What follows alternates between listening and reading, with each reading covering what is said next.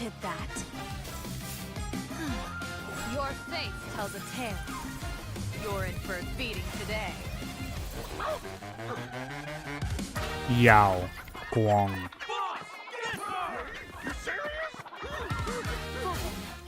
You're looking at an old title, moron. Something this fun. How could I possibly miss out?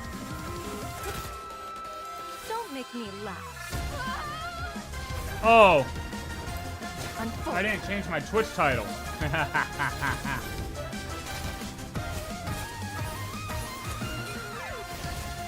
The feng shui here is pretty good. Trust me, I've seen it with my own eyes. This is the perfect spot for eternal rest.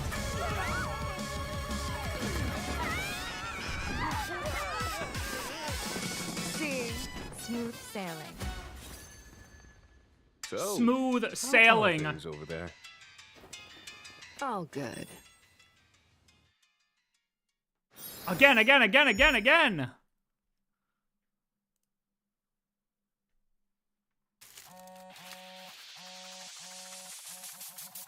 Hey, Fei Xiao. Hey, I made Fei it. Xiao. Just stepped off the Do we get to starship, I'm drive in the entertainer game? too. That's the real question. Relax, mission's going smoothly. Everything's going according to plan. Look, it's the Hulk. It's the Hulk. Wow, these folks make the Yao Qing look tame.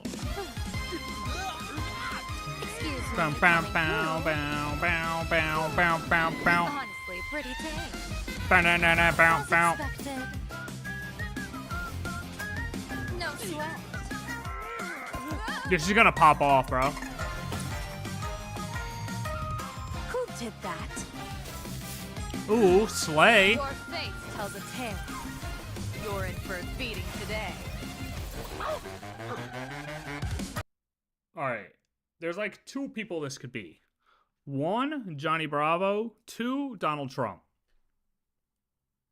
Thoughts?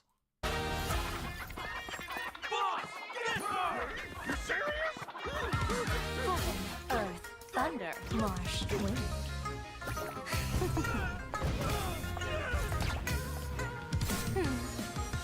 Something this fun. How could I possibly miss out? Ooh. Don't make me laugh. You know, for her position, she's very in touch with the youth, it seems.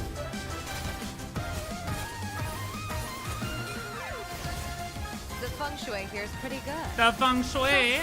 I've seen it with my own eyes. Bro, I had a doctor's appointment like a month ago. I'm not even fucking with you. The doctor's name was Feng Shui. I'm not even kidding. I swear I'm alive. This is the perfect spot for eternal rest.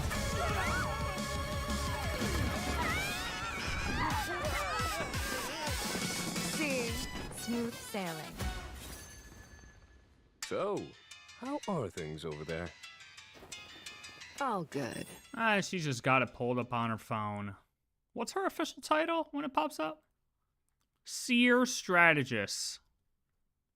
The 7 Arbiter Generals. Yeah, you know what I mean? Like, she's just in touch. She's popping off. I'm so ready for this, dude. What's up? Everyone ready to pull some Yao Guang?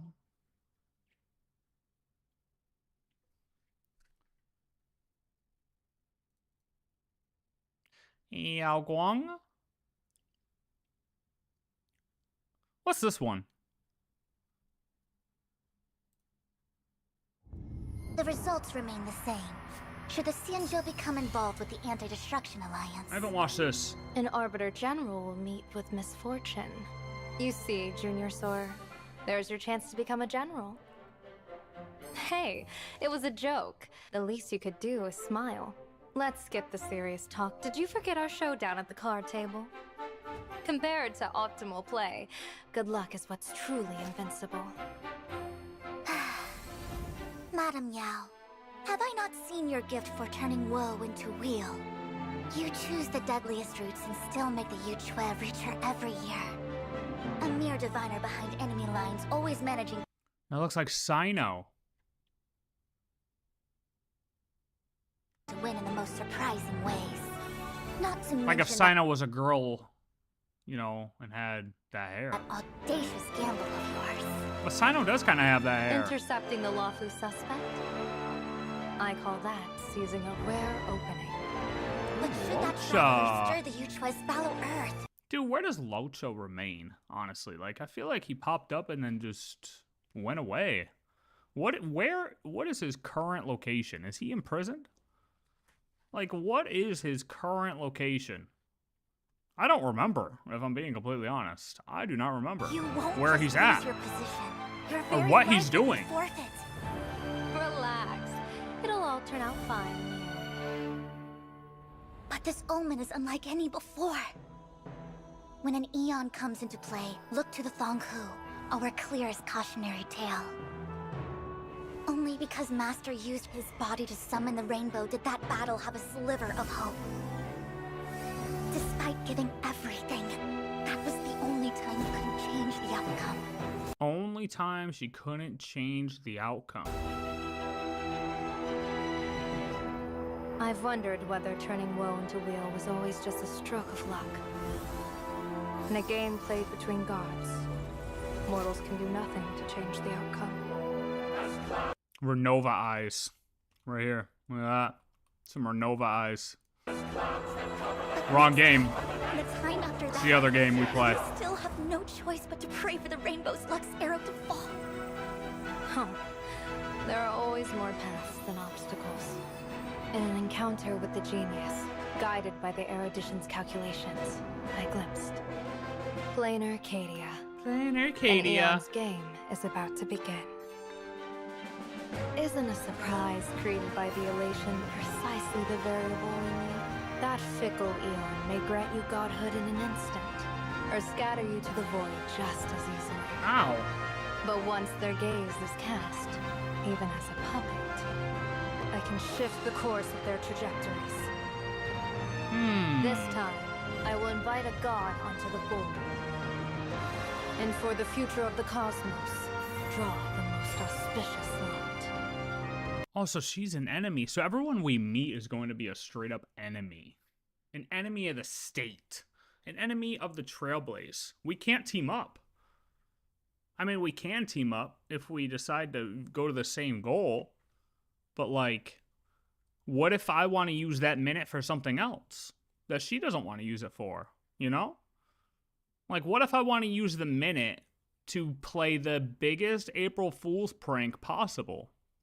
She doesn't want to do that. But that's what I would want to do.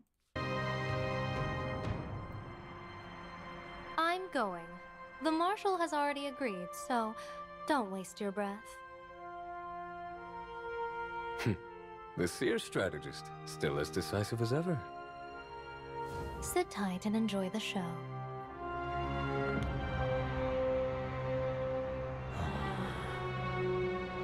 The seer strategist is blessed with remarkable fortune.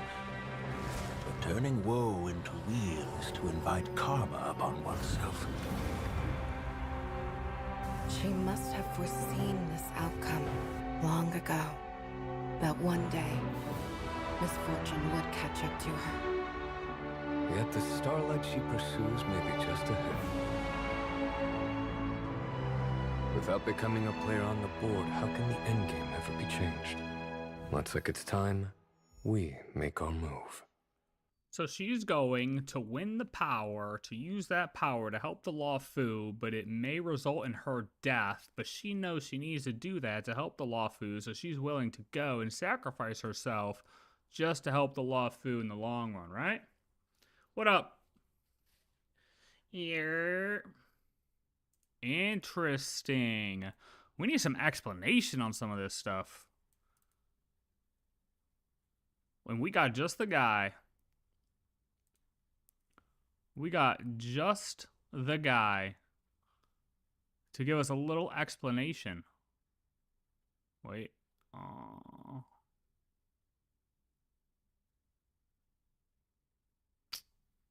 Which one of these? Hold on. I feel like it wasn't one of these. I thought it was a different one. No, it was. Did he do the title thing? God damn it, man. These trial titles are throwing me off because I don't remember. It was a different title. Maybe this?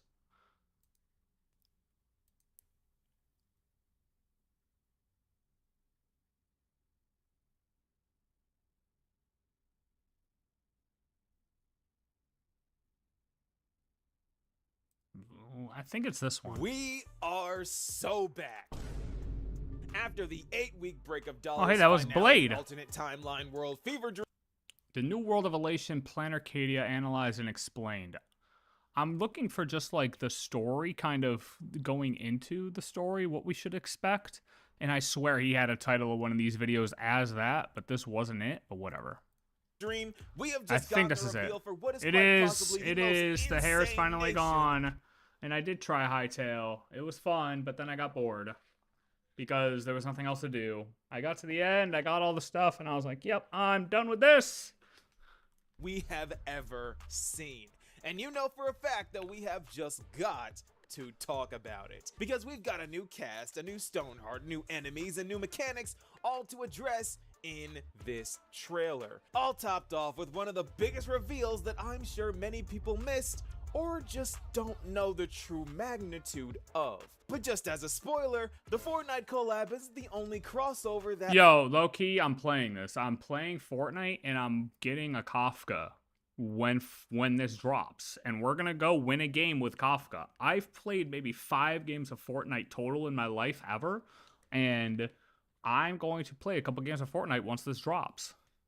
we've got on the menu, but we'll get to that all in due time, because Hoyo just confirmed the community's most popular theory, as well as confirming that we will be getting some more lore and backstory on the Astral Express. But that's enough intro, so let's get into this, because this is the new world of Elation. I like this guy. Explained.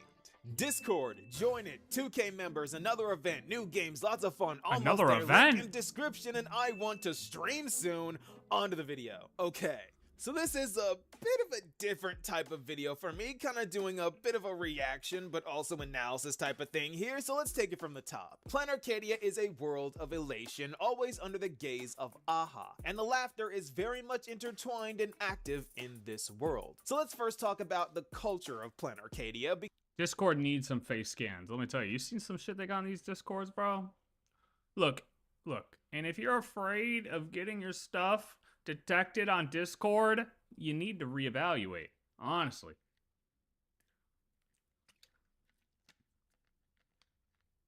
It's coming. Whether you like it or not, real ID for the internet is coming, whether you like it or not. Because it will be a lot easier to understand the rest when this framework is established. Alright, so the main energy of Does what weed makes out the this weirdos world and the turn scammers. is called wish. Yeah, I don't even give a shit about the kids, bro. It weeds out the scammers and the weirdos. Like, let's be real, man. Dude, you want to know how you get rid of dead internet? You know how you kill the dead internet theory? Real ID on the internet. That's how you do it. All these goddamn bots, you won't have as many. You won't have as many bots. Why? Because every account needs a goddamn ID linked with it. So you got these people making 13 different accounts under their name and trying to post different videos under their name. And it's like, yeah, I guess maybe you might still be able to do that, but I don't think it's going to be the extent that it is right now, you know? Because once you have to link your ID with your accounts, then these websites are going to be like, why does this guy have 57 accounts? And why are all 57 accounts watching and commenting on these one video? What the hell's going on here? Power, which is pretty much attention turned into energy. So where Emphorius is a world with Memoria running through it on tap, this is wish power for PLANARCADIA. And this substance is the lifeblood of the world in more than one way, because the Wait, what imaginary is power, which is pretty energy. Oh, of what wish makes power. This world turn is called wish power, which is pretty much attention turned into energy. Right. So where Emphorius is Which is why you want the most viewers.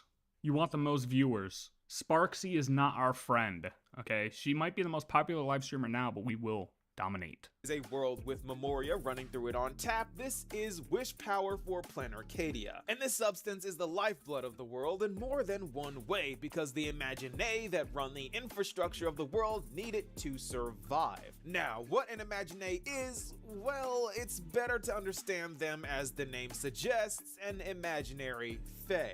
What if what's like a robot like Freddy Fazbear? They are a creation of the mind that comes to life and only can survive when people pay attention to them. Kinda like Clocky or a Memo Sprite. Like if Cyrene were to be forgotten, she would cease to be. But these Imaginei are very much alive and their influence is real. It's just like a video game. Like Highguard came out and it existed, but it's now dying. Or like Concord, it came out, but then it died because nobody gave a shit about it. So Imaginei is just like video games in a way. It's just if nobody plays it and cares about it, well, what happens? They shut the servers down and it dies. But in this case, it's just if this cat, nobody cares about this cat anymore, it dies.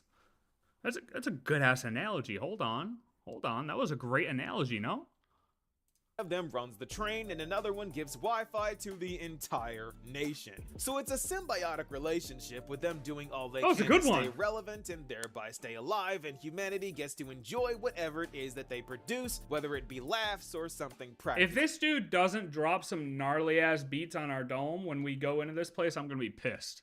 If I walk by this guy and I don't hear the craziest music coming out of these speakers right here, I'm gonna be very angry. Practically useful. But that's not all that Wish Power does, because it also determines the winner of the Phantasmoon Games, or as I like to call them, the Clout Chase Olympics. I like that. To give you a quick rundown of what this is, I had to do some reading, but according I did to try the Once intel Human that at we one have at our time. disposal, the Clout Chase Olympics.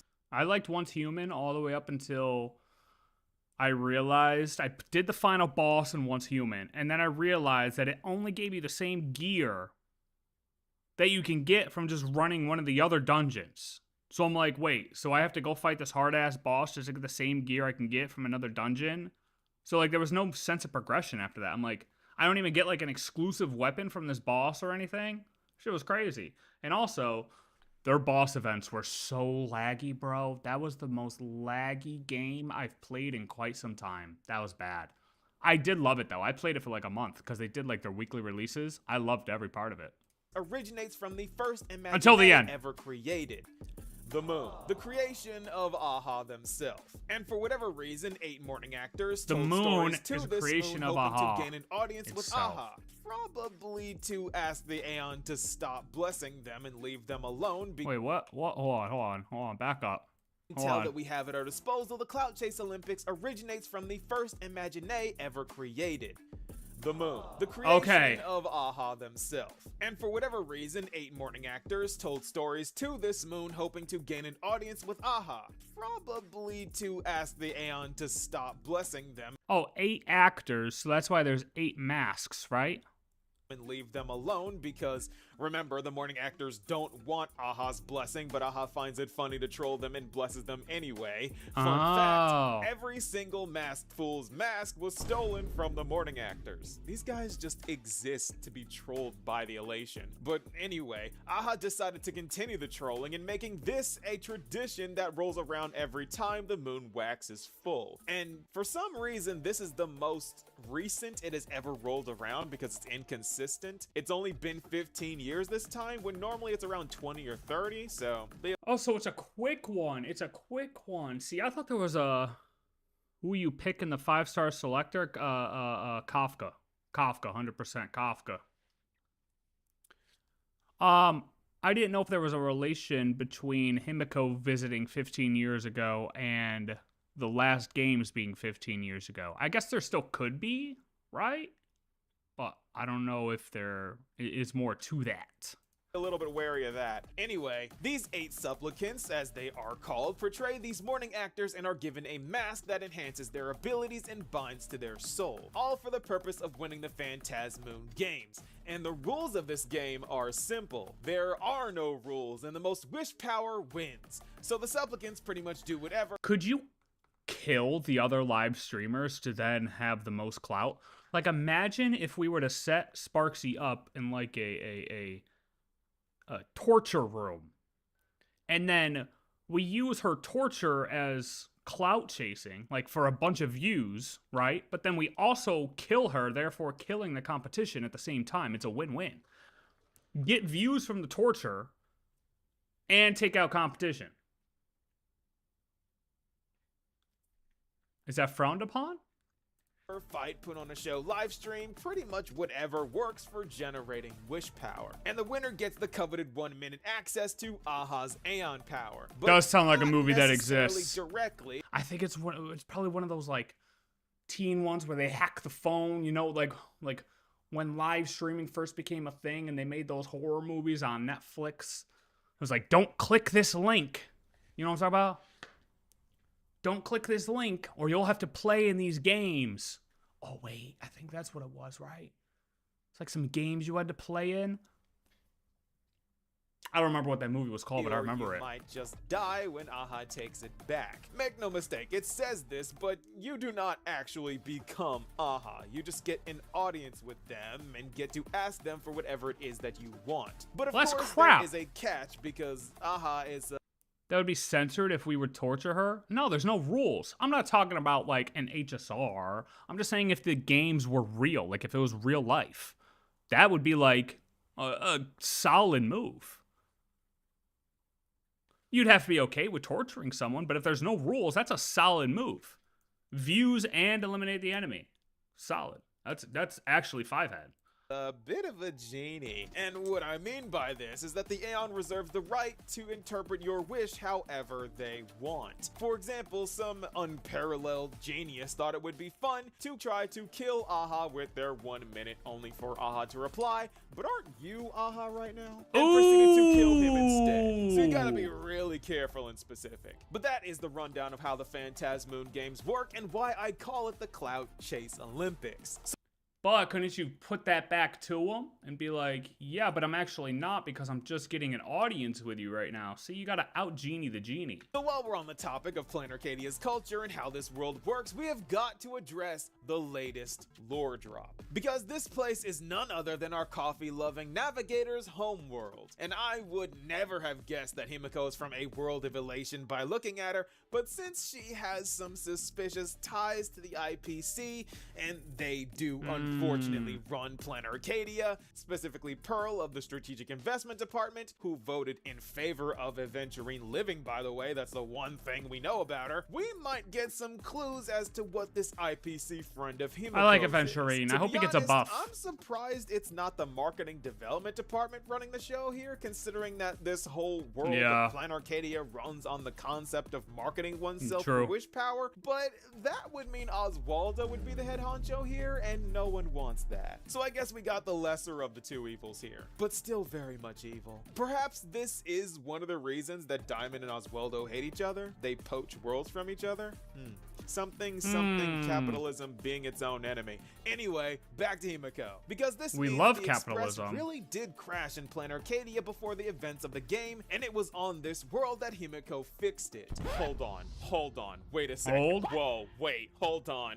The world-bearing path is the Trailblaze, the Dawn device. Trickery is elation. The Express was fixed in the world of elation. The elation is the reason the Trailblaze is still alive. Amphorius is a microcosm of the cosmos. Oh my god, what? So besides Nihilux having all of the reason... What did he just say? Yo. The game, and it was... Wait, hold on. The world-bearing path is the Trailblaze, the Dawn device. Trickery is elation. The Express was fixed in the world of elation. The elation is the reason the Trailblaze is still alive. Amphorius is a microcosm of the cosmos. Oh my god, what? So besides Nihilux having all of the reason in the world to believe that AHA has a thing for Akavili, we might get some lore drops on the previous navigator of the Astral Express, namely Icy, the navigator turned Omen Vanguard of the Finality, that I think we saw in a Chinese trailer that released recently, and I'll try to find that for you guys, but no promises. So we are definitely in for— Oh, I just see people talking about this. Yeah, that was confusing. I don't know what the hell he's talking about, honestly. I mean, I would love a further explanation, but we'll continue. Anyway, I did see people talking about this, though. I mean, I have no idea who this person is. This is some super deep lore stuff, you know what I mean? Super deep general lore. For some Express Crew lore in the near future. All right, so That will be is the cool to simple find out, stuff of though. the way. Let's Get into to that. The upcoming plot points, because there are That's what we need. many of them. See, I don't like to go,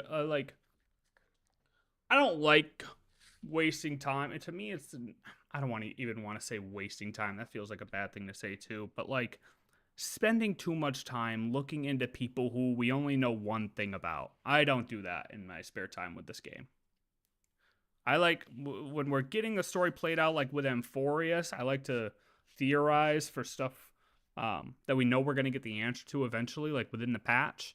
But when it comes to these people who just have one thing about them, I don't think further than, you know, quickly hearing about them. So I don't know like who certain people are. That's just the reality of the situation. But if it comes out to be where this place we end up getting a fuck ton of Trailblazer lore, right? Or just Trailblaze lore, Himiko past lore, learning about who these previous people were, and we could see that that's the direction that they're taking with the lore, then I'll go back, look into who certain people are, and then that way I could continue to follow along as the patches continue to come out. But until it's like clear that we're going to really need to know who certain people are, then I'm not going back and really looking at everything right now. So starting from the top, the IPC is trying to rig the games. Obviously, it's the IPC. They're also very As they much do triggered by the Stellar Run Hunters because Silver Wolf is very much loud and proud. And Sparksy, who is always one step ahead of the game, is not too fond of the IPC running PLANARCADIA in general. Phantasm Games must not fall into the IPC's hands. We've also got the detective Ashvale talking about the Herald of Death, whatever that is. Also being the broken-legged wolf that's... Oh, so that's Ashvale? I said it looks like Boot Hill's brother. Is it? This guy has to be... Wait a minute. What? HSR. Oh. Wait, yeah, this is... Hold on. Yeah, that's him. Dude, he's got to be related to Boot Hill. Like, what are we doing?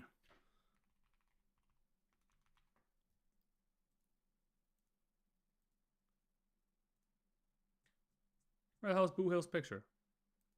Where the hell is Boot Hill's picture? I don't even know what. Like, come on. What are we talking about?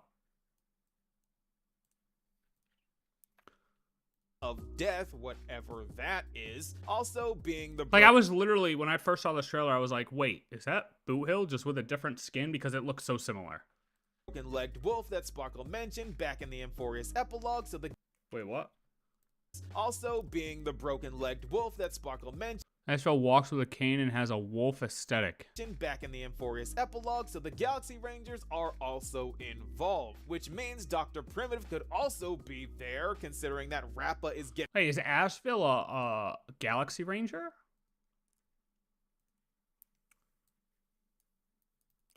Ashvale, upcoming character, faction, Ashen Detective Agency. Oh, no. Sorry, I thought that's what he was saying. My fault.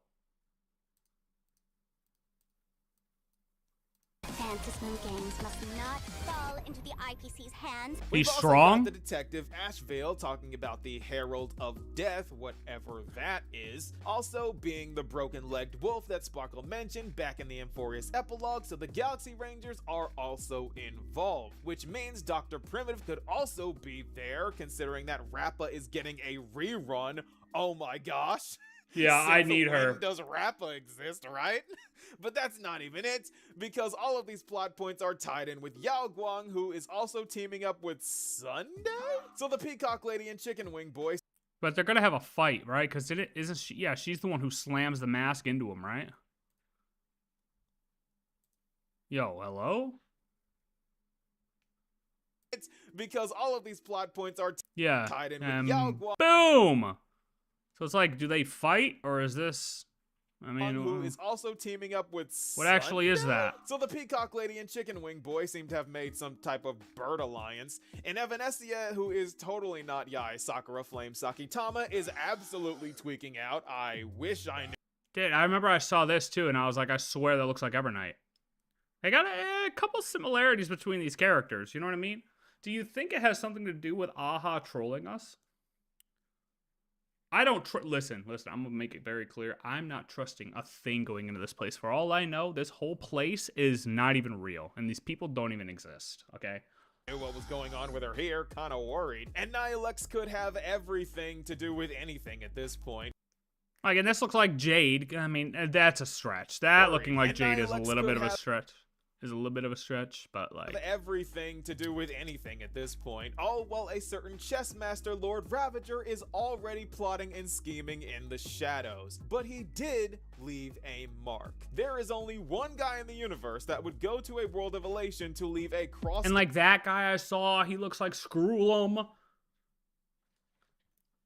Out Aha sign with a double-sided handprint. None other than the Dice Head Hat Man Asat Pramod. So, well, you know, same color scheme, but we've known about him for a minute. World of Elation to leave a crossed out Aha sign with a double-sided handprint. None other than the Dice Head Hat Man Asat Pramod. So yeah, there is a lot going on here, but are you ready for what is truly crazy about this trailer? Because we thought that we only had one collaboration going on here, and it was Fortnite.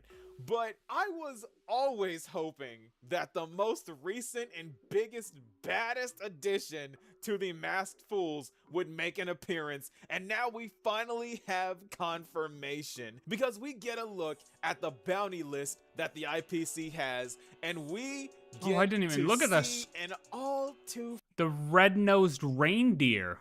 Fucking Rudolph, what is he doing? familiar name, none other than the God Killer herself, Vita. And let me tell you right now, the IPC better take her little name off the bounty board, because there is nothing in this universe apart from a high-tier Lord Ravager that can stand against her. This whole animation of her fighting Sparkle was her just playing around. This woman is in possession of what is possibly Aeon level authority. What the hell is this? I've never seen this trailer.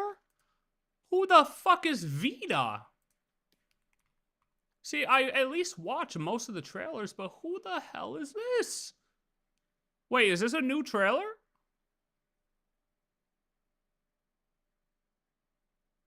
Who the hell is a Vita? Oh, Honkai Impact 3rd. Oh. Wait. Is this from Honkai? Oh. Bro, I thought I was tweaking. I'm like, what the hell is this? We got a whole Gundam scene? What the fuck are we doing? I lied to you not. This is not Glaze. Let me just tell you what Sa, the god that Vita usurped, was capable of. Okay, so let me get this straight. This is all HI3 right here. This is all HI3 because who the hell is this?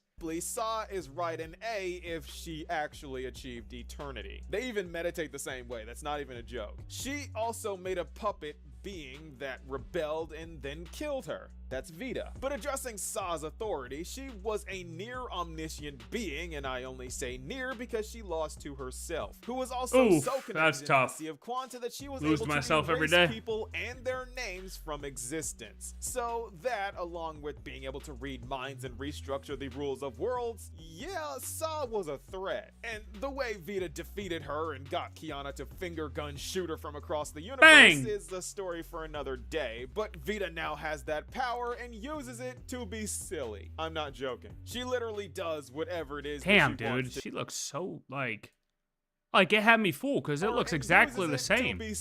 Like Sparkle looks exactly the same, bro. I mean, face is a little bit, the eyes are a little bit bigger, I think, but I mean, there ain't no difference. That's why it had me fooled. Oh, okay. Well, okay. I mean, besides the eyes being a little bit bigger, that's it.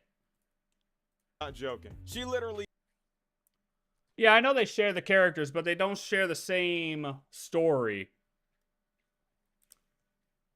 Because, like, obviously, I knew that Himiko and Welt were in HI3, but they do totally different things. I think one common thing of Welt is, like, doesn't he have the black hole thing in HI3 too? Doesn't he have that in his possession in HI3?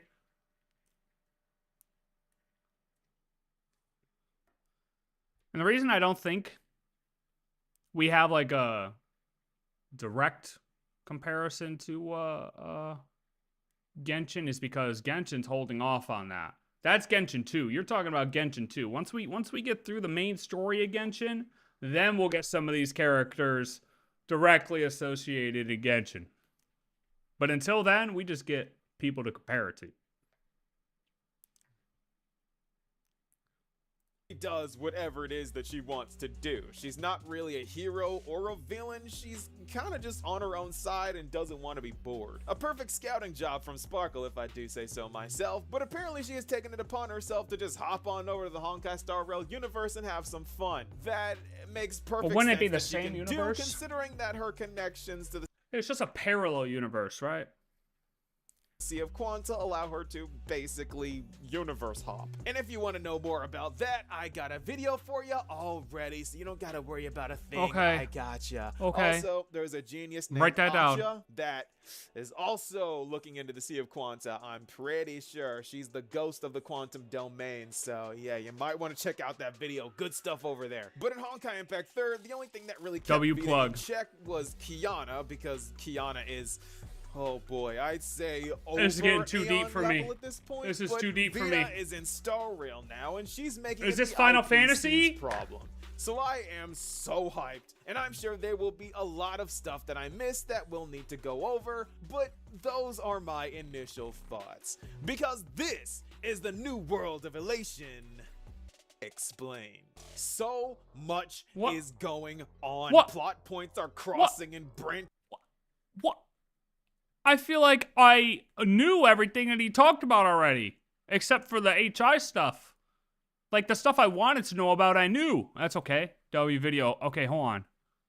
This is not a joke. God damn it. It wasn't that one then. Just revealed the final boss? Maybe, was it his videos?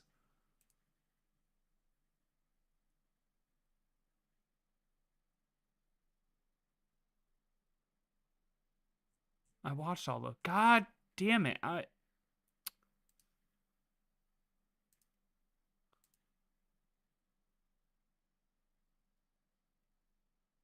Let's try this one. Maybe this one has more. PLANARCADIA is approaching, and with it comes a new cast of characters and a ton of new mysteries. Some faces new, some Like the one girl from MHA. So if he knows how to make guns and military arsenals, ships, planes, he will create them.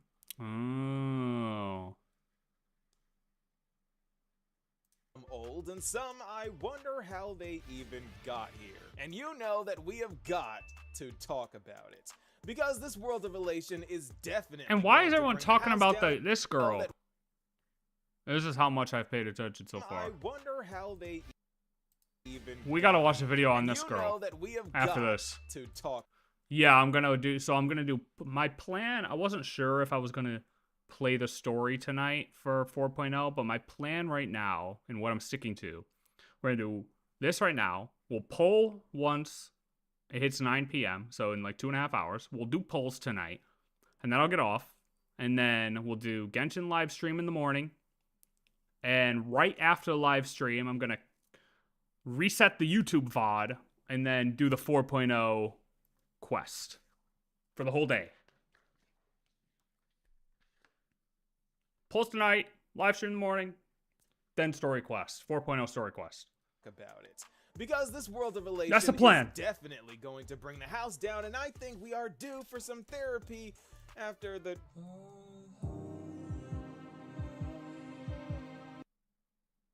I still think Honkai Star Rail 3.0 to 3.7 as a standalone game could have won Game of the Year.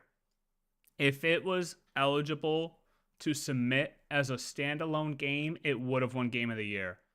Don't care. Don't care. You will not convince me otherwise of anything.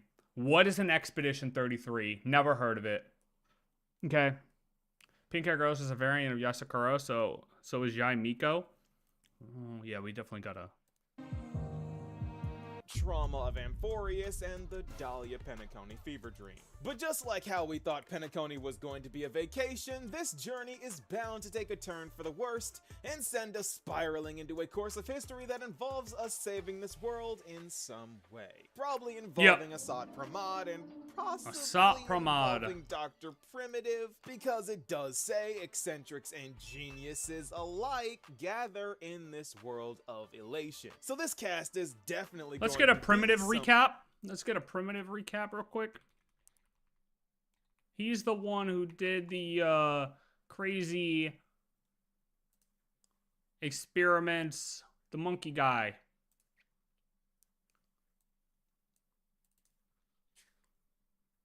Numerous crimes against humanity, cause universal chaos.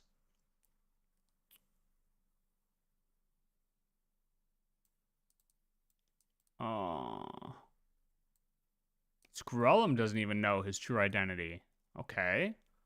Galaxy Rangers are one of the groups that pursue Dr. Primitive.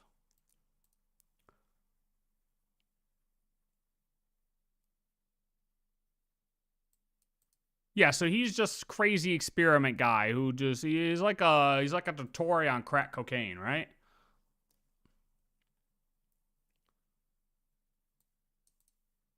Once stranded on a planet made by Dr. Primitive, where the inhabitants were all transformed into apes, right? Yep. Okay. Yep. I got it. Something special. But speaking of the cast, how you'll release almost looks like the tower that Acheron cut in her Miliastra. Cast is definitely going to be something This? special. But speaking of the cast, how you'll release a ton of And new then characters Acheron that right I am after. way overdue on diving into. So without further ado, this is the new cast of PLANARCADIA. Okay, new cast. Explained. Okay, so truth is, there are a bunch of characters here, and I am going to need a part 2 or even 3 to do a deep dive on everyone. Because even though we don't know much about any of these new guys or where they even come from, there are still some things we can glean from the deep. Oh, she does have a name, Nihilux. I was asking the other day who the hell this girl is. Oh, Nihilux, who... known as the strictest mother of the eons.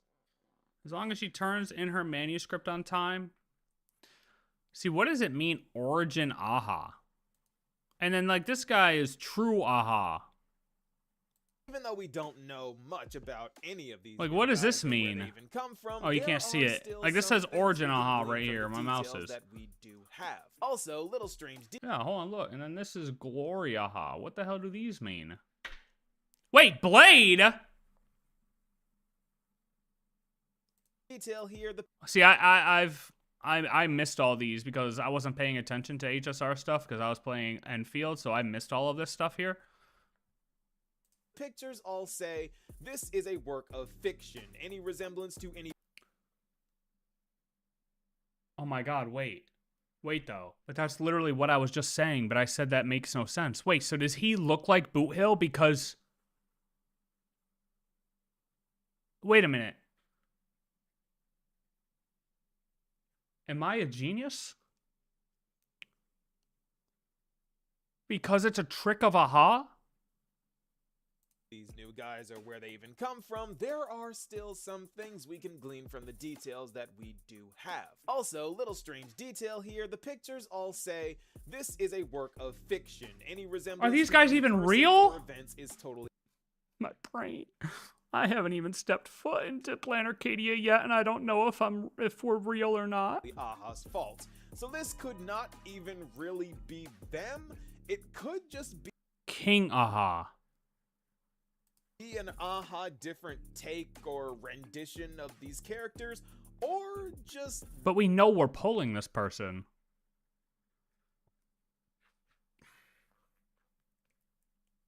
Like, we know we're getting this person.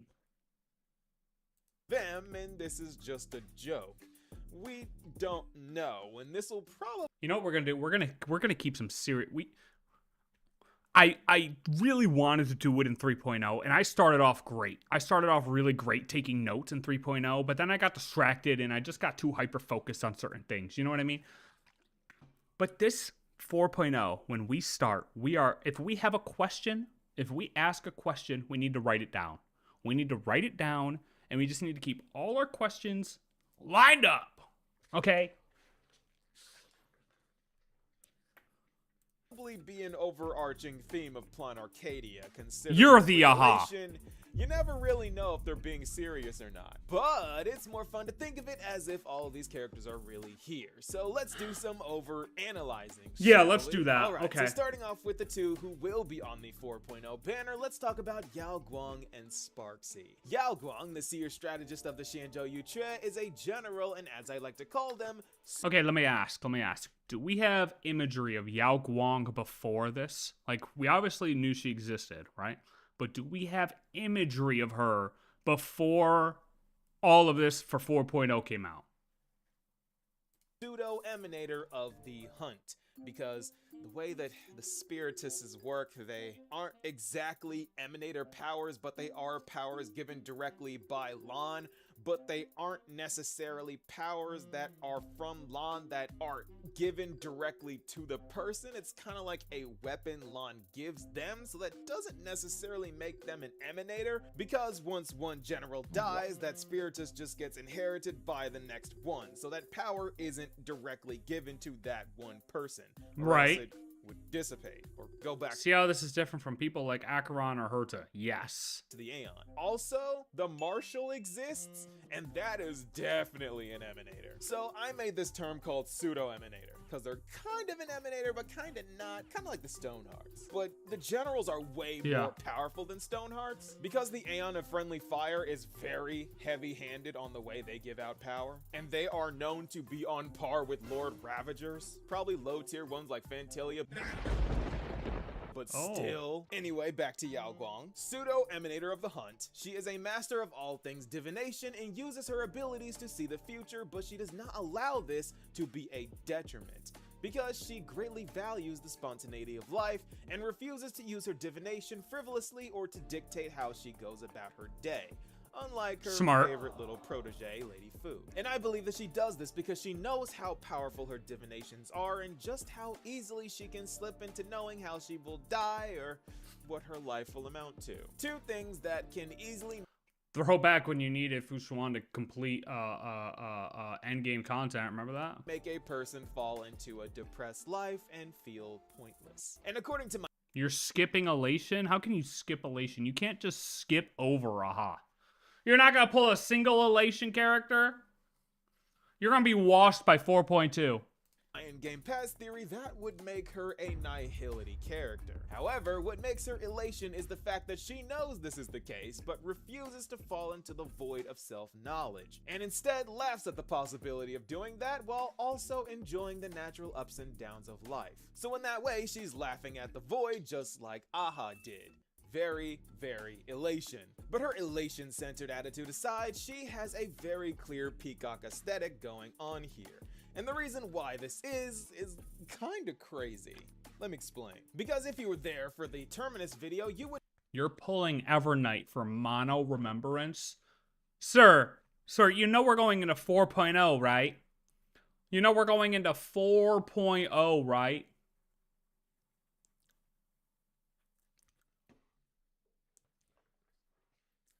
This guy. Woo! kinda crazy. Let me explain. Because if you were there for the Terminus video, you would know that a certain 1,000-armed Bodhisattva is named Guan Yin. And it just so happens that the peacock symbolizes Guan Yin's 1,000 arms and having 1,000 eyes on its tail. Very artistic and like a exaggerated peacock. take to say out loud, but when you look at Guan Yin and a peacock side by side, it makes more sense.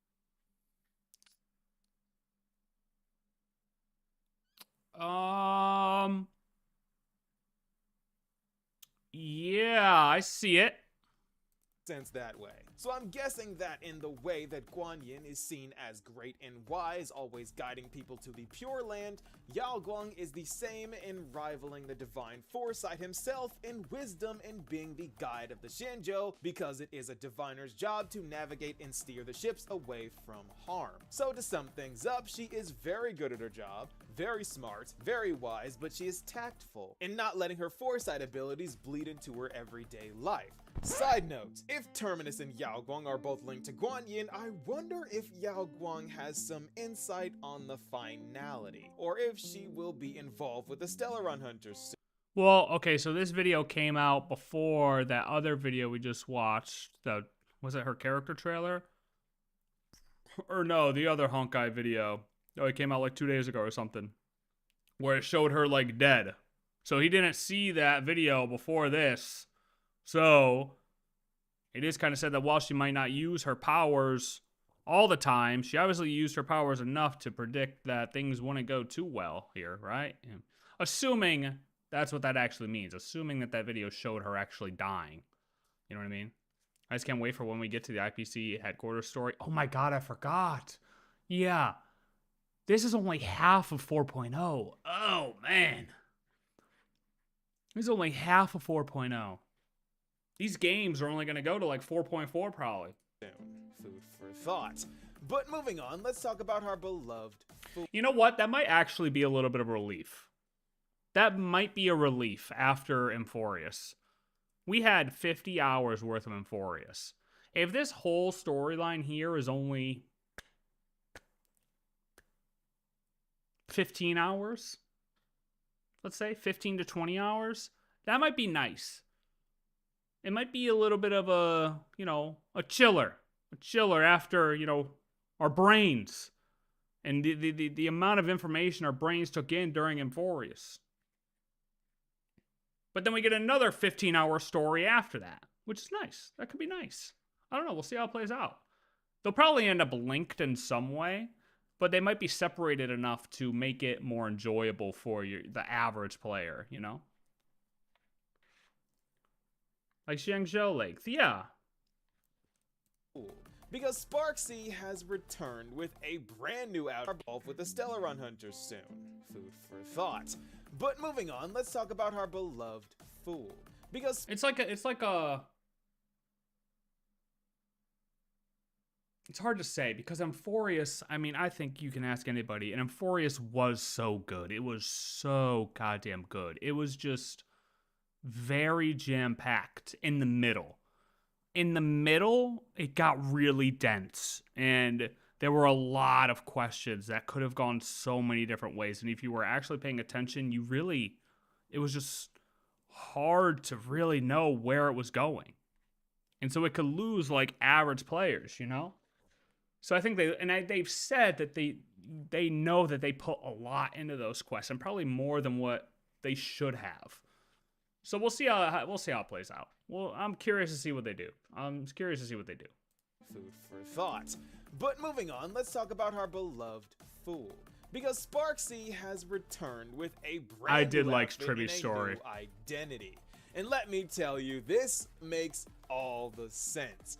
If there was a character that was bound to get a second release, I'd love to see you tomorrow stuff. Entirely themed around having different personalities and personas.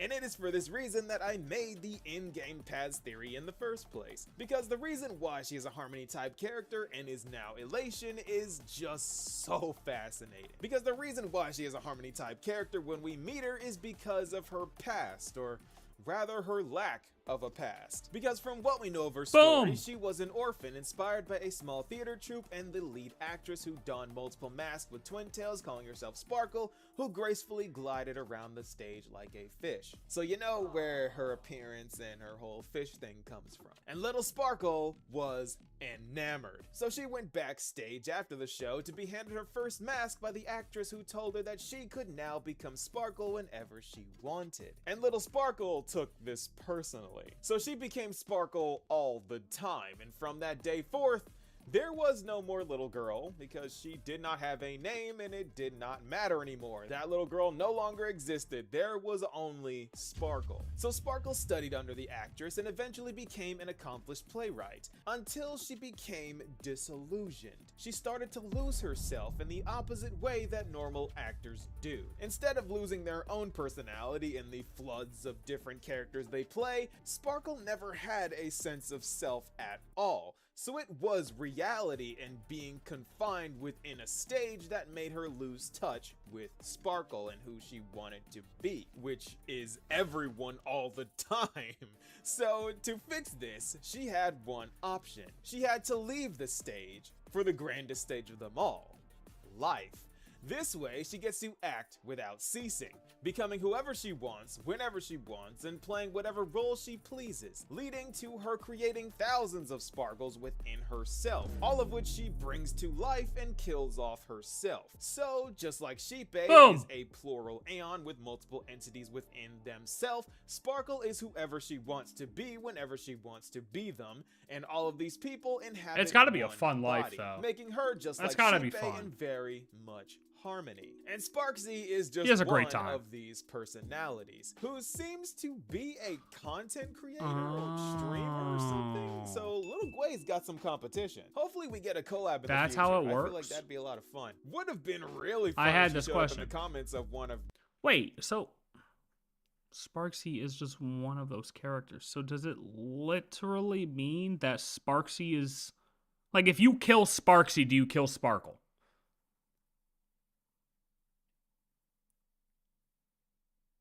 If I kill Sparksy, do I kill Sparkle? Yes, right? one of these persons and vary. All of these people inhabit one body, making her just like Sheepe and very one much body. harmony. Yeah. And Sparksy is just one of these personalities who seems to be a content creator or streamer or something. So Little Gway's got some competition. Hopefully we get a collab in the future. I feel like that'd be a lot of fun. Would have been. And Sparksy got nerfed. I mean, to be honest, I don't even know what that means. Hey, she's new to me. She's new to me. You know what I mean? I don't even know what she does. All I know is that she's the enemy. She's the enemy in this competition. Really fun if she showed up in the comments. If you killed a Tory, do you truly kill the Tory? That is the question, sir. I wonder if they'll tell us anything about the Tory in tomorrow's live stream. One of Lil Gway's streams, but Pentaconi hadn't released yet, so yeah, that was all the way back in 1.5. Anyway. Wait, really? That event, that was a 1.5 event? Holy shit. Sparksy We've been playing this game for a while, haven't we? Is so funny because the reason for her being elation just happens to be the same as mine. And this is a very meta commentary on content creation in general and the person behind the mask of the screen. Because every content creator, actor, or voice actor has to put on a mask in order to do what they do. You end up tweaking different parts of your personality to live up to what your audience expects. I mean, or I definitely wants talk you to more. be. And myself being an example, because of this mask, I get to be Nova, this theory guy who has the most whacked out and controversial takes with predictions that end up being When I be right playing way games by more myself, I often just than sit here they pretty much should be, quiet the and whole he time. spouts off So it makes me multiple talk facts more. about the most random things. But that's why it's fun doing it. Because you talk out loud and you get to think more about what the hell's actually happening, and it helps me, at least me, pay attention more to what's going on, so it all works out. Things that he has no business knowing about, like entropic forces and Buddhism. And I love being this guy because in reality, I don't enunciate my words like this at all. I stutter and I'm not at all that confident. I'm scared of being wrong every single time I upload. But because that's of this okay, mask, dude. Just you send would it. Never know I'm wrong all the that. time. So that aspect of I just be saying what shit. your audience wants you to be is on full display with Sparksy. Because whatever identity is liked is who she is. Like Sparksy, this is actually Tribby. That's what they didn't tell you, actually. There was a leak that this is actually Tribby. Like, we rewrite the book in 4.1, and then Aha actually takes the book and writes the book as the games. So he got the book once we released it, and then he made the games happen, and this is actually trippy.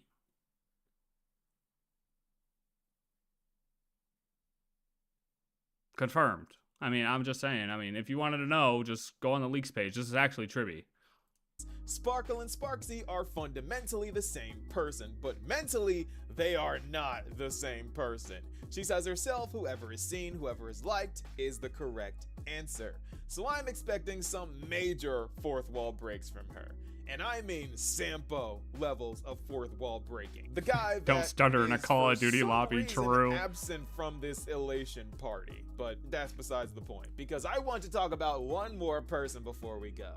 Nihilux. And even though we know absolutely nothing about her, I think we can get something out of this art. So first things first, let's look into her name. Nihilux. Nihility Lux. The light-consuming black hole void, and the light itself. This woman is going to have some major contradictions going on. But looking into her she's a appearance, paradox. She's holding a pen and has this manga panel art style on her hair and on her eye. And she is origin. Which version is deranged more? Well, considering Sparksy's a live streamer, definitely Sparksy. Aha. Oh boy. Big Nihility vibes going on here. Nihil and Origin. That is definitely Acheron, Right, and May coded. And Herta coded because she looks like Herta. I'm not giving that up. You see it too. But mostly Acheron coded because we know that she wielded the sword of Origin versus the End. So there are some definite Nihility themes. Oh, you were right. It does look like the tower. There you go. It's pretty damn close to her tower, huh? Into this, which is also part elation because well, see, Sparksy's the most popular live streamer. So like once you get to the most popular live streamer, you're definitely deranged for sure. Like have you seen Peanut? That motherfucker is crazy, okay? He is actually crazy. Aha laughed at the void in their ascension parable, so where elation is, nihility is also very likely present, which could serve as the light, so nihility and elation being dark and light, Nihilux.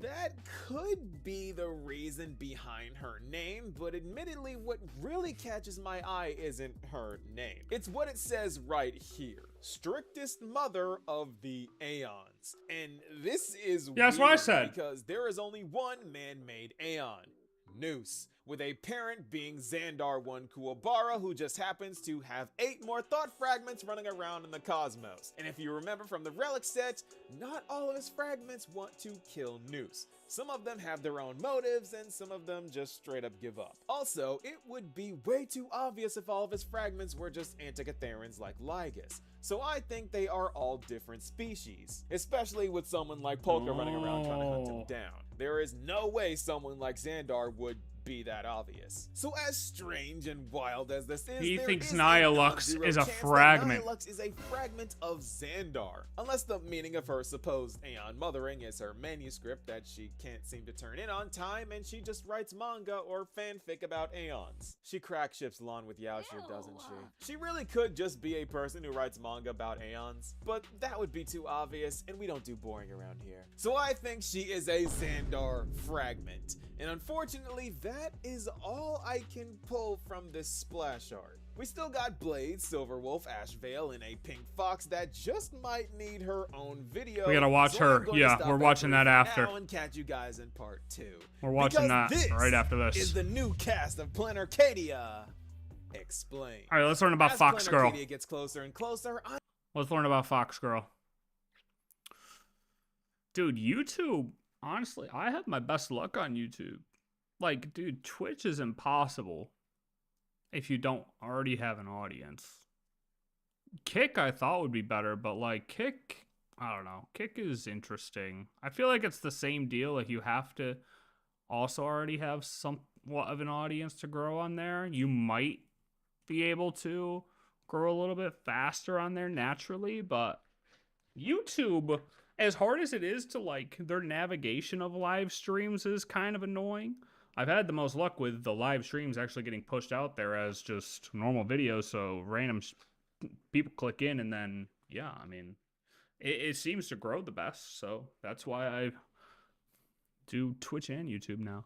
But for her, Sparksy would definitely be on Kick, for sure. Sparksy is a Kick streamer, 100%. Xandar looking kind of fine then. Yeah, clip that.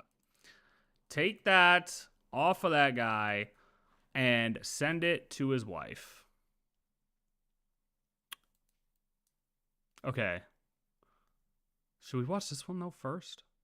Like, I want to watch it about her. I want to watch all 4 of these, to be honest. This is all about PLANARCADIA. No, we'll stay on the people. Let's watch this girl first. Special name in the multiverse. The tragic origins of PLANARCADIA's most mysterious character. That Hoyo has created. This is Yai It is Miko. a name that reverberates through the branches of the imaginary tree and carries many, many emotions with it. Because Hoyo loves to reintroduce characters and is subtle as a brick when doing it. So it is no secret that when we see a pink-haired fox lady strolling around the world of PLANARCADIA, many people have instantly fallen in.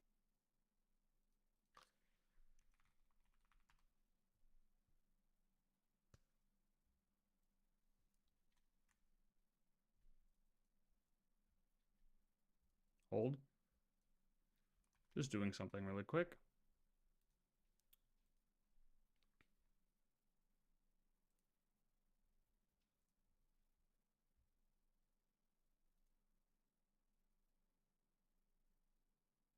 What are we doing?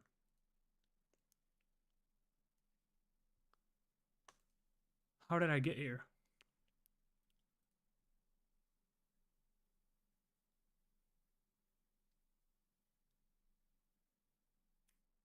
It's just all the colors are literally exactly the same.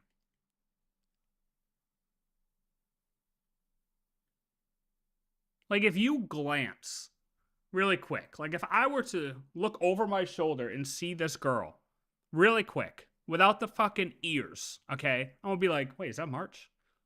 And then you double take, like you're gonna have to double take this person.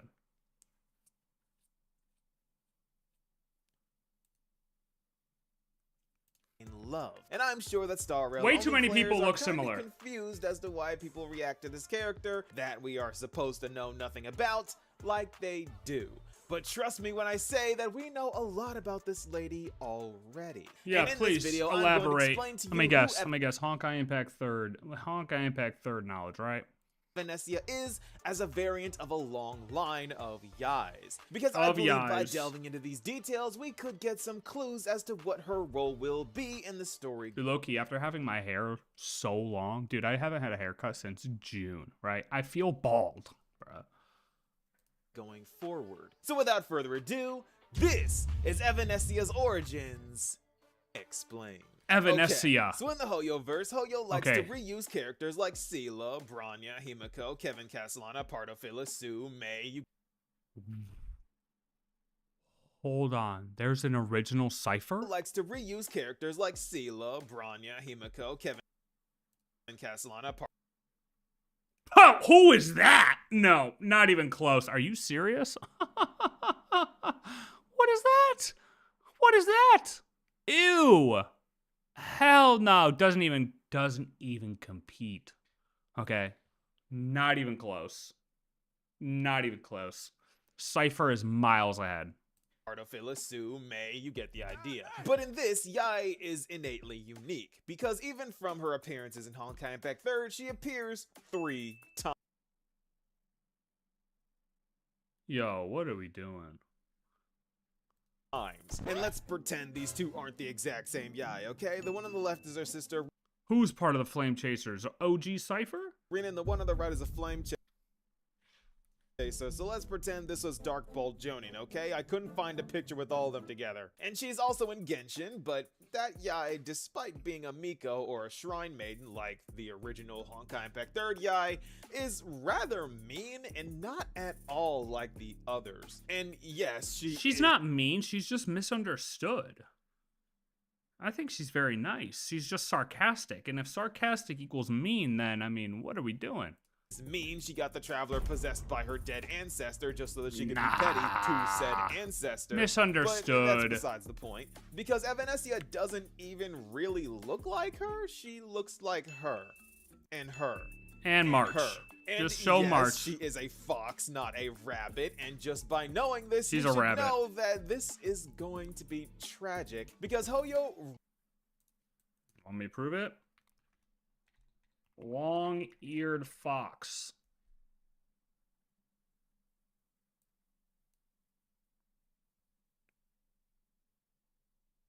That's the longest fox ears we got. Okay? She's a rabbit. I mean, what are we talking about? really hates Fox characters. Jiao Qiu, Fei Xiao, Yukong, Ting Yun, heck, even Miyabi too. Yeah, from it's straight up Zone racism, Zero. to be honest. They really can't catch a break. Nah, and yeah. Yae Sakura was the starting point of all of this pain. Because she didn't do it first. She did it 3 times. Yes, in Honkai Impact 3rd, Yae appears 3 different times and is kinda 3 Dude, even I see, this is what I mean. I didn't play this game, so this is even like Inazuma, like Japanese architecture. different people, and it is through these 3 different characters that we can pull some details into considering what Evanescia Is this early on Honkai Impact 3rd? Because there's like no assets around here. Like, it's will a be about. dry game, it Let looks me like. explain. Alright, so the first Yae is from Kevin's memory turned into a bubble universe, the second is from the main universe, and the third is from an alternate dimension. Bubble so starting main off with the bubble universe, alternate Yae dimension. may sound weird, but things will make more sense this way because chronologically speaking, this one comes first. Because this happened 50,000 years ago, and I'm sorry if this triggers some PTSD, but Yae Sakura was a flame chaser. And during this time, humanity was in dire straits, and the Honkai had already destroyed all but a few cities, with the flame chasers being the last bastion of the world. But the problem was that there was a new Hersher manifesting inside of a human host. And to quickly explain what a Hersher is, well, it's a parasite sent from the Honkai to infect a person and feed on their malice towards humanity, and when they get strong enough, they take over the person's body, transforming them into this demigod-like being that is then capable of destroying all humanity. Which wouldn't be a problem if the Honkai wasn't so good at choosing the most downtrodden people to make Hersher out of. The Honkai does not play It's like fair. a swarm. But on the bright side, if the host can win this inner struggle, they can take the power for themselves and just live on. Which is how the 3 main girls came to be. It's all about winning that inner struggle. But it is not at all easy. That's a good summary. You really gotta love Is that a Pokemon? humanity to win this battle, or you are doomed. And in terms of powers, all Hersher come with different abilities, but this one was probably the most broken one. You'll see later. So going back to the story, the Flame Chasers were ahead of the game because they had narrowed down the potential host to select individuals. The problem being that one of them was Yae's little sister, Rin. And the only way to stop the Hersher before it pretty much explodes with Honkai energy and power was to kill the host before it takes over. So Yae begged and pleaded on her sister's behalf, but the worst possible outcome happened. Not only was Rin killed, but she was also the host of the Hersher of Corruption anyway. Which is pretty much the most broken one to exist because it survived anyway despite its host dying. And before I was gonna being say, is that a sealed into win? black box by Dr. May, hacked into the main You gotta react to all the Honkai CG scenes. They are the best Hoyo cutscenes Hoyo has. And no other of the Hoyo games have cutscenes rendered like Impact 3rd. Oh, Jesus. How many are there? How long would that take? base, killed Yae Sakura, and launched nuclear bombs at the last 3 remaining cities on Earth. And that is how the first I would do it for a video, though. Yae died. Looks familiar, doesn't it? And the way we learn about all of this is from a bubble universe created by Kevin's memory. So this is what happened all those years ago. Fast forwarding many years later, during the events of the main story, Yae is able to come back through her memories contained within the Elysian realm, but she, along with the memories of the Flame Chasers, along with Elysia, end up sacrificing themselves to kill off the Hersher of Corruption once and for all. So Bro, I think I need to play this game, or I need to watch it through.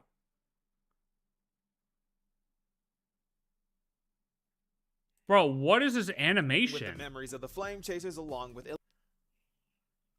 Elysia end up sacrificing themselves to kill off the Hersher of Corruption. Is this... Okay, so Honkai Impact 3rd players are actually just eating. Like, when they play Star Rail. Like, they just see the similarities, and they're literally just... Like, I could only imagine. I could only imagine.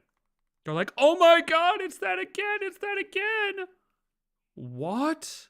Of corruption once and for all. So technically this Yai dies twice, and both times to This thing was basically Iron Tomb. Yeah, you don't say. I would have never known that. That's the same arrow shot. Basically Iron Tomb. But I guess you're wondering, how is it that the Hersher of Corruption escaped being sealed in that black box? Well, that is answered by this Yai's story, which is the main universe Yai's story, who is a shrine maiden. Now, this story is set in the Callan Castellana days before the three main girls were born, around 500 years before that happens. And Yai Sakura, who was blessed with a natural stigmata just like Sela, lived with her sickly sister Rin, and they lived in a horrible place. Because when their village was struck with drought, their village would... That looks awful. Sacrifice children. Yeah, Ho-Yo games were dark back then. But it gets worse, because not only was Rin chosen to be sacrificed, but her father... Video games were tough back then. They would sacrifice children.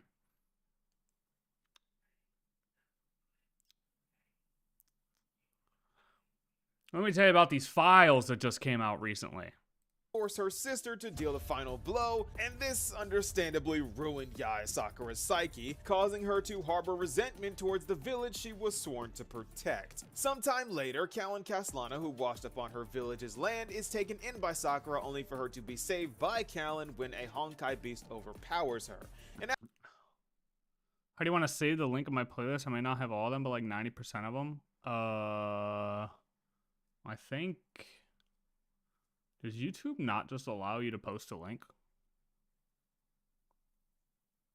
Or I could just, if you have the playlist, I could view it on your profile, right? If you make it public, I should just be able to click on your like, yeah. If you just make the the playlist public, then I should just be able to click your profile and watch it. They also just killed characters. Hold on, I gotta rewind here for a second. Callan Castellana, who washed up on her village's land, is taken in by Sakura only for her to be saved by Callan when a Honkai beast overpowers her. And afterwards, she kinda just swears to stay by Yai's side forever. And despite the shipping implications, things went wrong quick. Because when Callan arrived in Yai's village, she had something with her. A black box. The same black box that all those millennia ago sealed away the Hersher of Corruption. And the box was cracked. So it begins to escape by first assaulting Yai's mind, more specifically feeding on Yai's resentment towards her village, and ended up possessing her. So Callan, equipped with the Oath of Judah, had to fight her, and Yai ended up ending herself out of not being able to bring herself to fight Callan. So Callan seals her away for hundreds of years, only for her to reawaken to help a clone of Callan, Teresa, fight off an enemy that was about to kill her. The poetic justice. What is going on up here? Oh my god. This being Yai finally technically I think I've seen that before. Callan for saving her all those years ago. Who is Teresa? Well, Callan died, auto-crashed out, and made clones. Teresa is one of them, and also the wielder of the Oath of Judah. So after Yai saves Teresa, things get weird. She is dragged into a stigmata world where Yai gets tortured by the Hersher for many cycles, Castellana style, and Teresa helps her beat back the Hersher. So Terry gets to go back to reality, and Yai gets ruthless with Rin and Callan in the stigmata space. But this was not the ending of the Hersher of Corruption, though that thing was a roach. But this does conclude the story of the main universe Yai. So yeah, Yai tends to die a lot. By this point, she's technically died 3 or 4 times by now, depending on how you count death. Because again, the Flame Chaser Yai is brought back in the Elysium Realm story and then got deleted. So that's technically a death too. But this is where things get fun, I promise, because now we get to talk about Yae Kasumi. And this Yae story is set in an alternate universe, the same universe as Haxor Bunny, who is clearly Silverwolf's inspiration. And long story short, Yae fights Brawny, loses, and they gain a mutual respect, resulting in Yae teaching Brawny how to traverse through different bubble universes that I think results in both of them being playable all the time. That's a P90. They basically escaped. They escaped their non-canon event and became canon characters. The event that they were in and became canon characters. Yeah, this one's a bit unserious, but it's an event, so yeah. Yae Kasumi is the only one that is still alive, but I'm sorry to say she is a clone of the real Yae Sakura of that universe. That is cool. The canon of that universe made clones of the real Yae Sakura. So yeah. Yo, we need that one. Yae keeps having to suffer. We need that one. Yae and suffering are synonymous. Fun fact, but more like a reminder, Silverwolf is playing this event as Brawny in her trailer. But I guess you are wondering how this has anything to do with Evanesia. Well, judging by the way Hoyo likes to write things, we have some clues as to what she will be like. Because we can eliminate the Flame Chaser Yae because Jiaocho already made that reference, and Hyacinth filled in the pink-haired Flame Chaser role, though she is a lot more like Yae Rin than Sakura, which is really interesting. But anyway, this leaves our elated Fox Girl to be something similar to the Shrine Maiden Yae and Yae Kasumi. And I say this for two reasons. One, because this may just explain why she looks to be possessed in the short clip from the 4.0 trailer. And oh yeah, her eyes are glowing, that's right. Bunny Brawny is clearly Silverwolf, and we see her flying in the air with us with Blade and Silverwolf in the trailer, so I think this means we will be traveling together at some point. Also, there is a concerningly high possibility that she dies. Everyone is worried about Himiko, but poor Evanesia over here is a walking death flag. Her name means something that is fleeting or fading away. Oh, that's the Bring Me to Life band. You know what I'm talking about? And she has died many, many times in the past. Her inspiration is literally a character that can't stop dying. But considering that it was the Honkai Impact 3rd version of Iron Tomb that killed her all 3 or I guess 4 times, she might be okay. We don't exactly know yet. I could be coping, but at least you know where Evanesia's design comes from and why people love her as much as they do. She does her best, but is often placed in horrible circumstances involving her sister and ends up sacrificing herself one way or another. She is a victim of her circumstances in every possible way. But if Rin is involved, we should be good. So be on the lookout. Yo, is this the OG Silverwolf with a Cypher hood on? Out if Evanesia What is that? That looks so weird. Go back. Come on. Come on. Dude, the eyes are so big. It's so funny to see. Be on the lookout if Evanesia references having a sister, because if she does, we are this dude, that skin, that all of this right here, that's dope. I like that. We're never escaping the Flame Chaser drama. You got to think, we got to bring them all back into the world at some point. They will all be joining the world again at some point. We're nowhere done with the Flame Chase journey. In trouble. For example, if her reason for trying to become Aha is her sister in some way, oh, we are in deep trouble then. But if not, she will probably end up helping us and Silverwolf out a lot. Am I coping? Am I paranoid? Is the Amphoria's trauma kicking in? Maybe, but only time will tell. Because this is Evanesia's Origins Explained.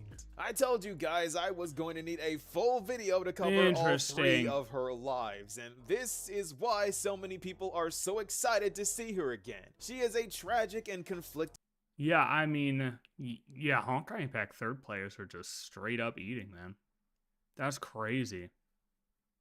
Like, the fact that there's the similarities between those cutscenes and everything, like, I could only imagine the amount of pants that were creamed when you guys saw Cyrene pull that bow back and shoot the Demiurge. Like, what are we talking? Or shoot Iron Tomb. Like, bro, cream shorts around the globe when that shit happened. That's crazy. That's crazy. That's pretty dope, though. Makes me kind of upset that I missed it, to be honest, because I wish I could have been me. Okay. One more. Hoyoverse just revealed the final boss of PLANARCADIA. And so much more. Yeah, this one's 9 days ago. The Stellaron. So this is before. These were in-game cutscenes on mobile only back in 2016, 2018. Oh yeah, they didn't have like a PC port for it all, right? That's like all of it was just a mobile game, right?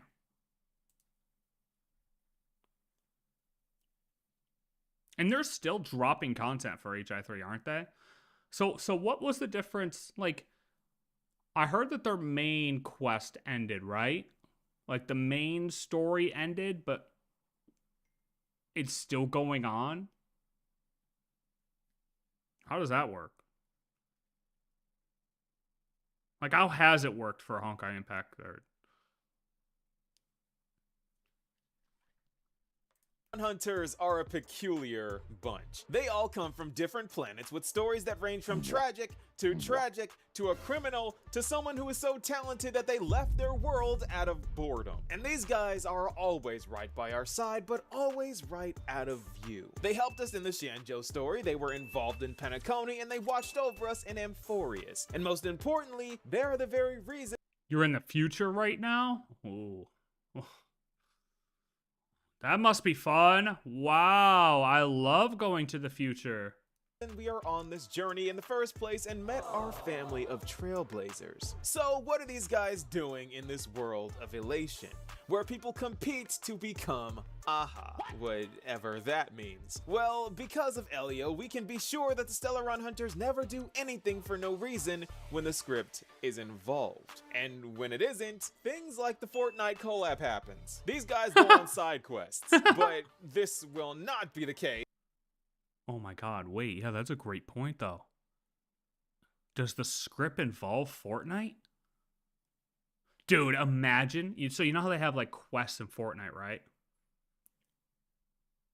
Imagine if Blade and Kafka get a specific quest in Fortnite that's actually canon for the Honkai Star Rail universe.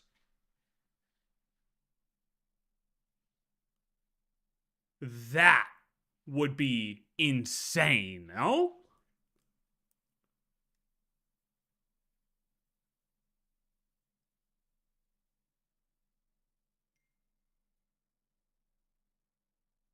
In PLANARCADIA, and in this video That's why we have to play it. That's why we have to play Fortnite when they drop, and we have to use the characters and see what happens. We have to do it.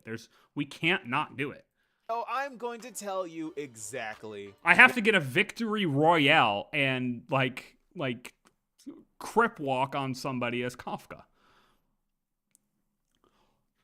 A Stellaron is in chapter whatever they're on of Fortnite now.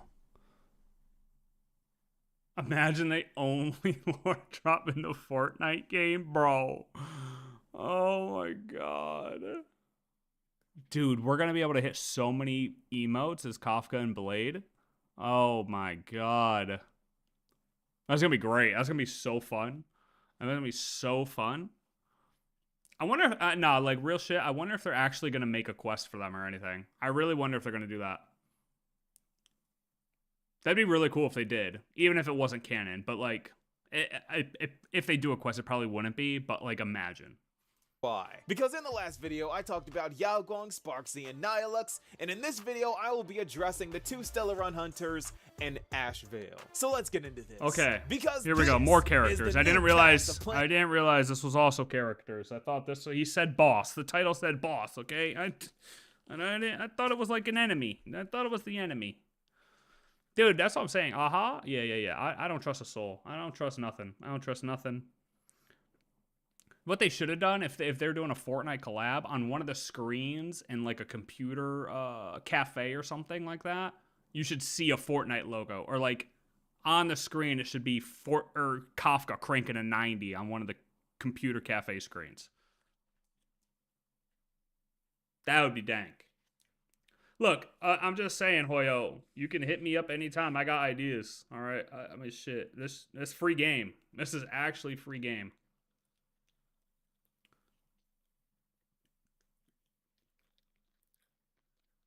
It's free game, bro. They give away all the 3D models. Like, you can get all the 3D models as soon as they're like leaked, even. Or as soon as like the betas come out is what I mean to say. Sorry. You can make them do whatever you want. But having them emote in Fortnite is a different story. In Arcadia. All right, here we go.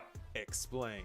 Okay, so first things first, it is hilarious that I somehow predicted Nihilux writing fanfic about the Aeons and going so far as to ship them with each other. That is just hilarious and not the prediction I was that was their expecting other to get video. right. But hey, like I said before, Nova tends to get things right more often than he should. And I would like to follow this up by taking note of some foreshadowing Hoyo snuck into this improv tour trailer. Because if you look at this short appearance from the Lord Ravagers, one of them is directly facing off with us, the Trailblazer. Ooh. And it is none other than the elation hater himself, Assad Pramod. So I think it is all but confirmed that Dice Head Hat Man will show blue. up. If I in was Planar green, I would Arcadia. die. Or Hoyo could just confirm your boy's suspicions right here, right now. Because as I'm editing this video, this Myriad Celestia drop showing none other than Assad Pramod making his presence known.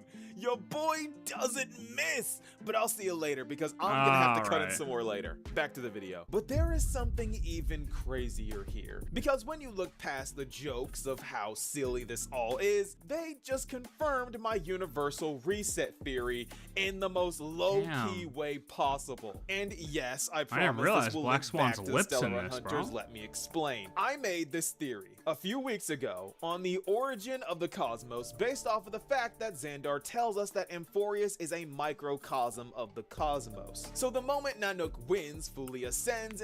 That's what he was trying to say in the other video. I was missing what the hell he was saying, but it's because of that.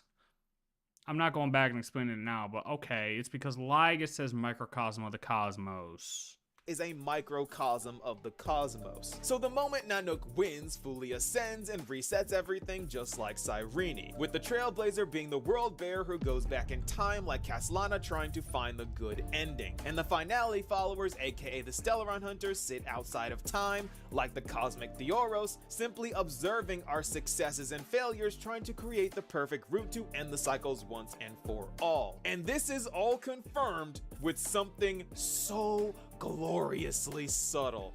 After she says, "Will they die?" Female Aha says, "No! Why must you kill them again?" Again? Again? You mean like what happened in the cycle Dahlia showed us? Confirming that this all happens in cycles? Because the way Dahlia explains finality leaves open the possibility that alternate timelines do not need to happen for Elio to see them. But this confirms my every suspicion. We now know exactly how the finality works. All of these cycles of us dying and Elio taking note of each and every single time we fail is what gave rise to the script. Elio has a script because we failed. That's what makes finality an like larger than Fully. Right? Because Fully just goes back once the universe ends, but finality keeps track of all of that. Or finality is basically seeing all of that. So finality is seeing each time that each of these resets have happened. Right? So many times he has mapped out what we need. Because basically, we're going forward right now, finality's going back. So once Fully kicks us back again, then finality comes forward to the end, and when we start at the beginning, and then it goes back. And then Fully kicks us back, and finality goes forward, and then boom, and then, you know? Right? To avoid in order to stay alive. So finality trying to put us on the right route to eventually break out of whatever the quote-unquote end of the universe is. Like, probably in a previous cycle, we chose to stay in Amphorius, and that was the end of the universe. But now we didn't, thanks to probably something that the script did. So, we now progress further. And Fooly isn't born yet. The real Fooly. The real Fooly isn't born yet. Mini Fooly got born via Cyrene, but that's it. It's like Castellana going back and remembering each and every single time he had to kill the Chrysosairs and having everything down to the sentences they say. Knowing that if they say certain things, they will fight him, and if they say other things, they... The eons are shared, right? Like, Honkai Impact 3rd, like the greater universe of Honkai Impact 3rd and Honkai Star Rail are essentially the same, right? I don't know. This is an actual question because I have no idea. So I think, or well, I thought that all the eons were the same. Like if an eon exists in Star Rail, it exists in Honkai Impact 3rd. If an eon exists in Honkai Impact 3rd, it exists in Star Rail. Depending on like timeline, because maybe certain ones have died. I don't know what the timeline of Honkai Impact 3rd is, you know, compared to like Star Rail. I have no idea.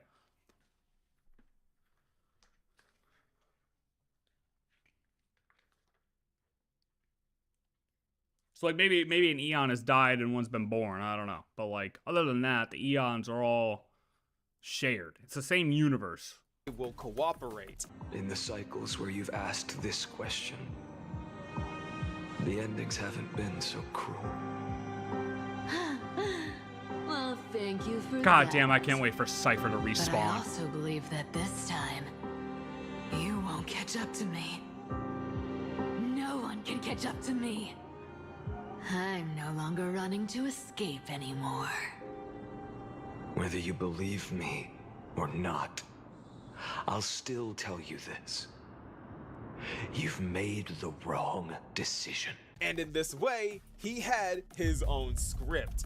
He just never found one that worked. He needed someone who wasn't from his world to step up to become the deliverer. In Amphorius, it was us, and in this universe, it is Not none bad, other down bad, than, but well, I mean, Cypher, Yang. bro. He who came here with the Void Archives, just like we showed up with. You know what? I don't care. I don't care. You know, you Impact Third players might love this guy, but to me, this guy's washed up. This guy's washed. Absolutely washed. Old man.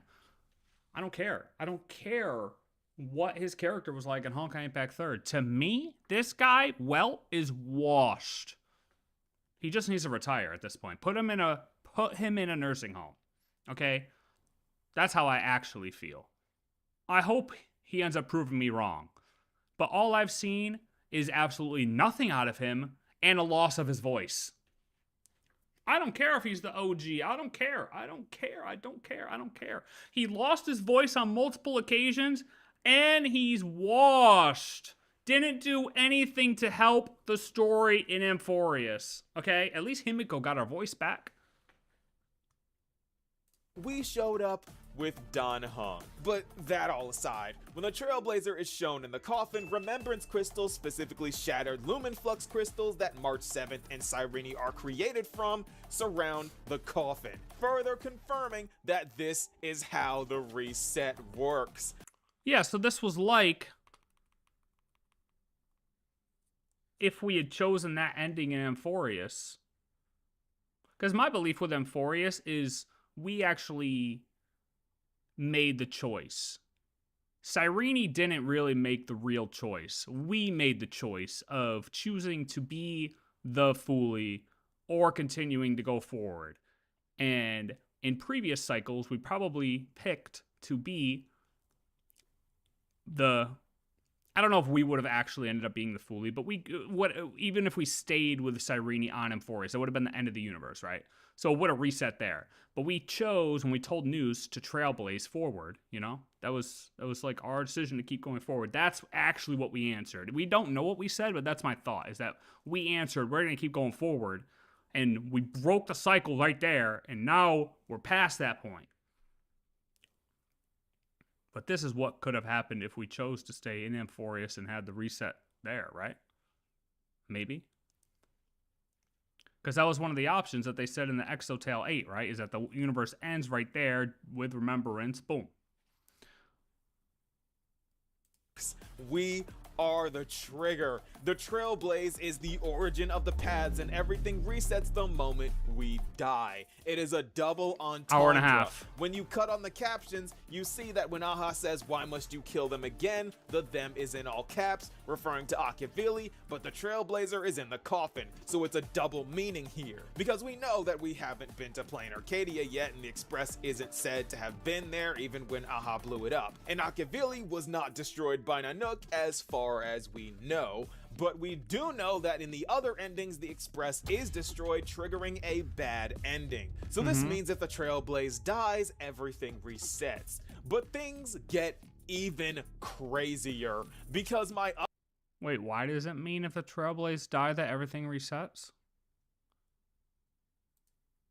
endings, the Express is even when Aha blew it up. And Akavili was not destroyed by Nanook as meaning here, because we know that we haven't been to PLANARCADIA yet, and the Express isn't said to have been there even when Aha blew it up. And Akavili was not destroyed by Nanook as far as we know, but we do know that in the other endings, the Express is destroyed, triggering a bad ending. So this means if the Trailblaze dies, everything resets. But things get even crazier, because my other theory about Nanook's blood being able to revive the dead and heal things is because we're like the answer, right?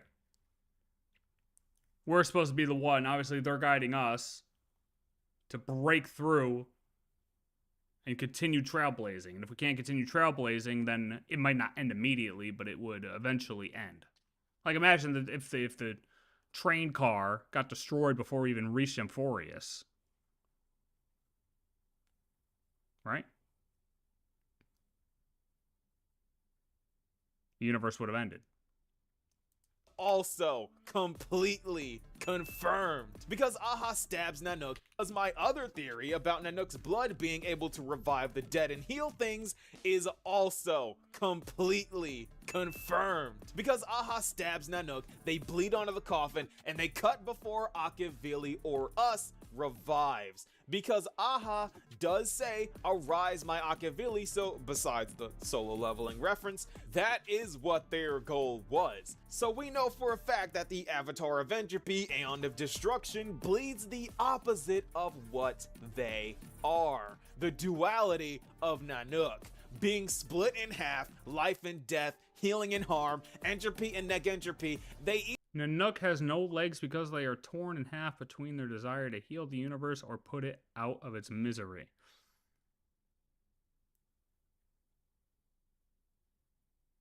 What? Really? Is that true? Is that, like, confirmed? Argenti saved us from the bugs? Thank God, because I didn't want to fight them. Bro, if it ever came down to fighting big-ass bugs in real life, GG, I'm killing myself. In the game, of course. But, like, I'm serious. There's no fucking way. I hate bugs. I hate bugs with a passion. That thing behind the train is a wheel of time, which is a thing Terminus move in time. Our death probably break it somehow or creating a paradox. I don't know. Oh, in that, and when we see the train car break, yeah. I mean, we're the main character of the game. That's what I'm saying. Our goal is to continue trailblazing.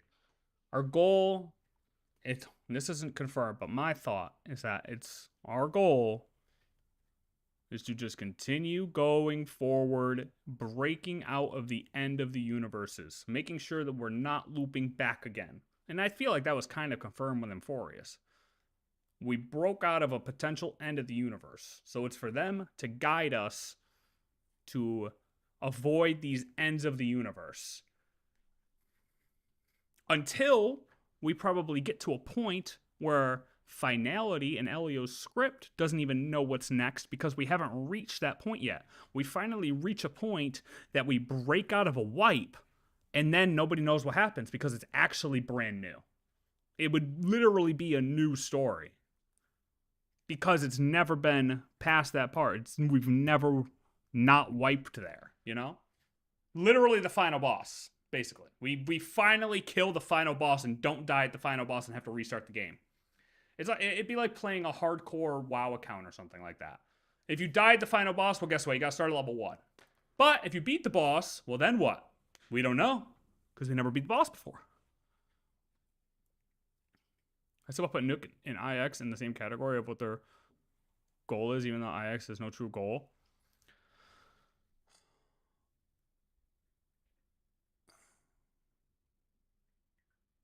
I think we don't know enough about IX to really know that.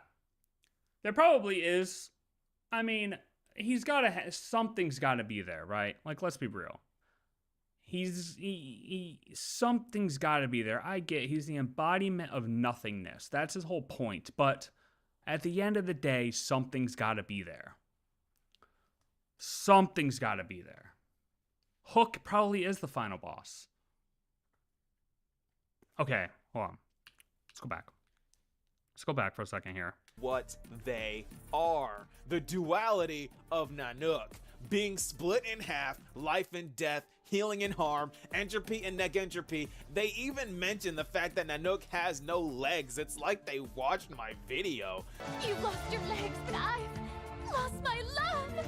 I knew I wasn't crazy for bringing that up. It's all coming together, and the Stellaron Hunters are here too to make sure we don't die again, because our life is in danger once again. But our former family is here to gently nudge the plot onto the right path so that the crisis is averted, just like always. They are going to be playing Guardian Angel in this story probably more often than they normally do, because Assad Pramad is far from the lobotomized killing machine Iron Tomb was. This guy is the chess master for a reason, presenting a threat unlike anything we have ever faced before. And as for why they are turning into... He doesn't look that jacked, if I gotta be honest. Like, he doesn't look that strong. I feel like we could take him. What do you think?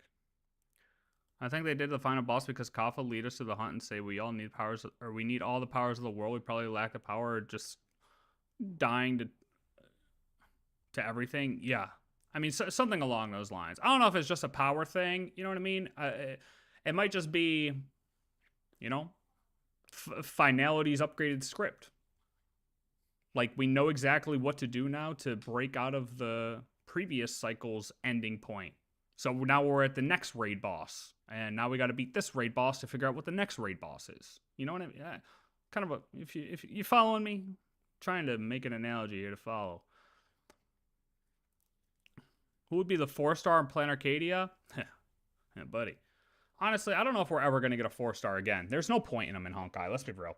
There are no point in 4 stars in Honkai. They would just be wasting time. They would just be wasting time giving us 4 stars in Honkai Star Rail.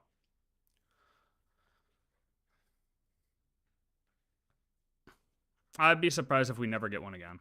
I wouldn't be surprised if we never get one again. How often does Honkai Impact 3rd get 4 stars? Elation type characters, I couldn't tell you for Blade, but for Silverwolf this makes perfect sense. Because first she was a Nihility type character because she sees life itself as a game and thereby rather trivial since she can use ether editing to hack the fabric of reality, a skill that we really need to see in action more often because that sounds broken and awesome. So her Nihility side is more focused on the side of her life referencing why she left her home world of Punk Lord. She beat the world and was bored. I'm not joking. Sounds like Certology. When you just take that right there, is that not Certology? Silverwolf is Certology confirmed?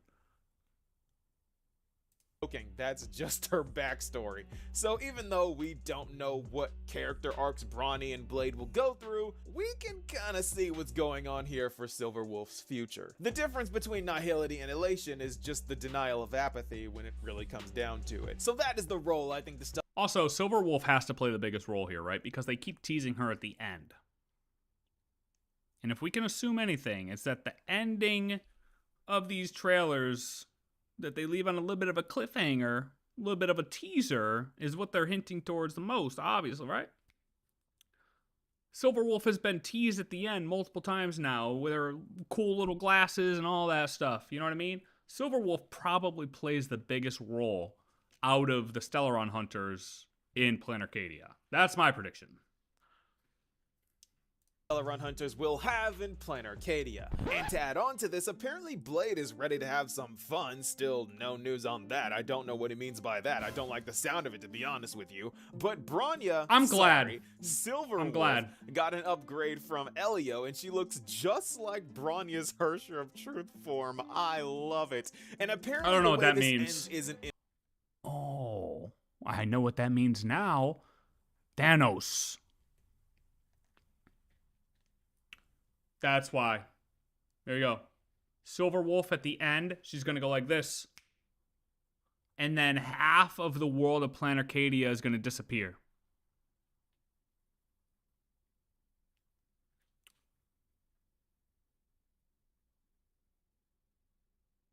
in the script, so that means that just like how we saw Cypher go from the safe road with Castellana then swap to certain death, the elation is a path of unpredictability. So the ending isn't going to be something Elio has seen before, but that's not going to stop me from trying to predict it anyway. Moving on. But what about this wild card, Ash Vale? Well, it's time for some healthy speculation, of course, because we know absolutely nothing. You think Elio's losing, though? That's the real question, is he? Is he actually losing? Nothing about this guy, other than the fact he that losing he quite anything? clearly looks like a Galaxy Ranger.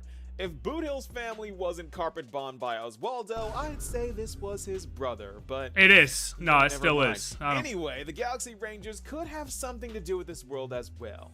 Why? Well, for two reasons. One, because Dr. Primitive is probably going to show up here sooner or later and they are chasing him. And two, because Yao Guang is also here. But Nova, what do the Galaxy Rangers have to do with Yao Guang? Well, it just so happens that ever since the disappearance of the Galaxy Ranger leader La Mancha, the Xianzhou and the Galaxy Rangers haven't had the close relationship that they should have as hunt followers. And it just so happens that the Yutre is the Xianzhou flagship that is taking up the goal of searching for La Mancha. Yes, Yao Guang's flagship is searching for the Galaxy Rangers leader. So Ash Vale, if he is in fact a Galaxy Ranger, is most likely here to speak with Yao Guang to establish some connections and share intel. Because it is strange, but... What is this? Why does he assume Asheville is a Galaxy Ranger? Just because it looks like Boothill? Or what? Did he say? Predicted anyway. Moving on. But what about this wild card, Ash Vale? Well, it's time for some healthy speculation, of course, because we know absolutely nothing about this guy, other than the fact that he quite clearly looks like a Galaxy Ranger. If Boothill's family he just looks like a Galaxy Ranger? Oswaldo, I'd say this was his brother, but... yeah, never mind. Anyway, the Galaxy Rangers could have something to do with this world as well. He's just assuming it because he looks like Boothill. If he is in fact a Galaxy Ranger, is... Do Galaxy Rangers have symbols at all? No, right? Most likely here to speak with Yao Guang to establish some connections and share intel. Because it is Hell yeah, strange, brother, but got not that all Ford Hunt followers have a F-150 on vendetta me. against the Abundance. Galaxy Rangers are just in it for the vigilante side of Lan's justice. Because... Dodge better, by the way.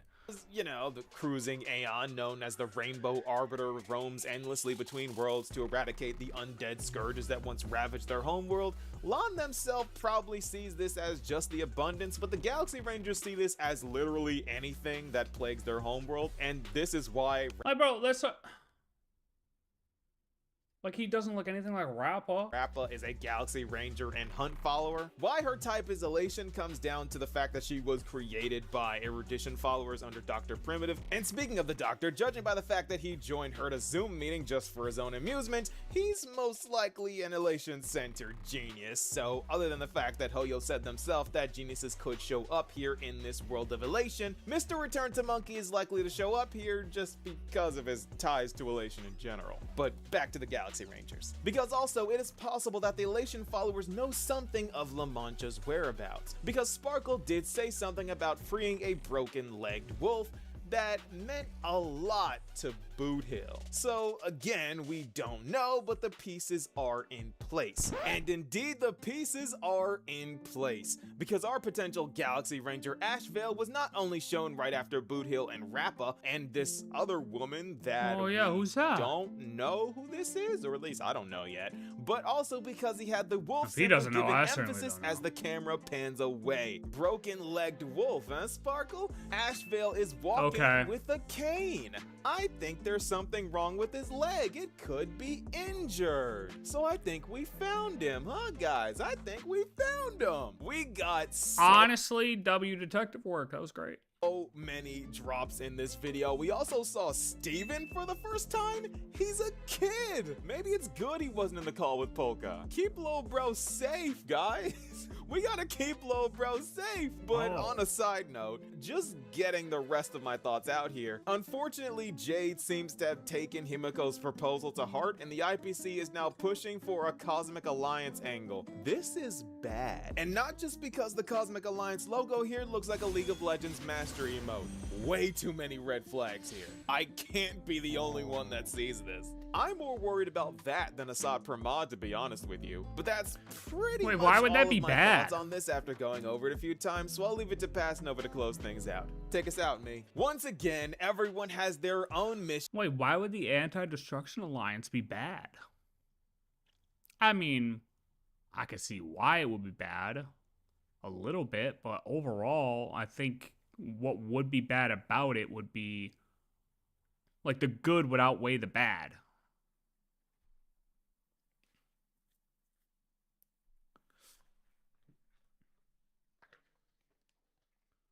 No, I did not. And motives, and Yao Guang could be involved with Ron Mei, the Galaxy Rangers, the Finality, and the Remembrance, looking into the whole Kuan Yin Buddhism thing. The Stellar Run Hunters are protecting us backstage as always, and the destruction is waiting in the wings, ready to draw a smiley face on this world of elation. Because this is the new cast of PLANARCADIA Explained. Y'all just had to know that when Hoyo dropped this trailer, I was going to... Dude, honestly, the more... after watching these characters here... Something's up with their resemblance to characters outside of like existing characters already. I don't like it. And I really don't trust this land. I don't trust this world. I don't trust this Eon. I don't trust anything. So it just makes me... I don't know, man. I'm worried. I'm worried for the tricks that are about to be played on us. I'm not ready. I don't think anybody's ready. I'm really just not ready. We got Boot Hill's brother... I don't care what anyone says. This girl, with her outfit at least, obviously whatever he went into about the Honkai Impact 3rd stuff and the Yai and all that, but her existing outfit in the game looks way too similar to March. Like I said, you look over your shoulder quick and look, you would think it was Evernight. Don't care. 100%.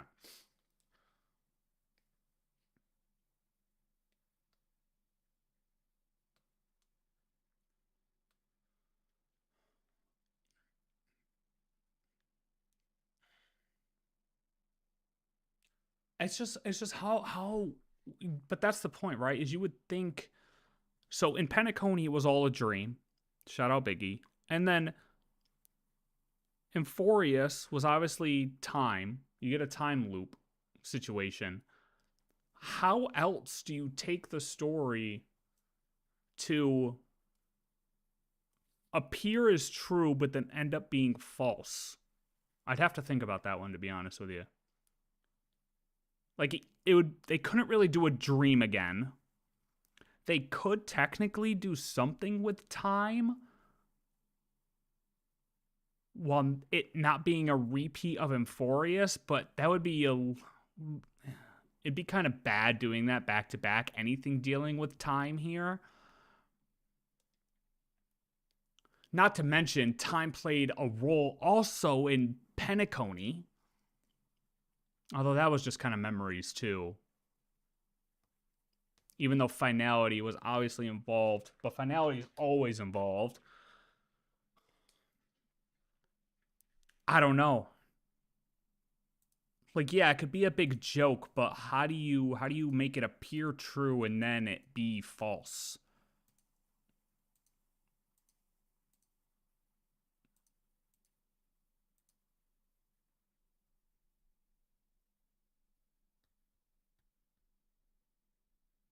Other than, they could do a magic route.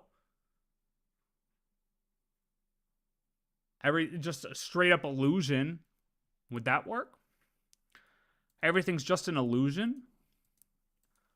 Do you consider doing bingo? Fuck. Honestly, it's hard because it's a new story. So I don't really know if just thinking right now, like, I don't really know if I have any real predictions.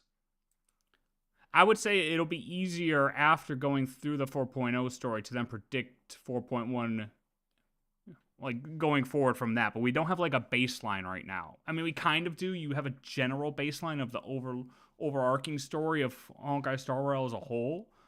But it'll be easier once we get a baseline for 4.0.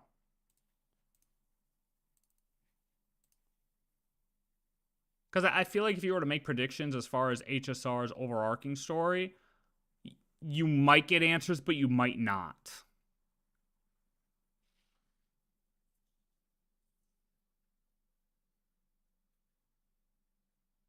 Oh my god, I have this... Nobody was going to say, yo, the timer at the bottom's not rolling?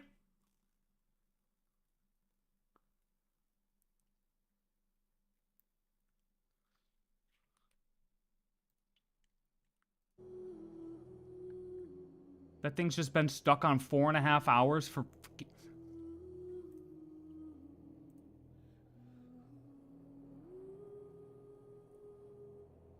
God damn it. How about who would die and who would become the Eon for 1 minute?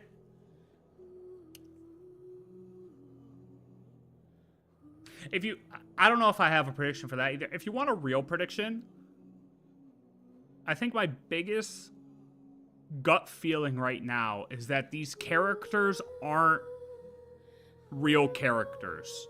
And I don't know if that means they're simulated in the way they were in Amphorius, but there's something about them they mimic characters we already know of already. And it's not just one character, it's multiple. It's multiple characters. So I feel like there's something with that isn't right. An illusion of some sorts. They might be real characters, but don't have the appearance that we're seeing. They might be old men cosplaying, or like they might be VTubers. There you go. The characters are VTubers.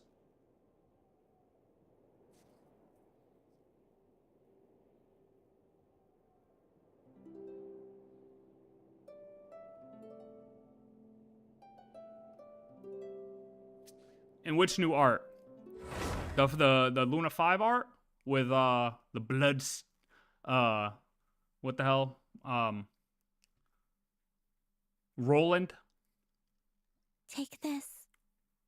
Receive the blessing of the new moon. Why is she talking to me right now? Do I just always click that way too fast? The Genshin live stream is tomorrow morning. Yeah, this whole schedule right now, dude, I remember when I heard that the 4.0 patch was going to be delayed, I was so happy. I'm like, yes, 4.0 patch delayed. We'll finally get a better schedule with Honkai and Genshin. You know, the story quests and the live streams won't line up now. We'll be good. We'll be good. Huh. Fuck me. Fuck me. We get a live stream and the story the same day. Pretty much. Within the same 24 hours. What happened?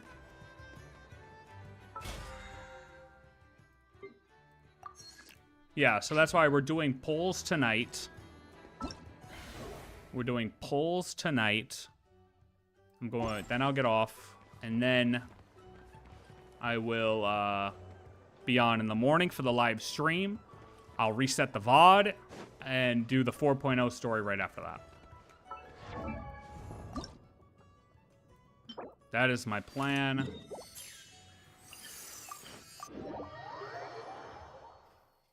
I was considering staying up and doing the quest, but I feel like it'll be better to wait at least a solid 6-7 hours to do the quest.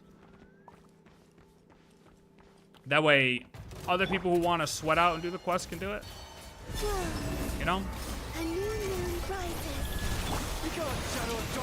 Also, it's like with my schedule and everything else, it's like the only time I have to do it.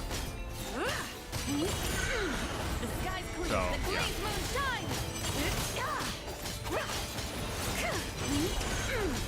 I feel like my Disbuy is so weak. I don't know what it is. I feel like I have something wrong with her. I have her crit damage really low, but I still feel like something's wrong.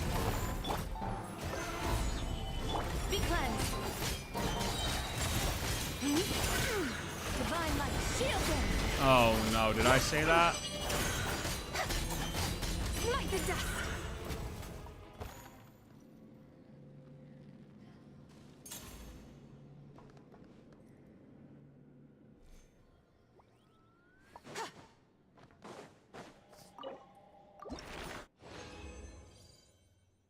Plus, not staying up and actually getting some sleep will make it, and it will make the story quest a little bit more energetic. You know, I won't be kind of tired doing the quest. That'll be good. It'll be better. A moonlit night for all. Light compels you. Press the advantage. Gather. Without further ado.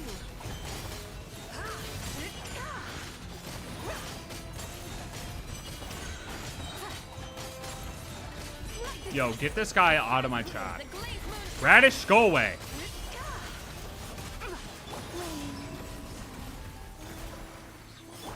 Shadow of darkness. I need to get her crit damage up. Stabilize. A new moon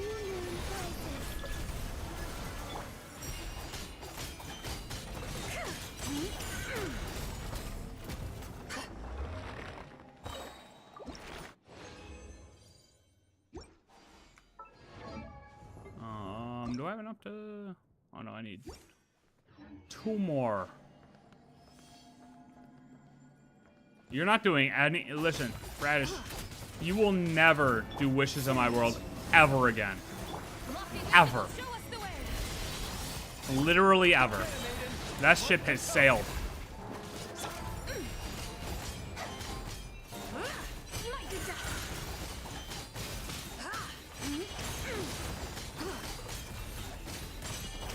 Promise you that. Behold,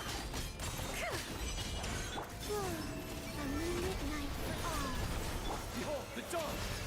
Guess I got cocky. All the light shines. Without further ado, divine light, shield them.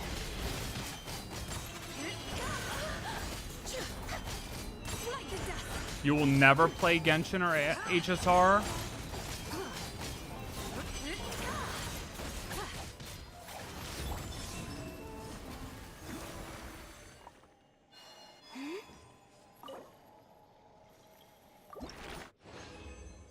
Thank you, Radish, for your insight on my Zabai. I really don't understand, though. Like, she's not terrible. Oh, my God. Wait, what happened? Why is her crit damage that low? Wait, what?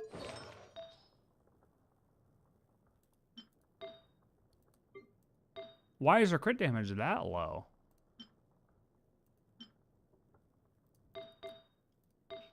So what do? You just like watch the stories?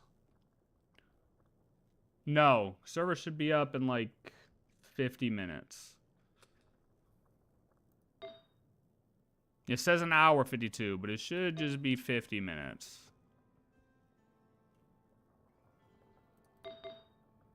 Damn, see if I could get like a better... Like honestly, if I just got more of a crit damage one of these... I think I'd be fine without that 9% crit rate. Well, it would be nice.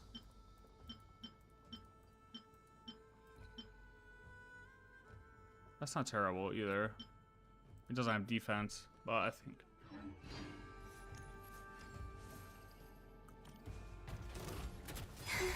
Listen. Anybody who has to C6 all of their characters to clear content, don't talk to me, Radish. Don't talk to me, Radish.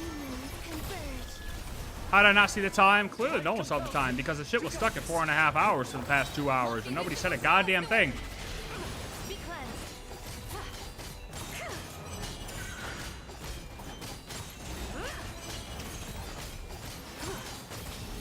I just heard the way her artifacts are just not set up great. Shadow of darkness, of the light shine.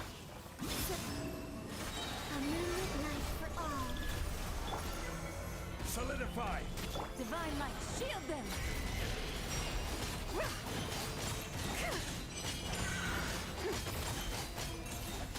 Light the dust. Like, how is she only hitting for 64, bro?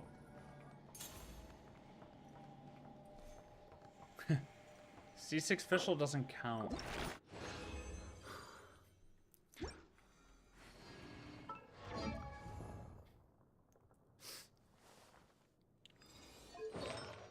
Yeah, I mean, other than, I mean, I could try to crank that. Or that. Because I'm already, I mean, what's my defense at? 34? I mean, yeah, she continues to scale off defense, but really, like, you at least want to be 3K, right? I think that's her number, is that you at least want to be 3K.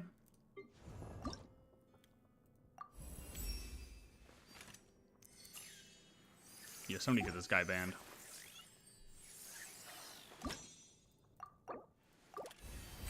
Somebody get this guy out.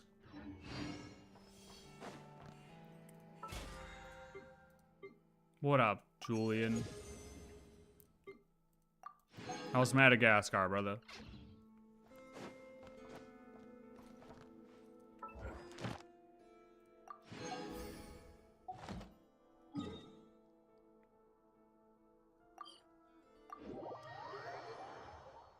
Yeah, my Zabai is just, I mean, hey, look, there's something wrong with her.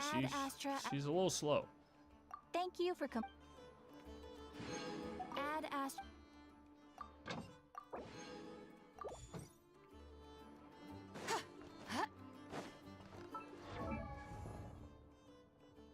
Yeah, he found something out about himself. Everyone give a round of applause. Hooray, hooray, hooray, Radish.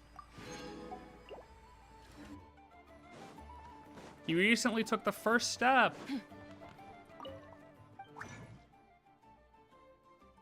Within a couple months, he should have a full costume.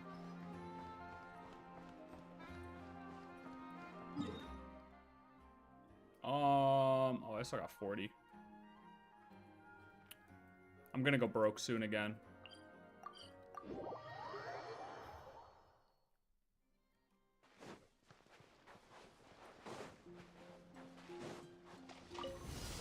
Radish, also, out of all name changes on Twitch, why the hell did you go Resident Radish? Like, what the hell does that even mean? What the? Lofty wisdom will show us the way!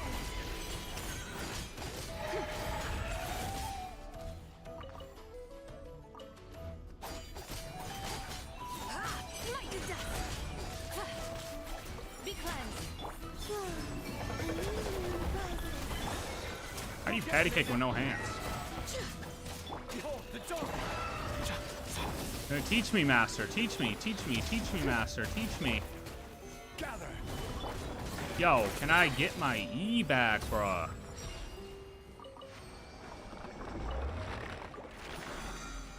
Oh my god, I used the wrong thing. Yo, this is the best buy you've ever seen. I'm telling you, this is the best Zabai you'll ever see. Look at this. Ready? Boom! You know what I'm talking about? 16K. Massive. Ready? Boom! 14. Boom! Big 14 again. You saw that? 86K. You mad? Look, Radish, I know. You're upset. It's okay. It's okay, buddy. You dream of your Sabai hitting as much damage as mine does. That's why you're crying. It's okay. It's alright, buddy. One day you'll reach this level of stardom with your Zabai. Until then, hush, little pup.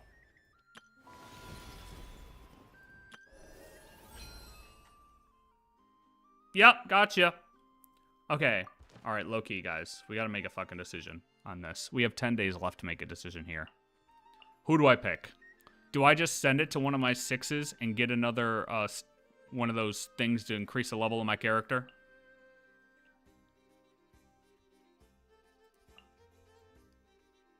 Or do I pick Yai Miko? Or another character?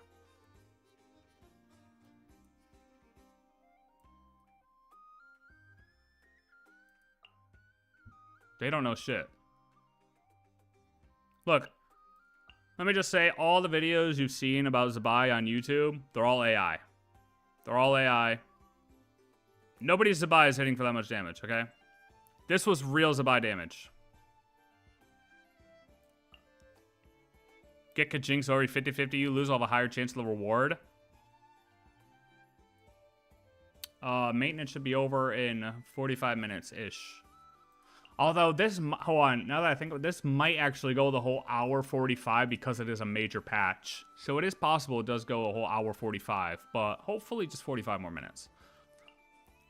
Getting Kaching to C6 probably is, or Tainari, right? One of them. You're probably right. That's probably the better move, huh? Or I just go for the guarantee. I lose a lot of 50-50s, though.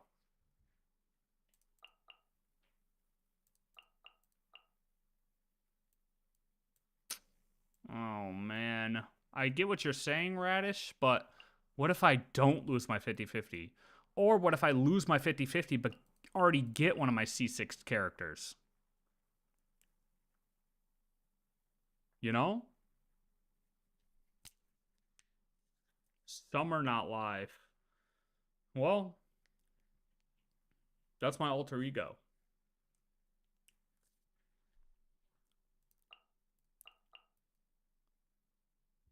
I think I'm just, nah, Radish, I'm sorry. I think I'm going against you here.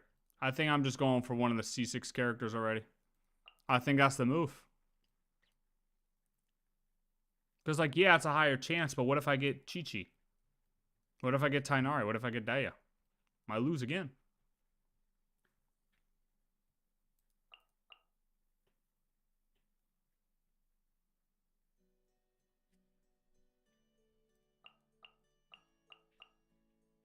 I'm just trying to figure out what character to pick. What free 5-star I get.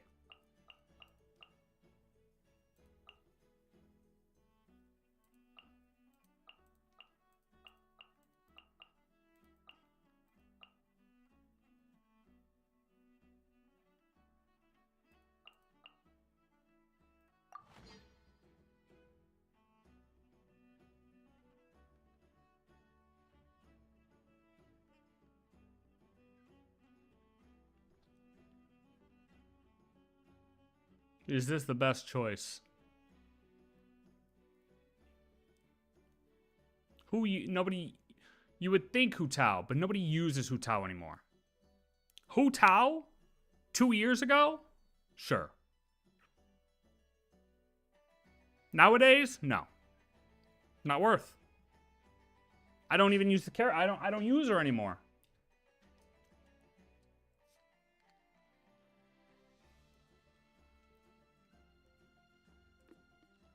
I don't have... Okay. Albedo is the one of 2 characters I don't have. I don't have Albedo, and I don't have Sigewinne. I will get Albedo the next time his banner is up, 100%.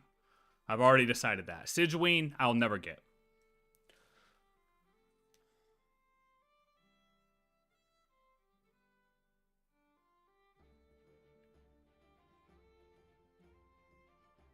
Oh, fuck, I didn't download. I'm going with Jean.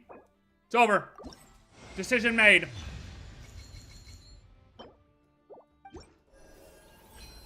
Decision has been made. I've made its choice on my own.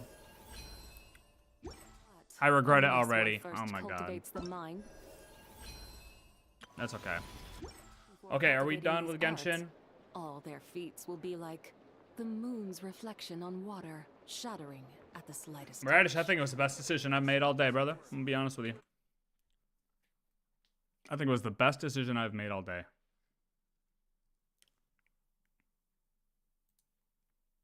Okay, let's let this update. Hold on, let me find another video while this updates. What's another good HSR?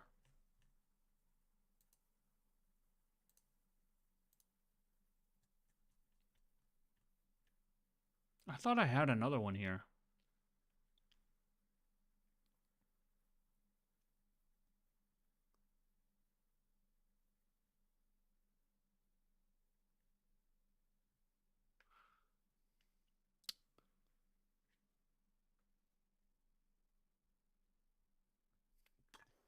Radish. My Zabai is great. Look, this is old news. What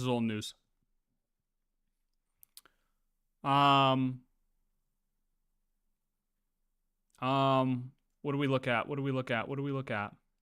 Because I want to go grab food. And I also want to let this update while this plays. This? Wait, DeWitt had like 17 videos that I haven't watched.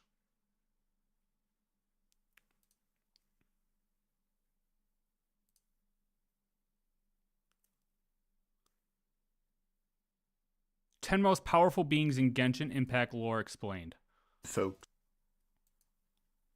Okay, I'm gonna start this and let this play. I'm gonna go grab food. And, oh wait, hold on. And I'm gonna start the game. Update. Hold on. I hope I don't lag too much. Radish, how would you be able to tell that? You might be able to tell it now that I started this download, though, in low-key. Hopefully not. Hopefully we stay fine.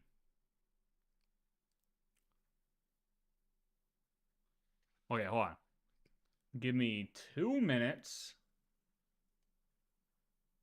Oh. Open to my timer. Okay, there we go.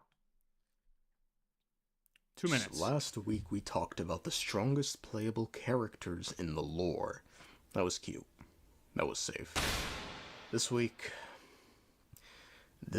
we stepped somewhere we were never meant to look, because hidden deep in the lore are entities so unfathomably powerful that Dawit itself pretends they don't exist, not out of ignorance, but out of fear. Reality doesn't fight them, it just doesn't resist. Magic, their design. Physics, their whim. Storytelling, their invention. Across the oldest ruins in the lore, civilizations that mastered magic, bent time, spoke with gods. There's always the same ending, not war, not plague, not natural disaster, just silence. Cities frozen mid-life, towers still standing, history collapses. That's the legacy of the beings. Erasure. They don't rule the world, they just make sure no one else ever gets to. So welcome, my friends, to the 10 strongest characters in Genshin Impact by lore ever, starting with number 10, the 10th strongest person Dawit has ever seen, the visionary, Vedrfolnir. Hailing from Conria, Vedrfolnir was one of the 6 greats of the nation and closest ally to King Ermin due to his ability to see the future. Unbeknownst to all, however, Vedrfolnir would occasionally hear a voice in his head that would lure him to the abyss, and on the day of the cataclysm 500 years ago, Vedrfolnir would split massive amounts of abyssal power with 4 other individuals, granting him strength that could destroy the world and becoming one of the 5 sinners of Conria. For reference, another sinner, the Reher of Solnari Rerir, at merely 10% strength, was a threat to all of Nod Cry. It's perhaps due to this we've seen Vedrfolnir do things no one else has ever done. For instance, a small bit of the abyssal power Vedrfolnir gave to Clothar Alberik. Hot take. Hot take. Rerir said 10% of his power himself to make himself appear stronger than what he actually was. This is only 10% of my power. Yeah, prove it, buddy. He never proved it. He didn't prove a thing. He didn't prove a thing. Bro just got thrown through a portal and is now stuck there for the rest of his life, okay? We have no proof. Was able to impart Cure Kari Bear to the point it made him... Whoa, whoa, whoa, whoa, whoa, whoa, whoa, whoa, Radish. What the fuck are you saying, bro?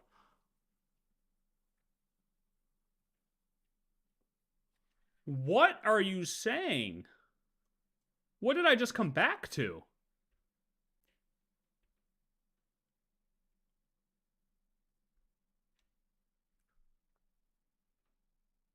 Oh my god. Lucid and Vedrfolnir most likely had a hand in Clothar's death, which should have been impossible, given Clothar was struck with the curse of immortality laid down by the Shade of Death Renova at the behest of the Heavenly Principles. It's likely due to these feats. Before his death, Clothar founded the Abyss Order, which is the organization Vedrfolnir leads alongside the Abyss Sibling, and speaking of, it was likely Vedrfolnir who hid the Sibling's fate from Irminsul, making even the God of Wisdom uneasy at what else this individual could be capable of. Further, Vedrfolnir's ability to see the future is nigh unlimited. He's one of the 2 confirmed visionaries in Teyvat, meaning he... You wanna know the gacha drama I've seen recently? Is between the dude I watch his full playthroughs of to quickly look back at things, a Streetwise Rhapsody, and Cat with Blue Hat. How the hell does that happen? They're both faceless YouTubers. How the hell does that happen?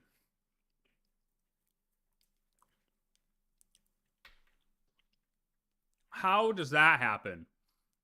Over from what I believe, Streetwise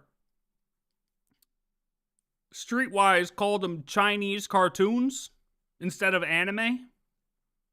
Right? Is that correct? I think that's correct. Literally just because of that. Dude, I swear to God, go look at Streetwise's page and look at his posts.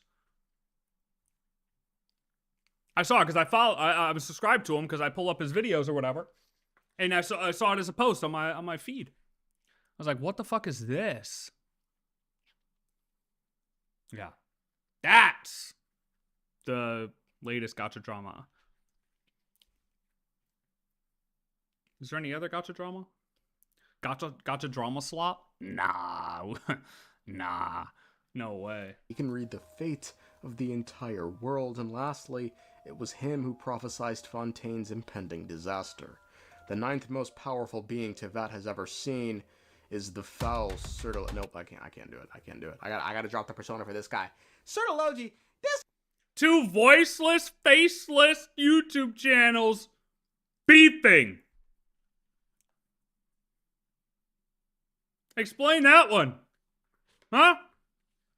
Fucking Cat live streams with an avatar and doesn't talk. How does that work? This guy's a fucking pussy, man. A dork. One of the 5 sinners of Conria who split the abyssal power alongside the likes of Vedrfolnir and... Wait, what just happened? Hold on. World. Back and up. lastly, it was him who prophesied Fontaine's impending disaster. The 9th most powerful being Teyvat has ever seen is the foul Sertology. Nope, I can't do it. I gotta drop the persona for this guy.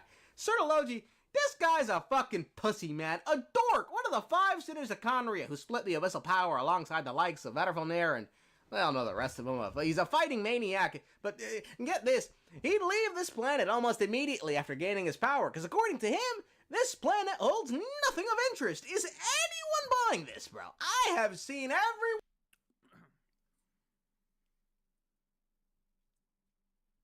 So we're not going to buy that. But we're going to buy that Rayrear was supposedly only at 10% of his power, according to him. Sertology going off planet to find other things to fight. Crazy. But Rayrear says one time that he's only at 10% of his power, and that's fact? Because he said it?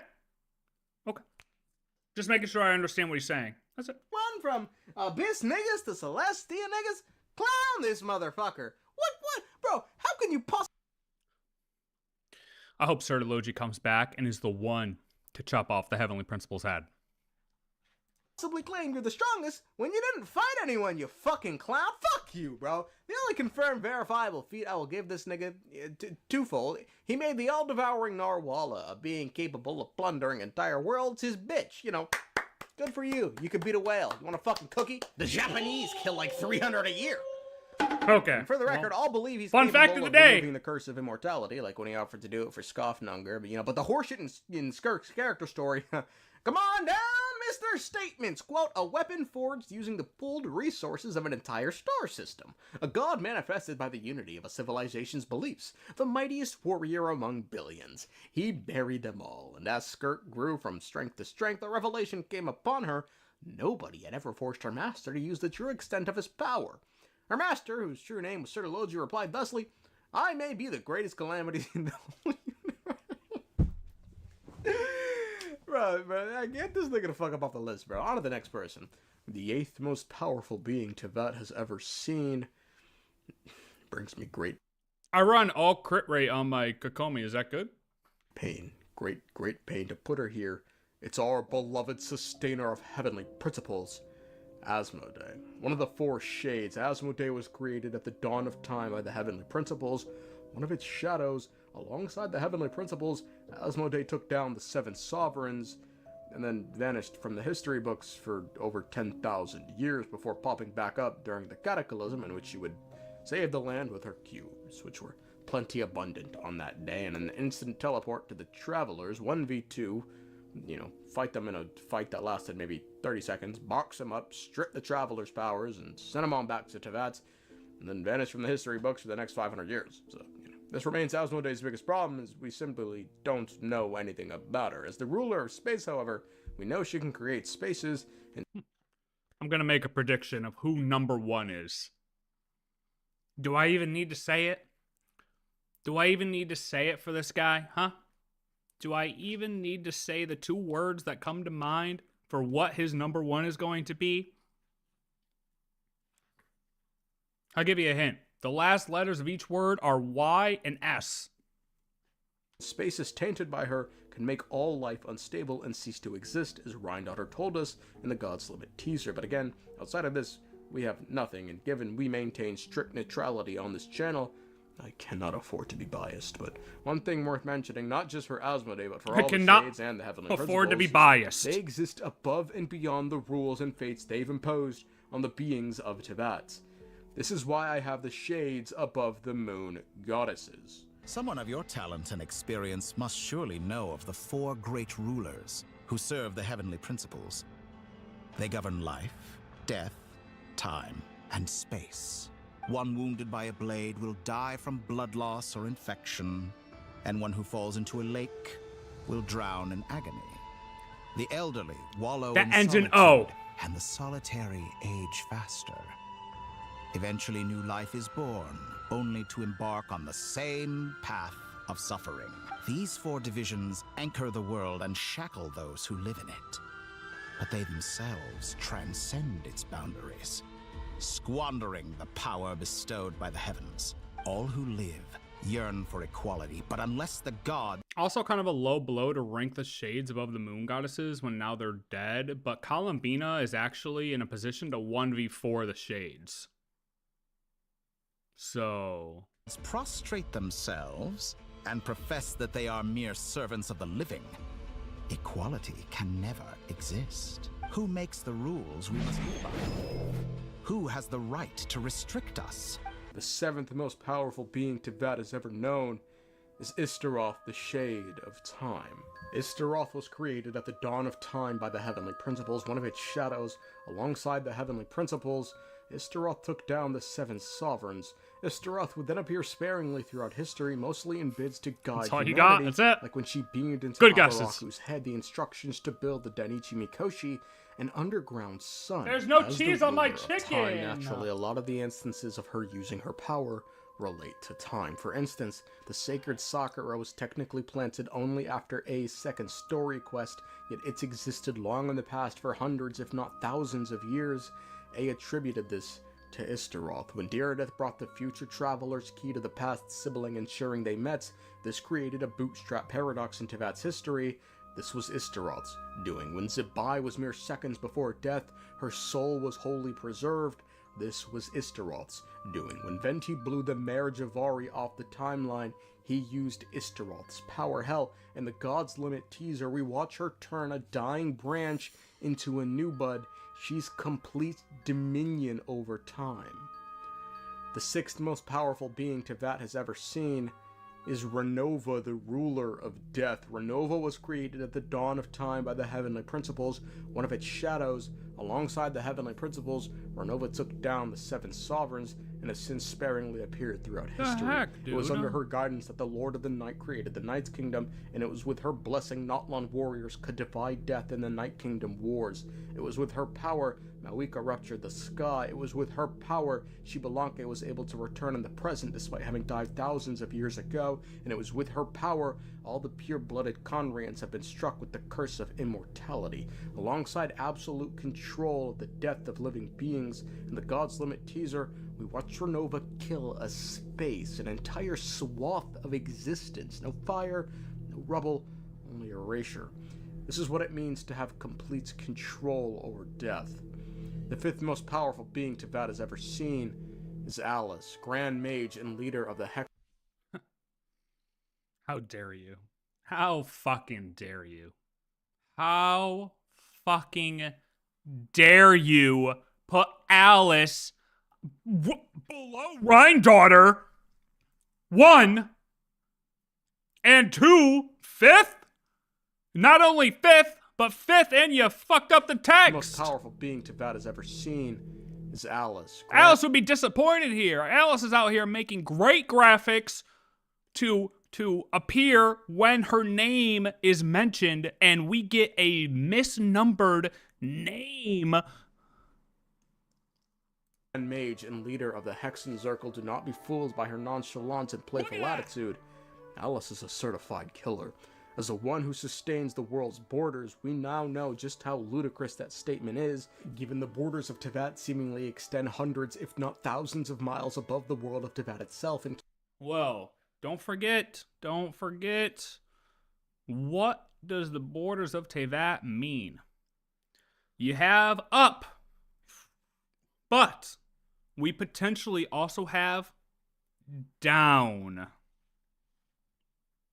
6th? keep in mind, it's a dome and she sustains it all. Despite not originally hailing from Teyvat, Alice has since taken up residence in this world and quickly become one of its most powerful denizens. Being called nigh omnipotent by Albedo, it'd probably be easier to list the things she can't do rather than she can. Complete mastery in fields like astrology and alchemy. Just think about that.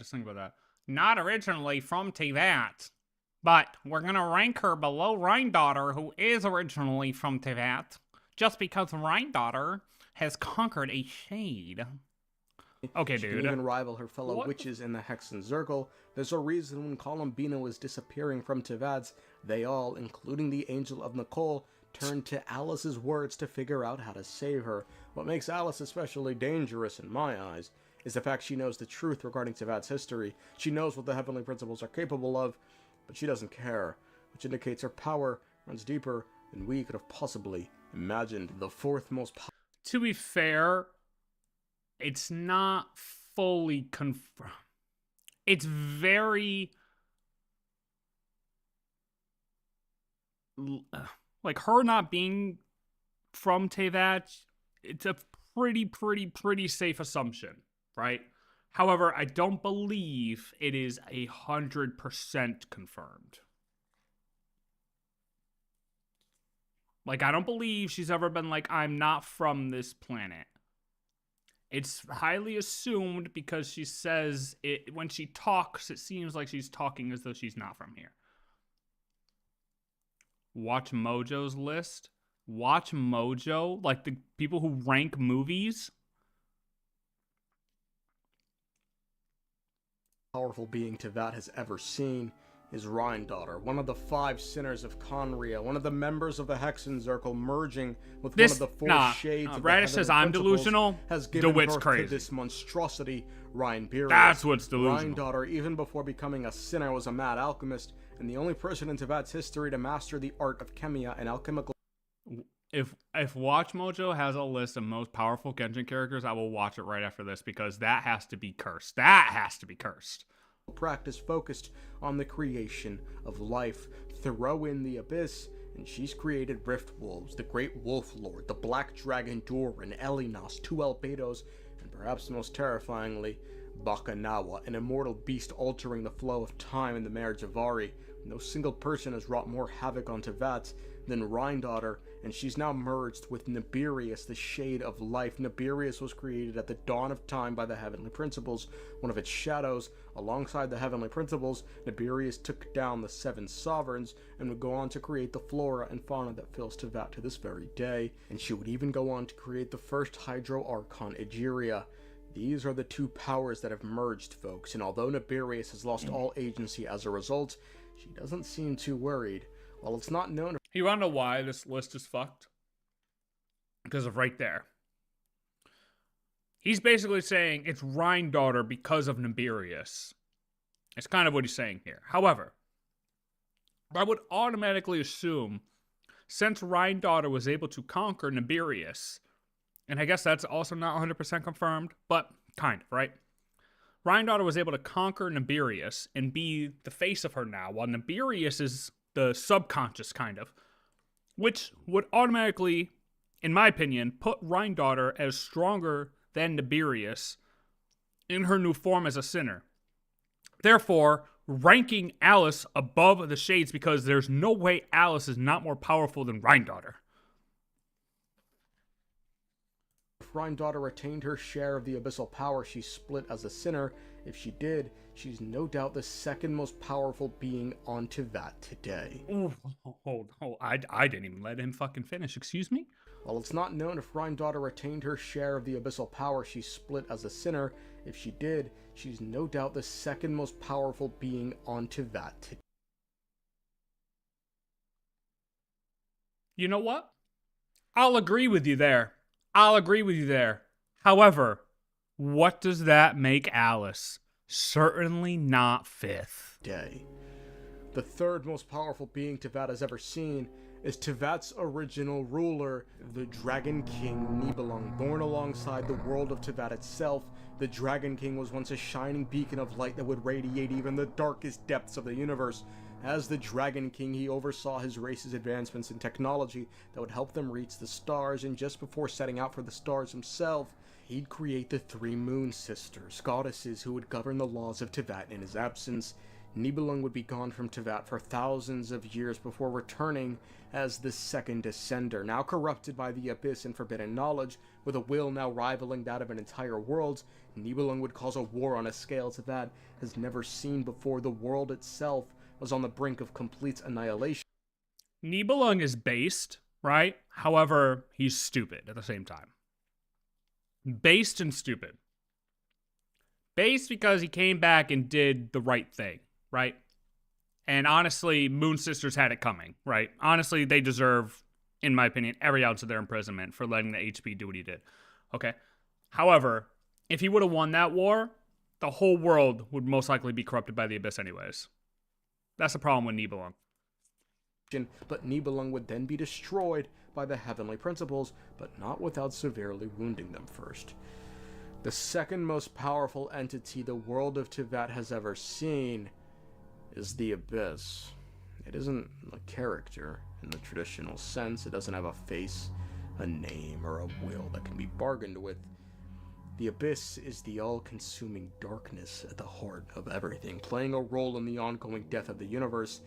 It's a void that's been quietly swallowing the universe. Stars die in its shadow, galaxies fade, worlds collapse. It's all that surrounds the world of Teyvat, and from it, nearly every monster, every unspeakable horror has been born. It is both cradle and grave, source and end. It is both everything and nothing at once. It's a location, a realm, a power, an energy that defies comprehension. It has no face, no... Also wrong. Because isn't it the form of the Abyss that's currently taking over the entire universe?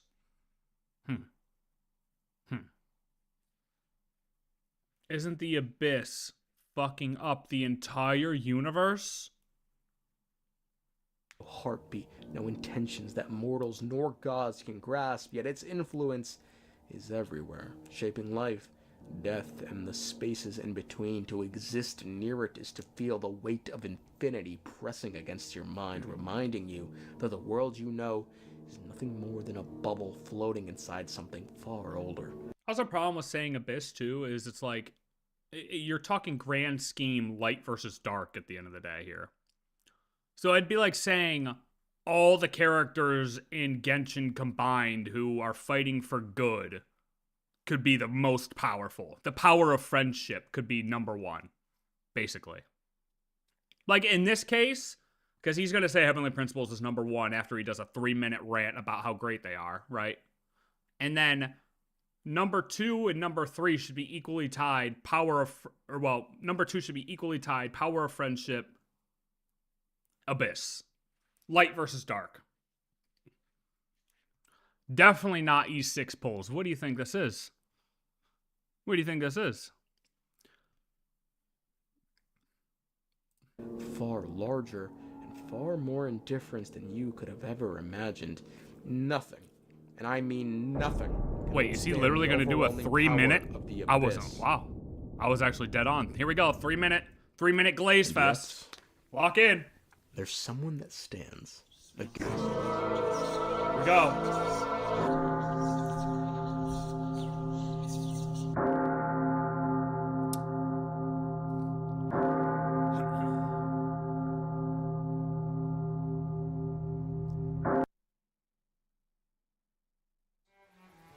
Lucy, offer Mr. Mortman a meatball.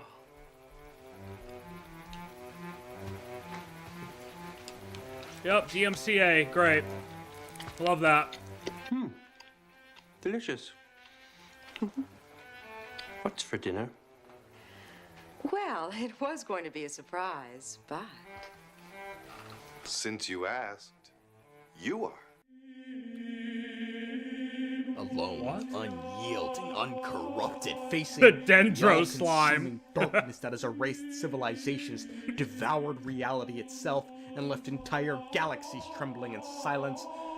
Perhaps they're not stronger in raw force. Perhaps the Abyss could snuff them out in an instant, even a mortal wounds, but they would endure. They would resist. They defy what no one else has ever survived. How could I then not place them at number 1? Meanwhile, HP right now. That has ever seen. Not because they overpower the Abyss, but because they stand against it. Because in a universe defined by annihilation, resistance is the truest form of power, and now we arrive I'm at a little the being bitch, I'm sleeping. who embodies that impossible defiance. Little bitch, the I'm one sleeping. who refuses to heal even when infinity itself would crumble. Because the strongest being Teyvat has ever seen, will ever see, is the primordial one, a progenitor god hailing from beyond the stars, the first descender, the heavenly principles, the king of the heavens, great ruler of the firmament, the winged one, the lord of the 7 calamities, the lord of hosts, the lord of the heavenly city, the lord of the eternal heavens, the lord of the sky, father of all, and mother of the gods, my God. master of the Pete Camus, veins, Yao Plunder, master of fate and the god of this world. It was the heavenly principles who journeyed Oh. through the sea of stars. Everything's brought normal, humanity it's onto okay. This world, rid it of those beastly dragons, and threw up an eggshell around the entire star system to keep the abyss out. They journeyed through the sea of stars where no life should have survived. The problem is nowadays it's not only Fent that he's on, it's Fent in huge doses of copium to think that he's still number one. Survived. They waded through its corruption and chaos and emerged unbroken. They brought humanity to this world, carving a home from. Meanwhile, Sertology, ranked at number 9, is out there fighting in the universe that the HP was too pussy to fight. You know what I'm saying? Sertology's out here growing stronger. I don't care what he wants to say. He doesn't want to believe Sertology. Whatever. Let's be real. Sertology's out there fighting demons in the abyssal universe, okay? HP was running from that, but we're going to act like Sertology ain't stronger? Okay. All right, dude. All right, man. Whatever you want to think. Like I said, copium. A cosmos that would have swallowed them without a second thought. They purged the beastly dragons that threatened to consume. This is propaganda. That's exactly what by the they way. tried to do. This is just Bending HP life propaganda. itself towards survival, and when the abyss crept too close, We have to watch the other darkness side to pressed know against the tactics they're using. reality. They raised an eggshell around the star system, a fortress Wow. of light. Wow. In order to keep the devouring void at bay. In order to not simply shelter in powerful, place they like a are little bitch they are. Defiance made flesh. They are the impossible, the exception, the fracture, and inevitability. Had to steal the power of the moons. Okay.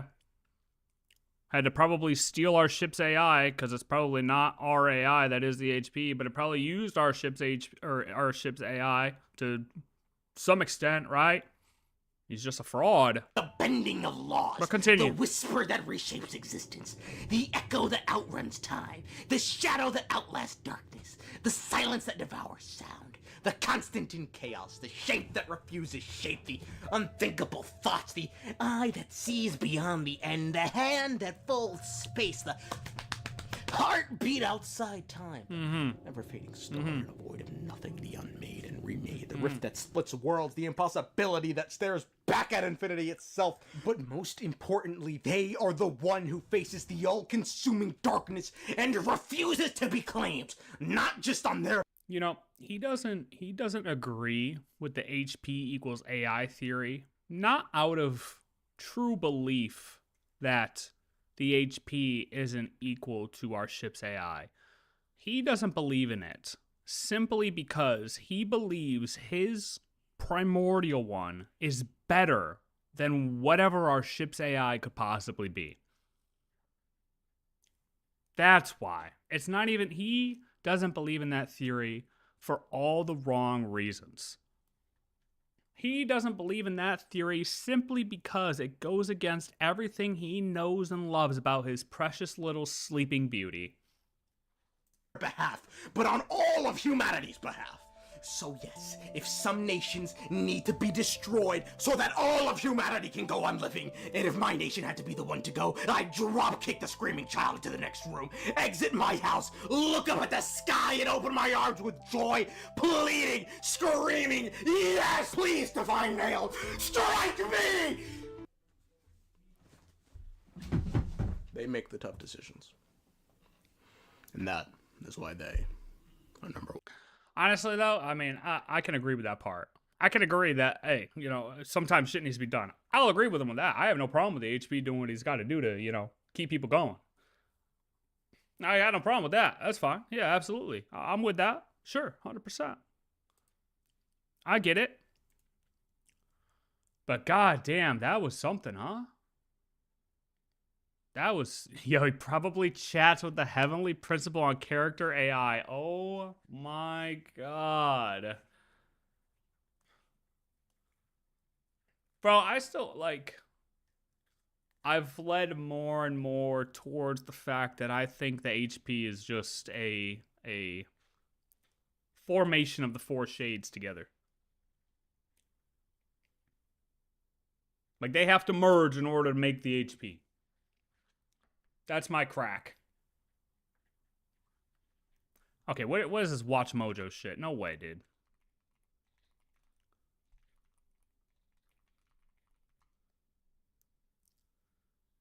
Yeah, I'm telling you, I thought, dude, that's the craziest I've seen him go over the HP in a while. Like, I think that was the craziest one ever since he started doing that with the HP.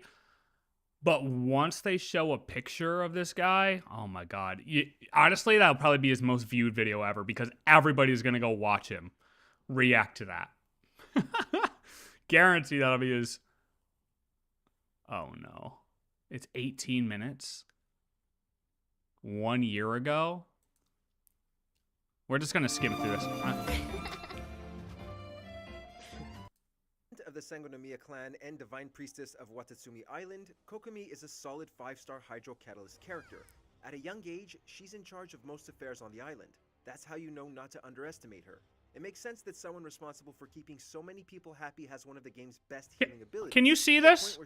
Can you see how they spelt Raiden Shogun real quick? Skill that easily applies Hydro, meaning she can act as the solitary Hydro unit on certain teams. Plus, the skill's duration can be refreshed by elemental... Was this recorded on a Samsung fucking refrigerator? What is going on here?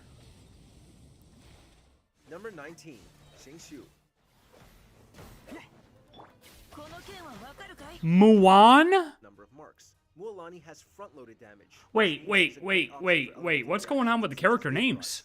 The source of her damage comes from Yan? Agent Yelan is a 5-star Hydro character who alleges to work. This has got to be a troll.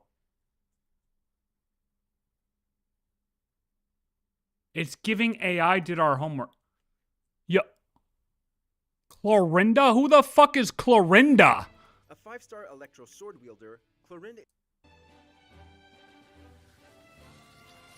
No way he pronounces it like that too, right? A 5-star Electro sword wielder, Clorinda is renowned as Fontaine's strongest champion No. duelist. The lightning quick Kenich? you know you're fighting. Look at these spellings.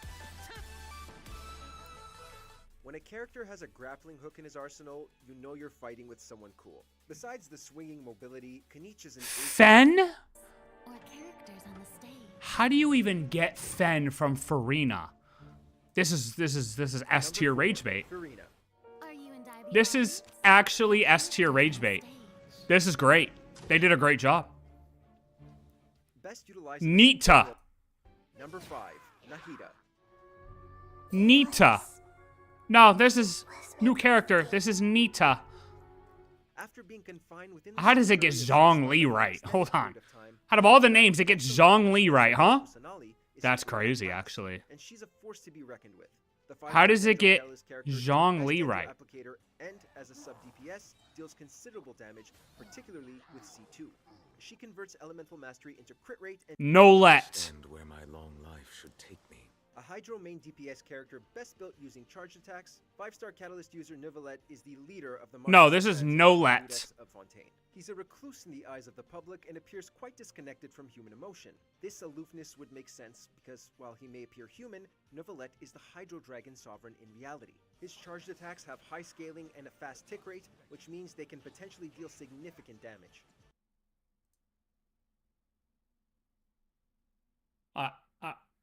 And they spelled them right here. How did that even happen? Oh, it's probably the auto chapter thing, right? How does it get Zhongli right? But then it ends up with Fen.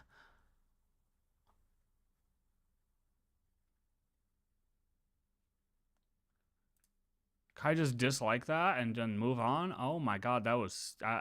what the hell was that? Folks, let me make sure I like that. What the hell was that? That was crazy.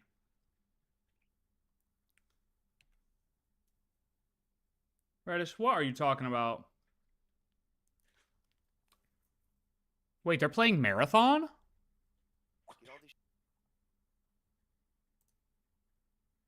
Wait a minute, they got access to...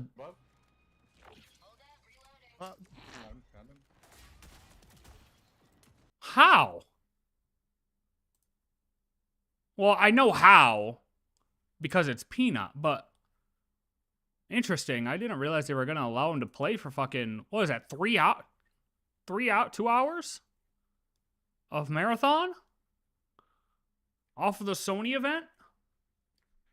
Man, I know people have doubts about that game, but I hope it's good, bro. I really hope that game is good. I hope they turned it around. I hope they fixed it. And I hope people don't just play it for a little bit and go right back to Arkriders.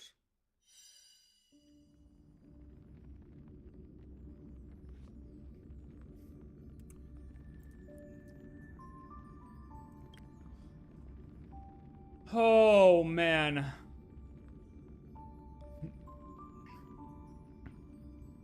I think my new favorite character in Genshin is Fen.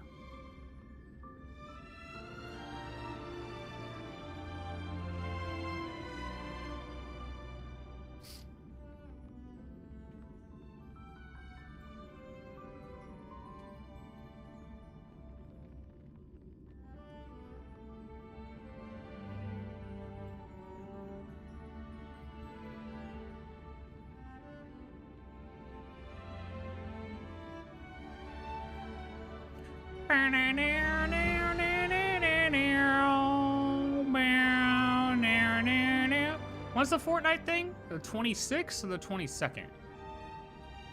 It's one of those dates. HSR Fortnite. I like Fortnite. I like Fortnite.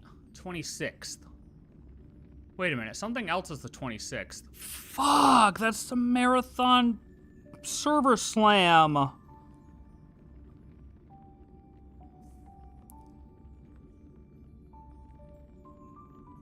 Oh, whatever.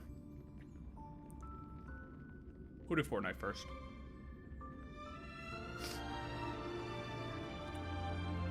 I'm waiting for this update to go up, Jake. So yeah, kinda.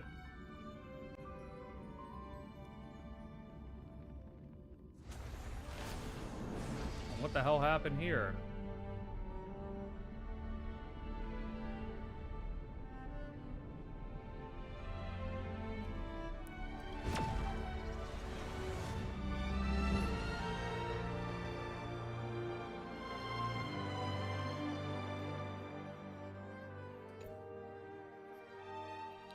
Oh,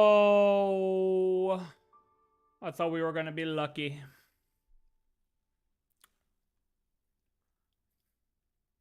Yeah, Jake, normally these patches go up an hour early, but this time it's a big patch. It's a big 4.0 patch, so it might actually go the full time. I don't think it's starting yet. I don't think we're in here. I'll try it one more. Probably not, though. Yeah, nah. Well, darn. Alright, well. What else do we got? We need another video. We need something that's not too crazy.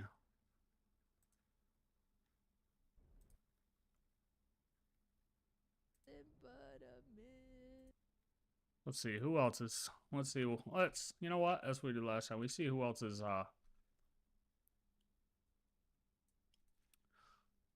live. Ranking, sitting at the loading screen, that's me. Ranking, what the hell is, oh my god, wait, I didn't do my Arknights shit. Never mind, I know what we're doing.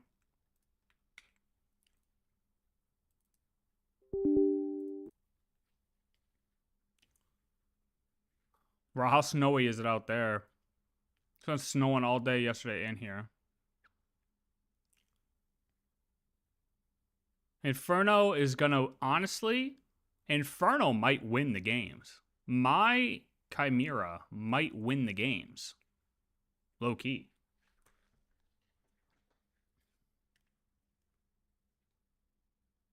It's been like a light snow here. It hasn't been too crazy, Jake.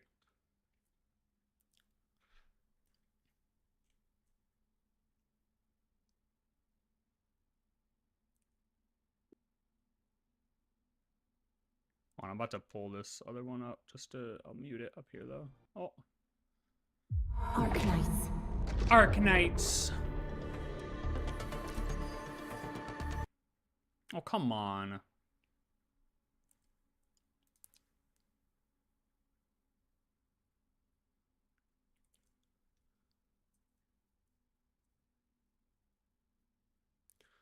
I mean, low-key, we might be waiting the whole hour. I would try Hightail modded. That seems like it could be fun. There's just been so much other shit, bro, that, like, I haven't even thought about playing it again. Like, it was fun for the little bit it was, but there's been so much.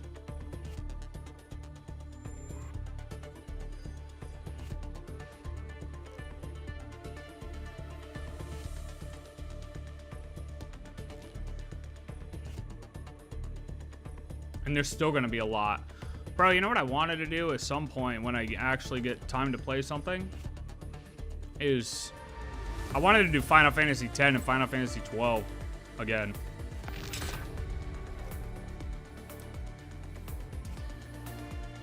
I want to like play their remasters. Servers open? Are you kidding me? You're lying. I have a stream up right now and they're not in.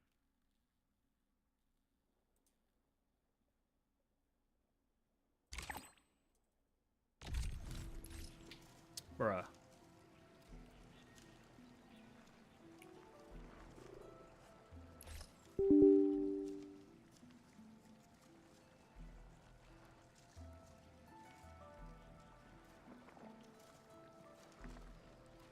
Did it open for you?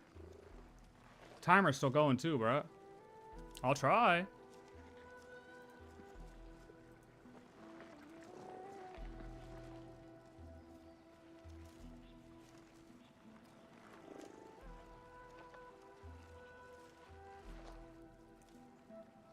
This is bait for sure. I'm not getting in. Don't yeah, that's worry, fucking I'm around. Just go ahead and waste your time some more. like, Radish, what are we doing?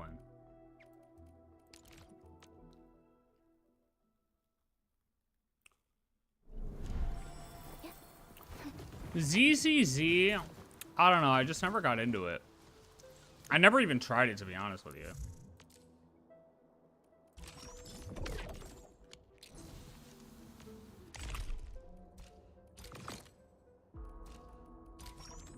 But it didn't seem like it was gonna hit what I wanted it to hit from what I saw when I saw people playing it.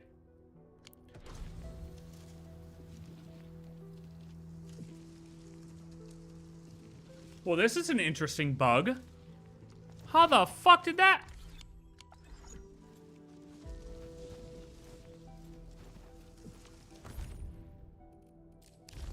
How did that happen? Oh, what's this? Oh, is this the endgame stuff? It is, isn't it? Maybe. I heard the endgame stuff was coming out at the same time this patch was coming out. See, I haven't heard the best things about the story either, but I don't know. Like, I'm sure it's good because it's a Hoyo story, but like... Why does it still say new? What are we doing here? Oh.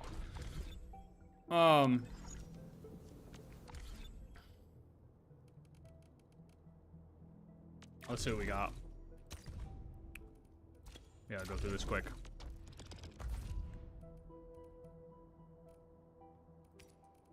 Come on. Oh, 586. Oh, shit, huge. 3856 is kind of good, but ooh, I feel like it could get over 4. 586 is a great price. We're buying all those for sure. I don't know if I'm going to sell them today, though. I don't think I sell them today, right? I think I wait. Too scared to beat until I get little 90s. Have you tried it? Is it hard at all?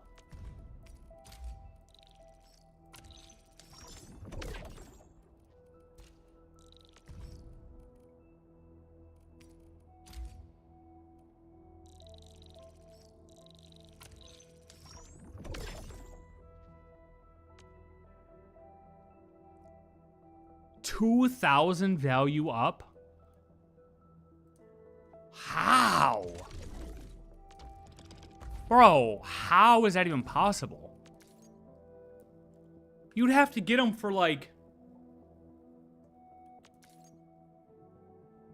You'd have to get them for like... really, really cheap. I don't even know what.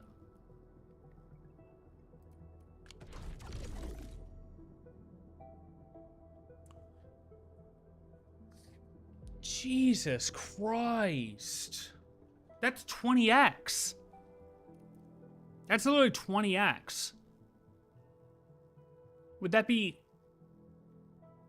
That'd be 200 of... You would literally have to get them for 200 and sell them for 4,000, right? What do you mean you got Sparks? Okay, Radish is actually just trolling. That's fine. Yeah, he's just trolling.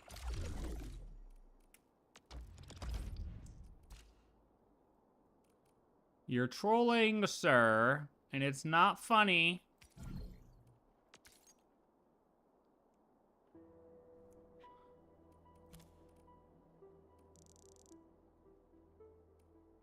I hate the Wuling ones, though, because... Oh, wait. 13, 29... 115. Oh, shit. Oh, we'll finish this later. We're in. Real and true.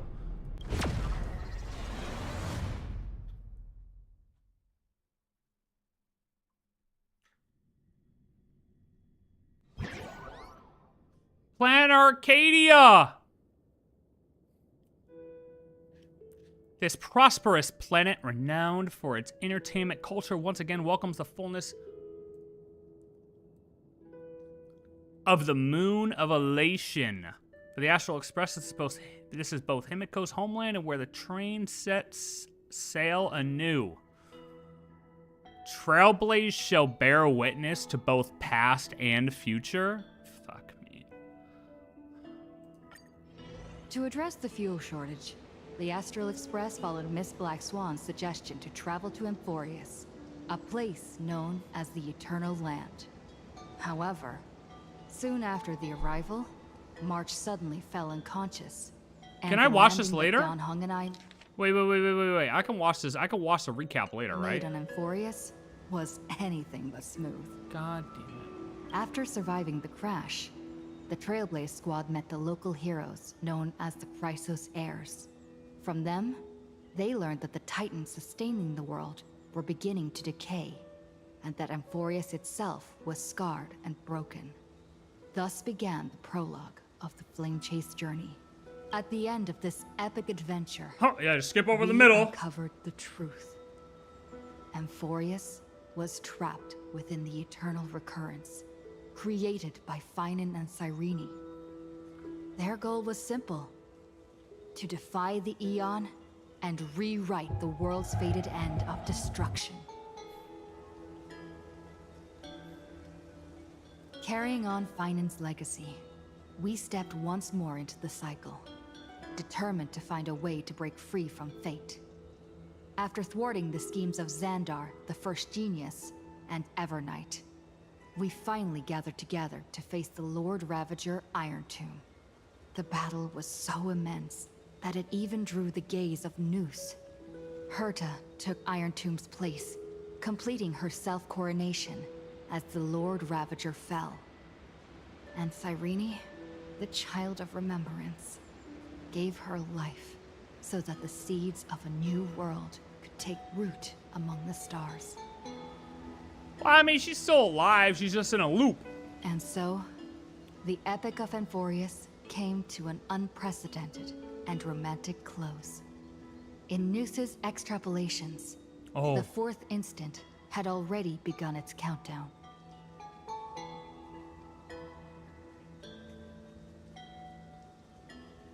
With the spirit of Trailblaze shining in full, we brought this journey to a close in the purest, most poetic way imaginable. And as we bid farewell to the Eternal Land, the Astral Express set off once more toward its next destination. Wait. I still hate the way they say the fourth instant. I don't like it.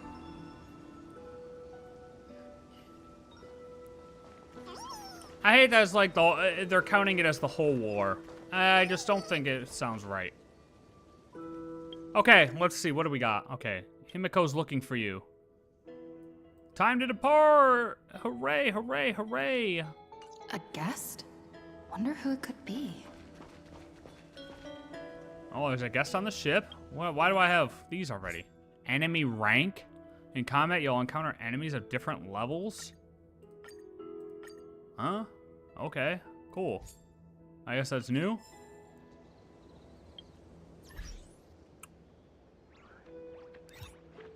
Oh, that shows everything now. Okay, that's nice. Oh, Rame's outfit! Everybody gets a Rame outfit. Look at that. Boom!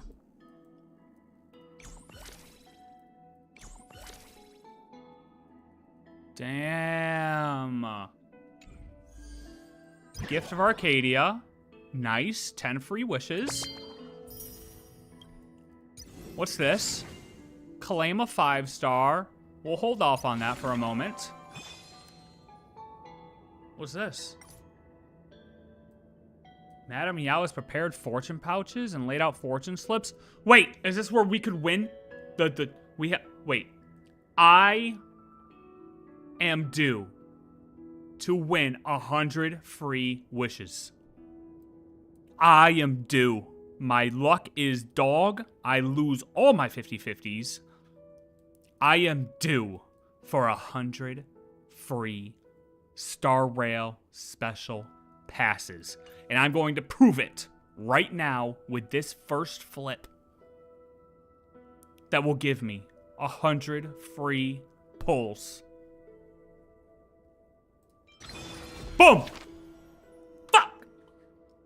Fortune smiles upon you. You'll stumble across a stroke of luck 2 or 3 times a day. Well, thanks.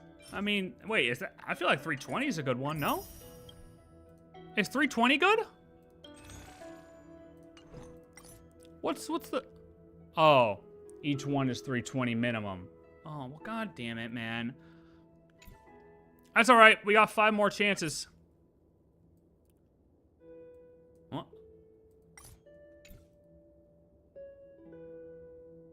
We're not going to claim that yet. We wait till the end. All right, we get a gift here. 1 wish. That's a Trailblaze mission. Good. We save this for after. Currency Wars update. What? What is this? After the countdown ends, unclaimed rewards cannot be collected? Oh shit. Okay, well, we'll have to do that. Okay, trial already completed. Trial already completed. What's this? Oh, that's right. Black Swan buff. Sparkle buff.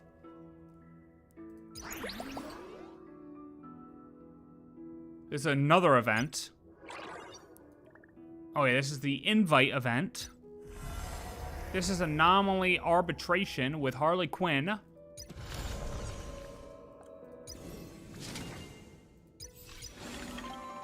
Okay. That's all the events.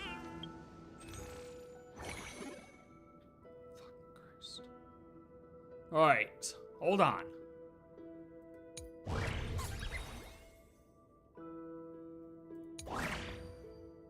I mean, these deals, we can't not do these deals. You know what I'm talking about?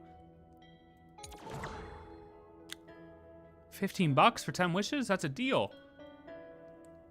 Hey, those are all good deals. Those are all great deals. Actually. Oh, my new outfit. Wait.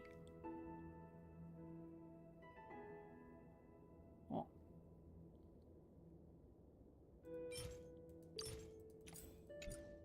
I need 400 more Gift of Stardust. Okay. I think it's time. Oh, we need to do something, though. I have a plan. Check this out. Ready? Hold on. This is the ultra pull ritual. This is the ultra pull ritual. Unfortunately, we can't go to the new map yet to actually pull her. So what we're going to do is we're going to go to Luofu. And we're going to go in here. The palace. Okay? It just seems right. This isn't where I meant, but this works.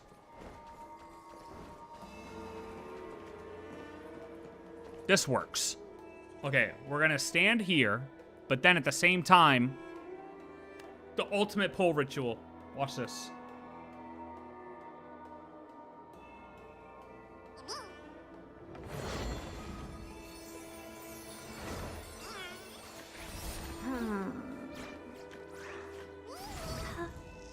Hold. Hold.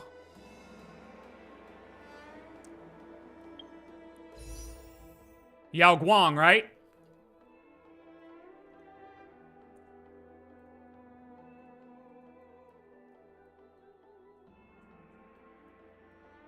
Yao Guang Shou.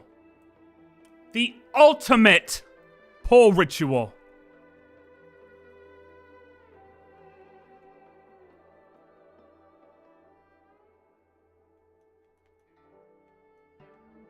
Hold. Boom. This looks great. We stand here. And then we go and we pull. We have a lot of wishes, actually. What the fuck? We got a lot. And what am I at right now? Hold. I'm at a nice 8. So here's what we're going to do. We're going to go to 28. That's it. With the ultra pull ritual we got, we're only hitting this button twice. You ready for this? Here we go. 18. That's once. 28. Right here. Boom. All right. No problem. I might have been a little off. We got to go to 38. That's fine. We're just 110 pull off. All right. Something must be wrong with my calculations. We'll go to 48.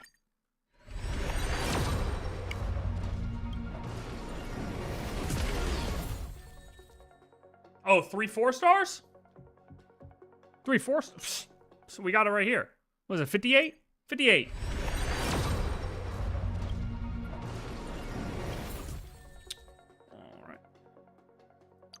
Oh, the good news is I got a new 3-star elation light cone. So we got that going for us. Come on, I'm doing, like, what do I got to do? Do I got to do a spin here or something? I got to do a spin here? Maybe I'm not in the right spot. Hold on. Hold on, maybe I'm not in the right spot. Hold on. Hold on, I got to go higher. That's what it is. Yeah. Duh, I should have known that. How could I be so dumb? I got to go higher. I got to go to the highest point.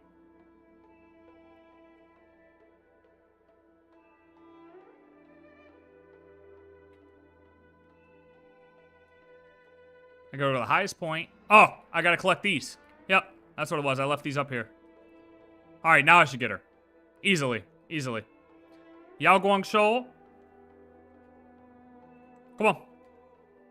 Here we go. 68. Boom, right here. I got it. What? What? No. Just what? Here we go. 68. 68.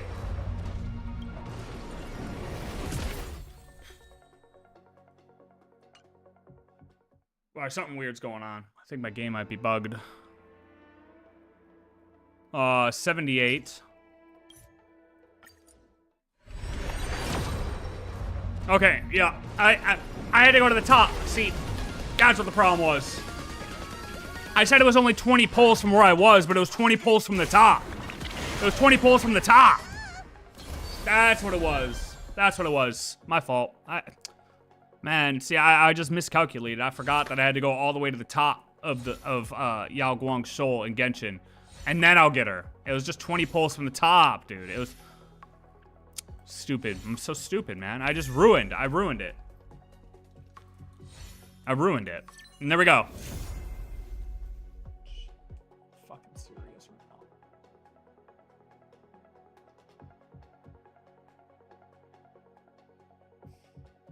Like, what do I do to deserve this? Honestly. Honestly, what have I done to deserve this? Nothing, actually. Literally not a thing. I've not done a thing. I've not done a thing to deserve this at all.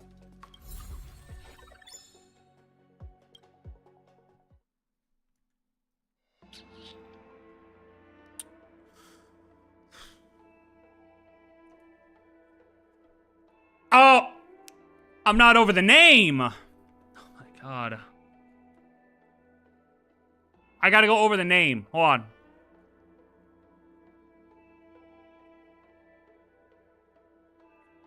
The highest point over the name? Man, I did the math earlier. I'm just forgetting what it was.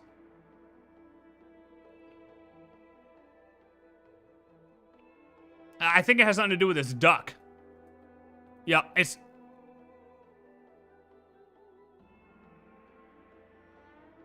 Well, we're going to 90. We're going to 90 pulls now, boys.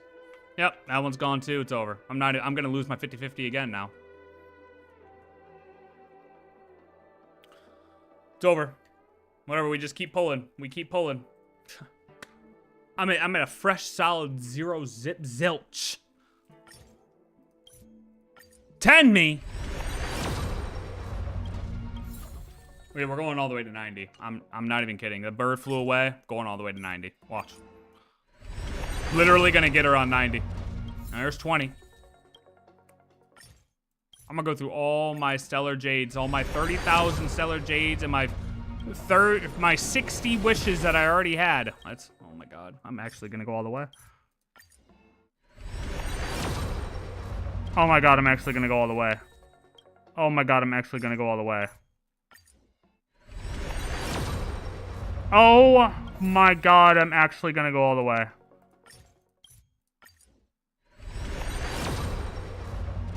There's no way this is real life, right? This is what I mean. This is why I'm due 100 free wishes. This is exactly why right here. This is why I'm due 100 free wishes.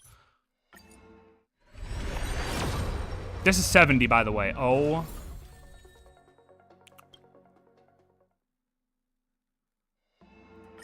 $80. After losing 50-50.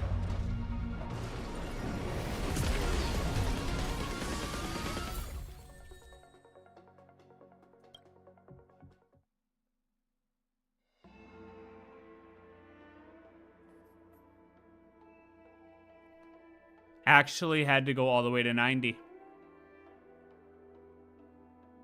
Like, there's no way, right?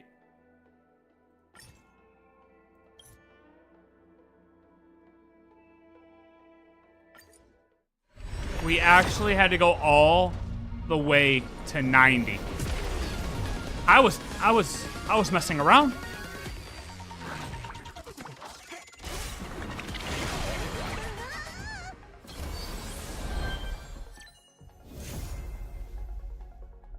$81 again. This is a repeat. This is a repeat of Genshin. My last Genshin pulls. I lost my 50-50, then I went all the way to 81. I lost my 50-50, I had to go all the way to 81. Now watch, I'll get 2 over. That's how bad my luck is.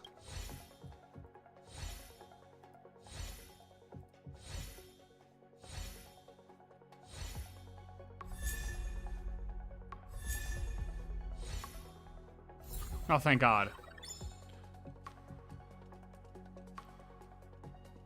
God, that's so crappy to see. It's so crappy to see you go from 60 wishes and 30,000 stellar jades all the way down to 0 and 15,000 stellar jades, dude.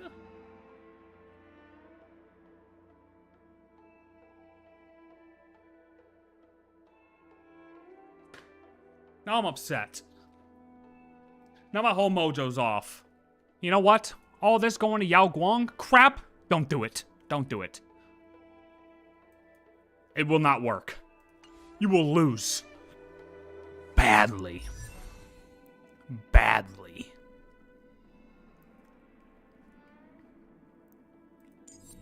So badly.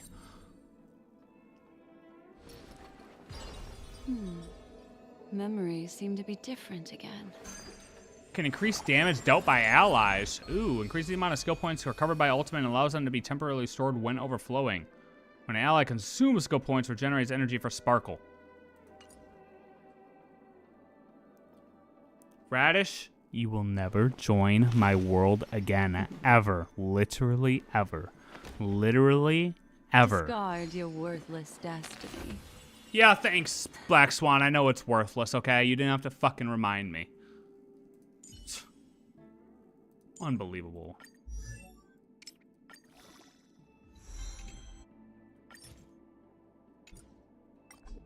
What? Do not be troubled by waxing or waning.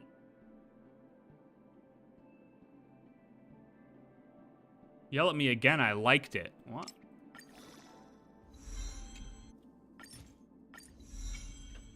I'm not E6ing. You're out of your goddamn mind. That is not happening.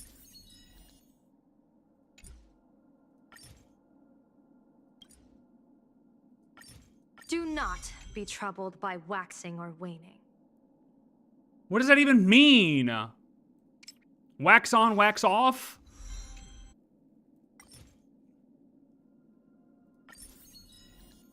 Wait, is this like super buffed quick farming now? Do not be troubled by waxing or waning. Why does she keep yelling at me, dude?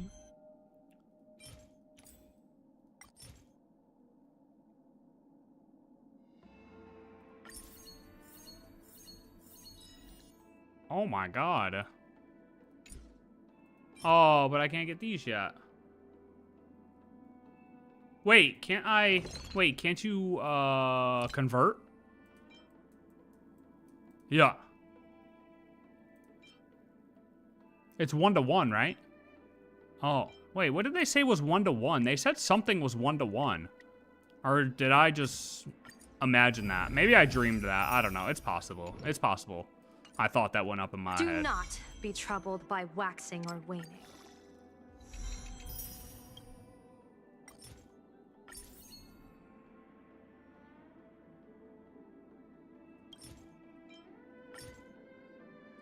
Two of these? Are you kidding me? Two more of these? Oh! Okay, or 5, I guess. Yeah, we could do 5. That's fine. I'd love to use 5. I wanted to use 5 the whole time. It's definitely what I wanted to do. Shut the f... Would it not be uninteresting if the Omnitia truly spared none? Would it not be what?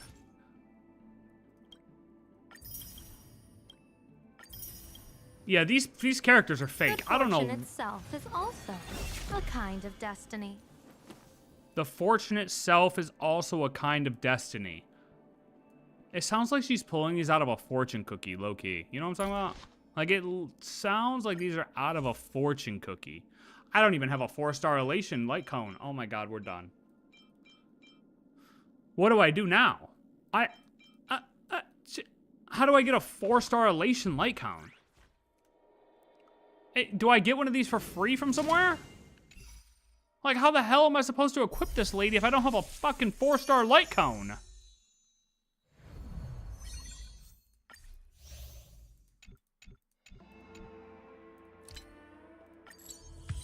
How am I level 10? What?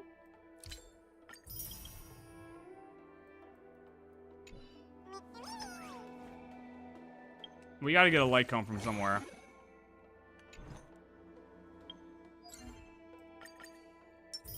What's this?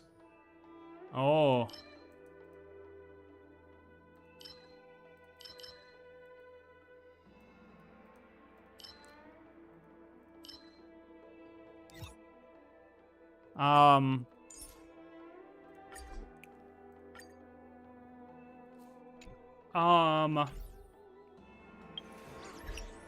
Here?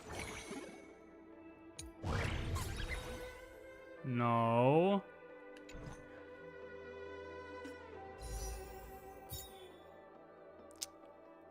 Dude, none of these are elation either. Wait a minute. No, seriously, how do you get a 4-star elation Lycone? Deadass.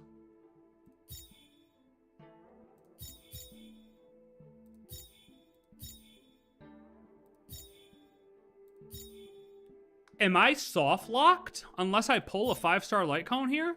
There's no way that's real.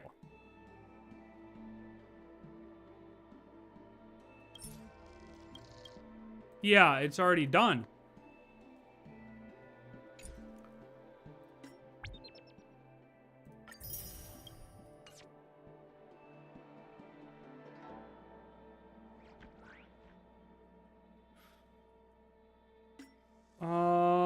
This is interesting.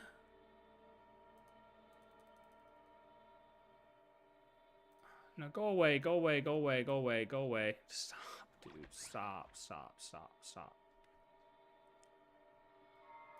Where do I get it? Light Cone Manifest. Nameless Honor.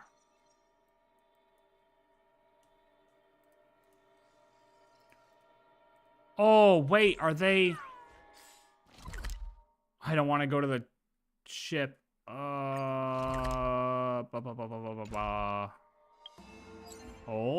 I have an idea. Not Forgotten Hall.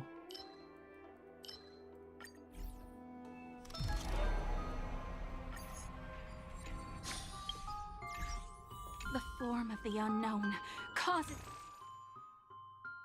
Boom! I got one.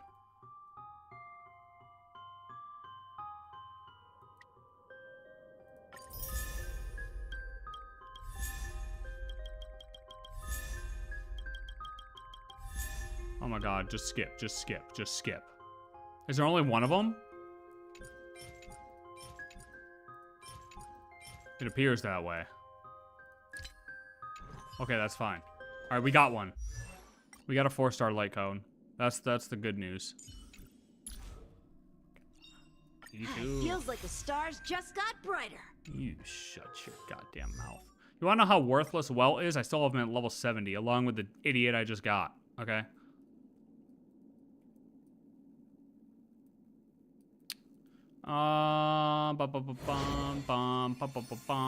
Here we go. Light cone. Equip. Boom. Enhance. Superimpose. Bang. Bang. Bang. Bang. Confirm. Level up. Auto. Boom. Quick farm. Oh, just kidding. Tears of Souls. Add. Go, go, go. Quick farm. Ooh. Boom. Boom. Quick farm. Boom. Boom. Auto. Add. Level up. Bing. Bong. Auto. Add.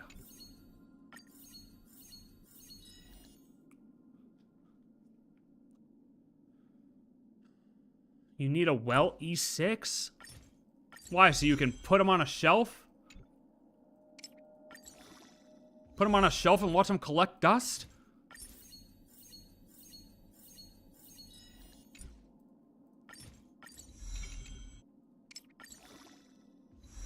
What the hell was that blue thing I just added into there?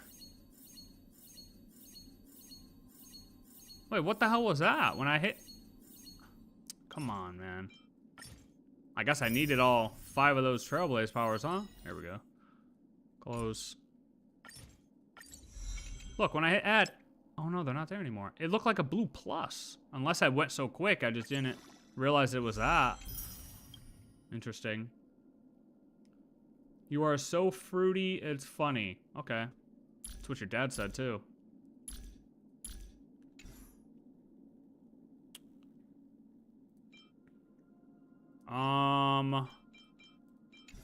Okay, so we got this. Boom, equip. Equip. Boom, shakalaka. Oh, look, this is the elation skill.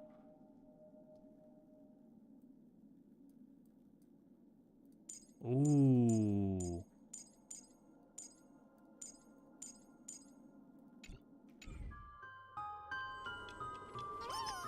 Yeah, the quick farm is nice. I love the quick farm. Got her at 40. All right, listen, Radish.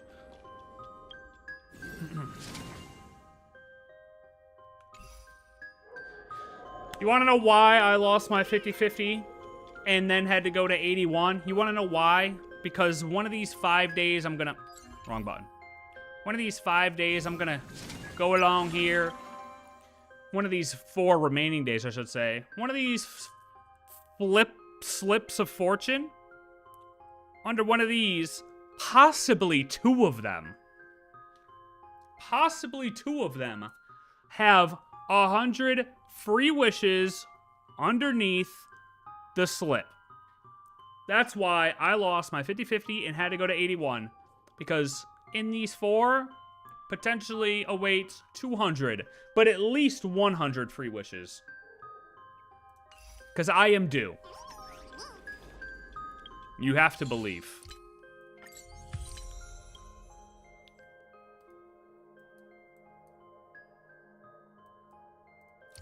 You just have to believe.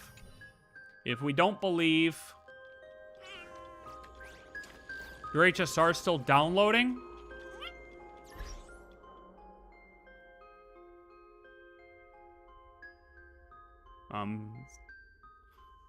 Well... I'm sorry you have to use the local Walmart's Wi-Fi, sir.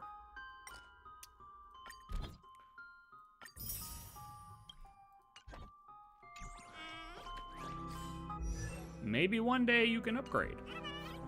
Okay, anyways, next.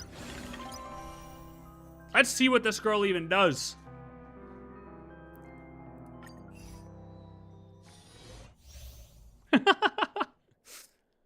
Ultimate triggers an extra aha instant. After triggering an aha instant, allows all allies to additionally deal elation damage. Increases all allies' elation and punchline. The more elation and punchline, the higher the elation damage. Okay. Listen, I may not have fiber, which means I get messed up on my upload side, which sucks. I do agree. Even though literally the next neighborhood over has fiber, but that's okay. I have a petition going out to the neighborhood this spring to bring fiber to the neighborhood because I'm sick and tired of not having it. But anyways, besides that, my download is still 1,000. What was that? Oh, she sends out multiple like... Ooh, Inferno, check this out, brother. Look, Inferno, look. Inferno, look at me. Okay. Inferno.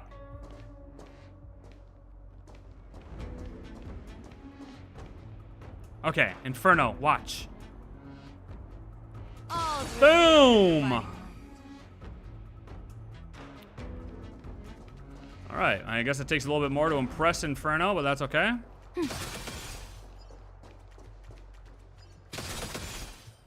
I like, dude, I like her normal attack. Is today a special day? Why is this guy red? Watch this. Infallible. All's revealed in divining light. Deals, alright. Yao Guang. Basic, deals physical damage, great. Okay, skill. Deploys a zone that increases elation for all allied targets. After Yao Guang uses basic skill or attack, gains punchline. Or basic attack or skill gains punchline. Ultimate gains punchline immediately grants aha 1 extra turn where a fixed amount of punchline is taken into account and increases all allies all type res pen.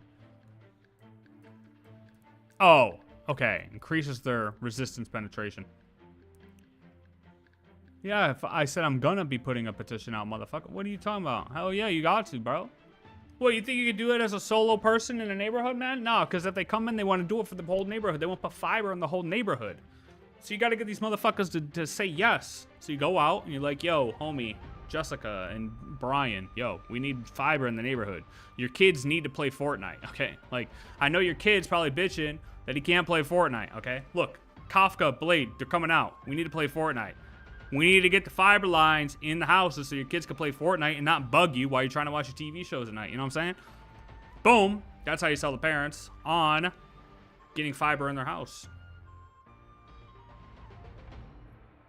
I'm just saying that's the method. That's the method. It's in the writing. I got it in the writing. I said kids need to play Fortnite. We should get fiber. You know what I should put in there? Ooh, we got a lot of snow this year. Your kids probably are gonna need to use Zoom remote classes, you know, because we got a lot of snow days. Oh, bad internet on your Zoom calls? No problem. Get fiber today. Okay, anyways. Elation skill. Oh, wait, talent. Oh, this is the certified banger stuff, dude. While Yao Guang holds certified banger. I still can't believe they called it that. Certified banger. Like, the only thing that goes to my head is, like, old school mixtapes. This is a certified club classic. After an ally target uses an attack, triggers Great Boon. Deals 1 instance of minor elation damage of the corresponding type to 1 random hit target. Alright, elation skill. Increases damage received by all enemies, deals physical elation damage to all enemies, then deals minor physical elation damage to 1 random enemy. Technique, upon entering combat, automatically triggers skill 1 time.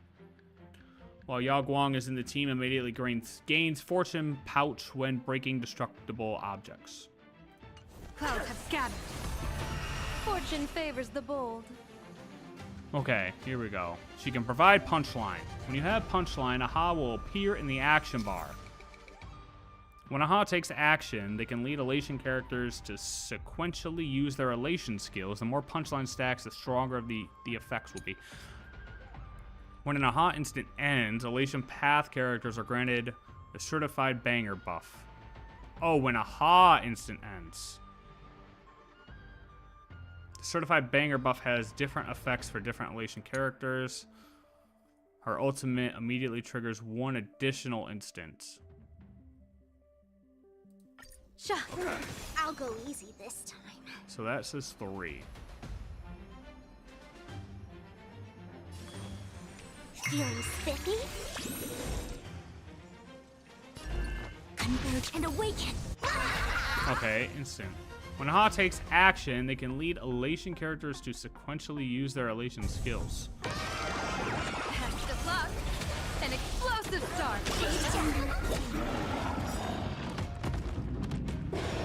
Sparksy showed up. This will hurt. Where there's fun, there's Sparksy, the dream collaboration. Tune in to Sparksy's show for nonstop laughs. People always say that the will of observe the heavens with my divinations. That omen. Oh, automatically triggers that. Does Sparksy attack now? Okay, yeah, she uses her elation skill. Holy Jesus Christ. Wait a minute, what the hell? What the hell was that?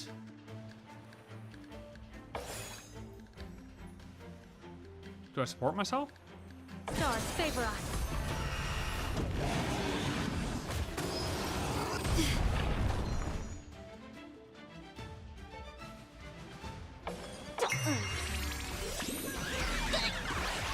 Wait, what is this? I don't know what's happening. I'm not even pressing anything. Dude, she's just spamming the Q button. I don't know what's going on.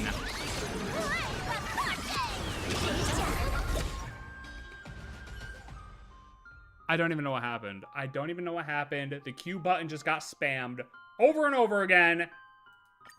And I dealt 1,000,000 damage.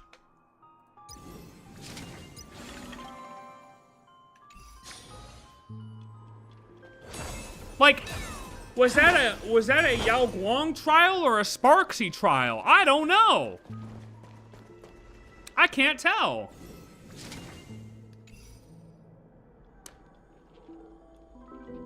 Yeah, it's out in America. Why? Is it not out for, like, other places?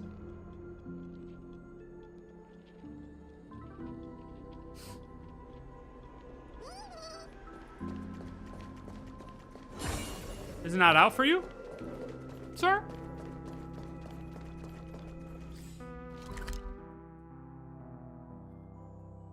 Well, goddamn.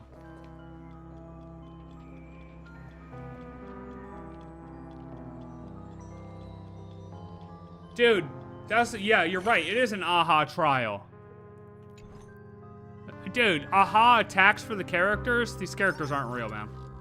Look, I'm telling you, someone wanted my prediction earlier? That's the prediction.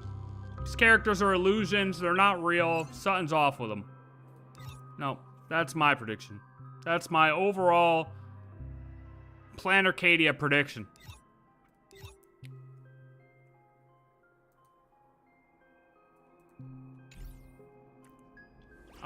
I kind of want to, like, what do I do now?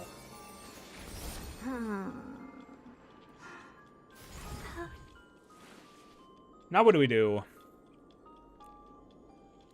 I don't want to obviously do a quest yet. I did finish up all my side quests though. Besides whatever this one is. I don't, no idea what this could be.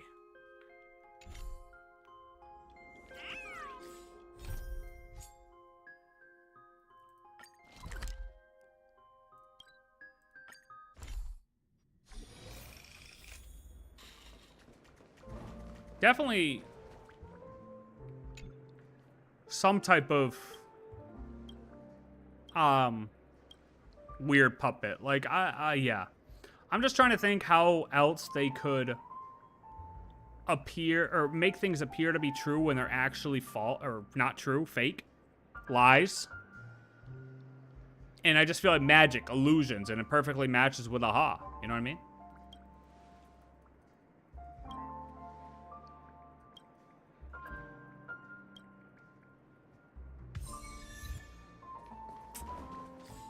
Just makes the most sense.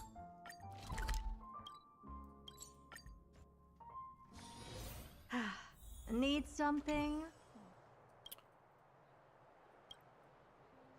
Wait, why? What even is this? Like, how did we end up here? I don't even know what triggered this side quest. I do remember Wallace. He's always trying to get a friend. Back when I did daily quests, it was always, oh, talk to Wallace. He's trying to find a friend.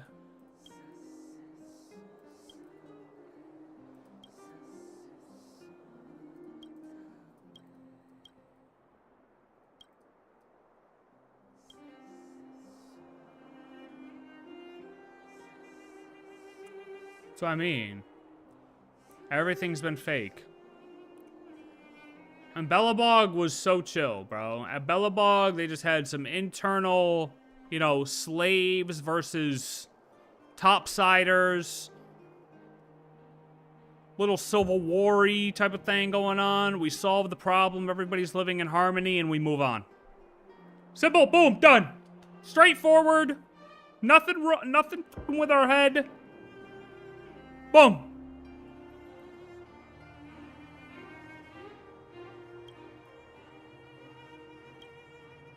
Then we get to Lawfu. And then we got people performing divinations of what the future is.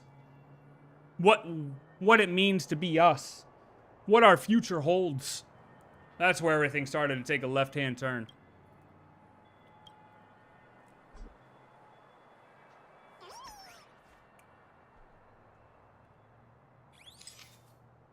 What am I doing right now?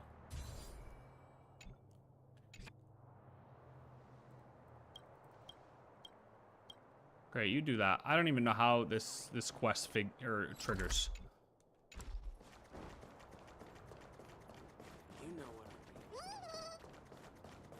I think I'm just gonna. I did have a couple chests left to get in Amphorius. I was up till like 1 a.m. last night doing all the world quests and all the chests.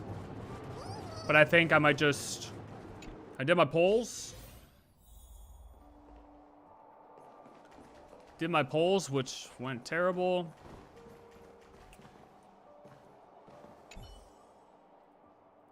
We can't even, the problem is we can't even explore the new world until we start the quest. That's what kind of sucks about 4.0. Or, well, any 0.0.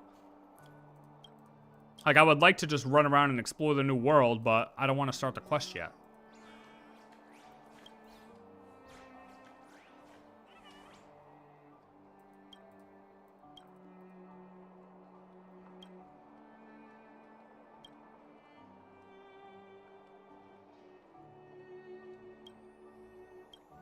I don't know what any of this is saying. I'm skipping through this because I don't even know what this is for.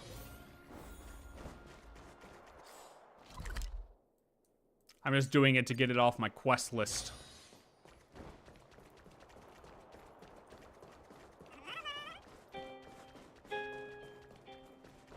Terrible, terrible music.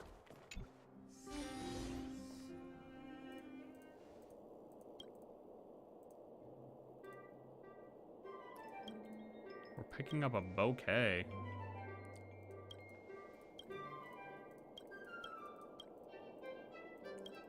I don't care. Bam, bam, bam, bam, bam, bam, bam, bam. Come on.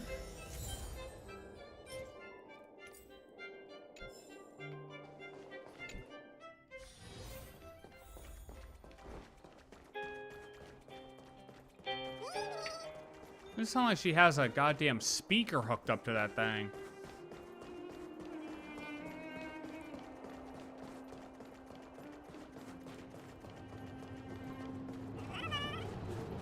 What do you mean Sparkle and Vita were also in Bellabog?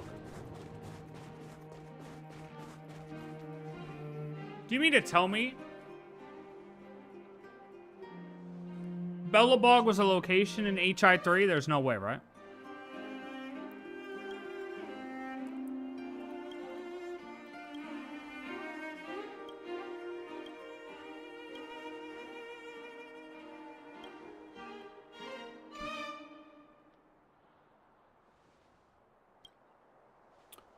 This is great. I'm happy. Everybody's so happy.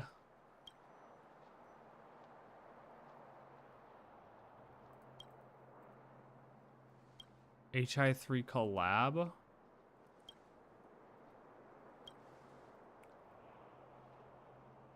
Bellabog Industries and ZZZ.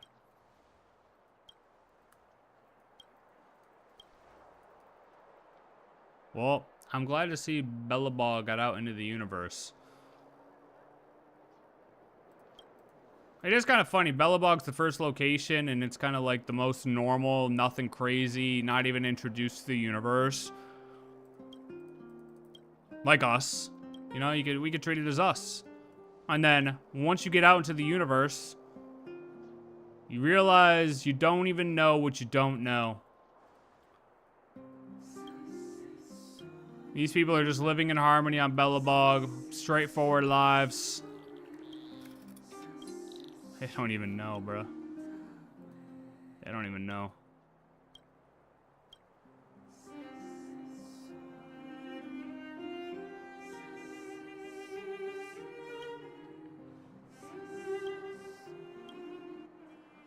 They don't even know. Dude, what is this quest? Mr. Little Robot.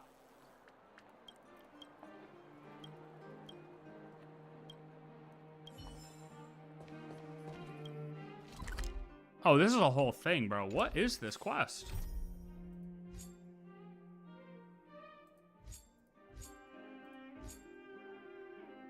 I'm not doing all that. I don't even know where this is gonna bring me. I'm not doing all that right now.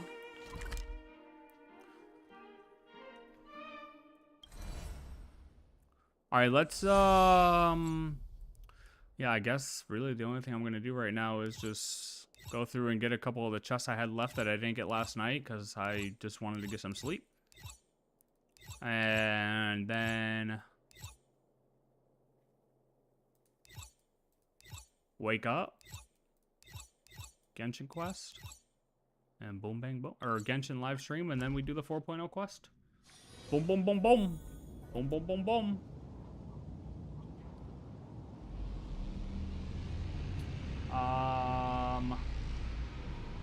I gotta pull up my map.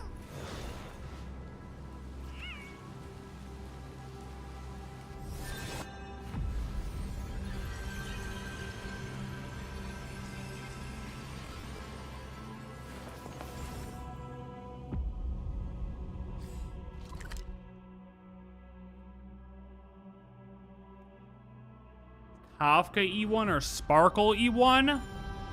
So my immediate thought is Kafka, but with Sparkle's buff, I can't say for sure yet. I'm 95% sure I'm picking Kafka, but yeah.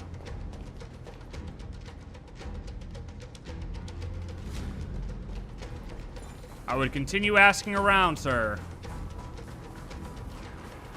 My vote's in Kafka, though.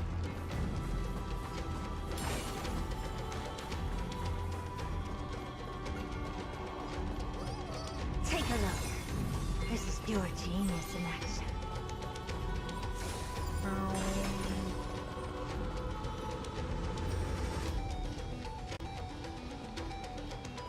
Music god dang, huh?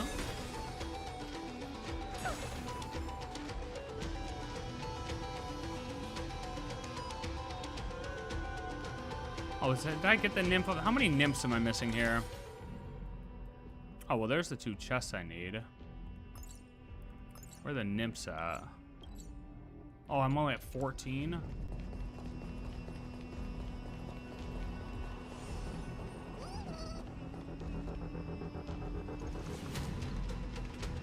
I mean, fucking send it, brother. Jingwan, E1. Hey, yeah, I could think of something worse. Welt E1. So.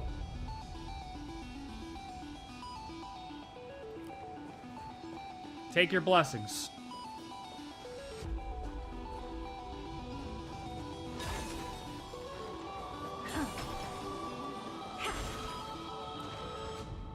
Truth fly.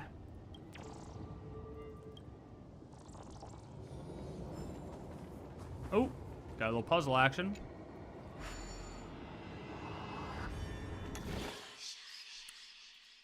Oh, man. E6 Welt. What a disaster. What an actual disaster.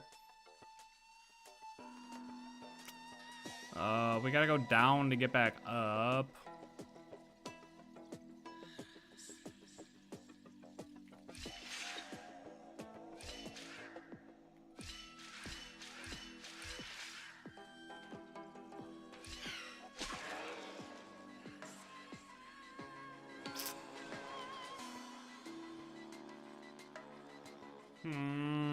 That's not it.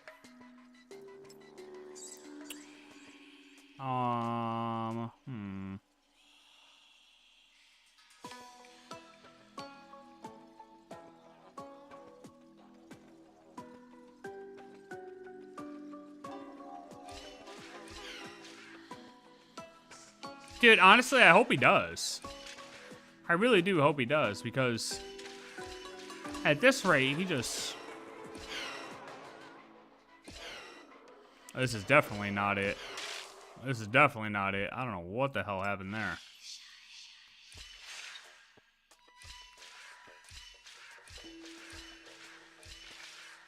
That's what I did, though. It doesn't... Yeah, and then they... Oh, wait, no, I can do that. Oh, why did I think it was going to go back and forth? Oh, no, that's the right move, then. I'm right.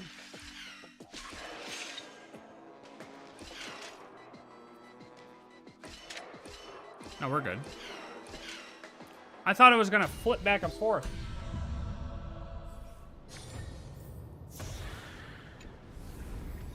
Oh, you want this? I mean, Welt definitely deserves an upgrade if he's got this black hole with him that can do some crazy shit. I mean, let's be real. I mean, his in-game power level just doesn't make sense.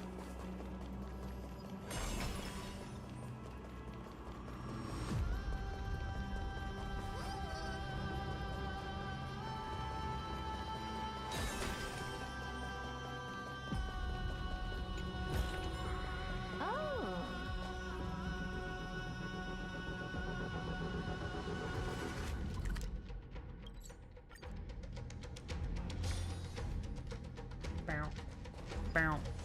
Bow now. Bow. Bow. Bow. Bow now. Bow. Bow. Bow. Oh, Jesus Christ.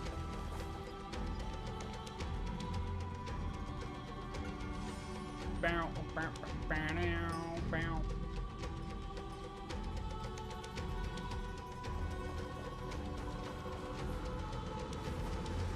Oh, 07. Oh, 07 Cypher.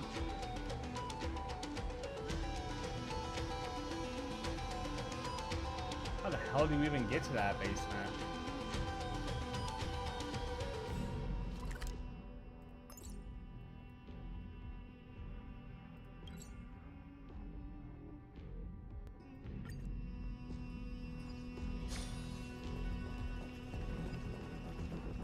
Oh yeah, I do remember doing the most of this.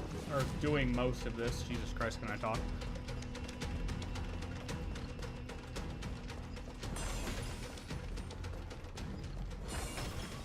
Nova's videos were good today. Those are some good...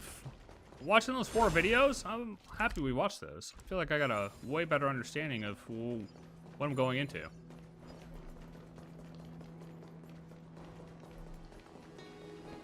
It's only so much time in a day. And the problem with me is once I get addicted to a game, I can't think about anything else. Being stuck with Arknights Enfield. I didn't want to think about anything else.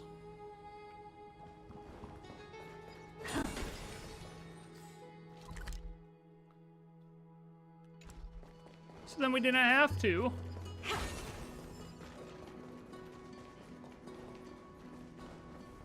There's 3 chests here. Did I?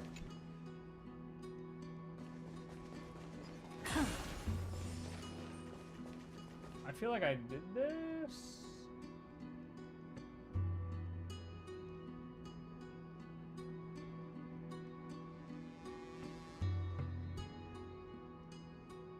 Wait, were there just 3 chests here or what? Oh, okay, yeah.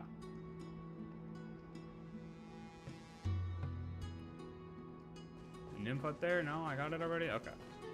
Alright, can mark those off. Mark that off. Okay, good. Go back down. Oops. This is pure genius in action.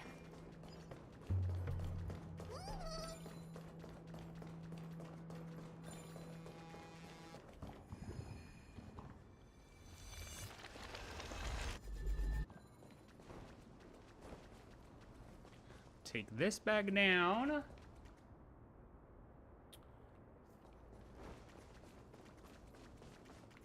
Actually, you know what? I definitely have all this. What I need to do is just, I need to go get this chest. Which, that's crazy. And then there's the main guy. Into the entrance of the tree is here, right? Yes, you, there you are. But I think I need to complete all of the other ones?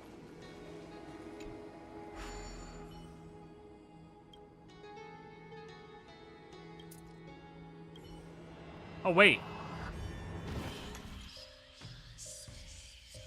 Oh. It works.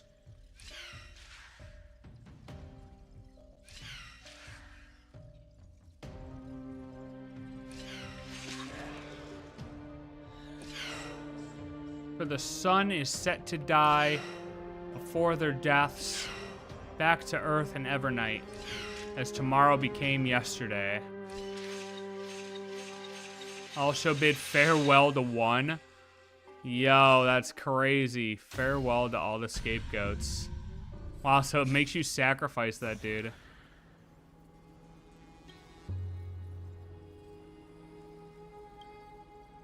Yeah, what's his name? Like her. Of course Lycurgus built you. Thus ends the record of the golden scapegoat. Farewell. Farewell, sir. What I've got is leagues beyond. Does that mean I did all the scapegoats? I feel like I didn't, though, because I still feel like I have some in Styxia. Because I mean, 60, I still have 15 more to go. I definitely feel like I didn't complete them all there. Yeah, and I already did that to where I got that chest. Alright, well, I'm pretty sure I can write this place off now. Beautiful. I used Elysiae, Ruins of Time, Vortex, so I only have one place left, and it is Dragonborn City, Styxia. But I am not going to do that right now, because we have to go, because we gotta be up at 6:30-ish to be up for Genshin's live stream. And then 4.0 story quest begins. So if you're a Genshin enjoyer, I'll see you tomorrow morning. And if you want to watch the Honkai story quest, I'll see you right after that. But until then, where's she at? Let me throw her on her team. Let me throw her on a team. Where's she at? Where is she at? Boom. That's a recommended lineup?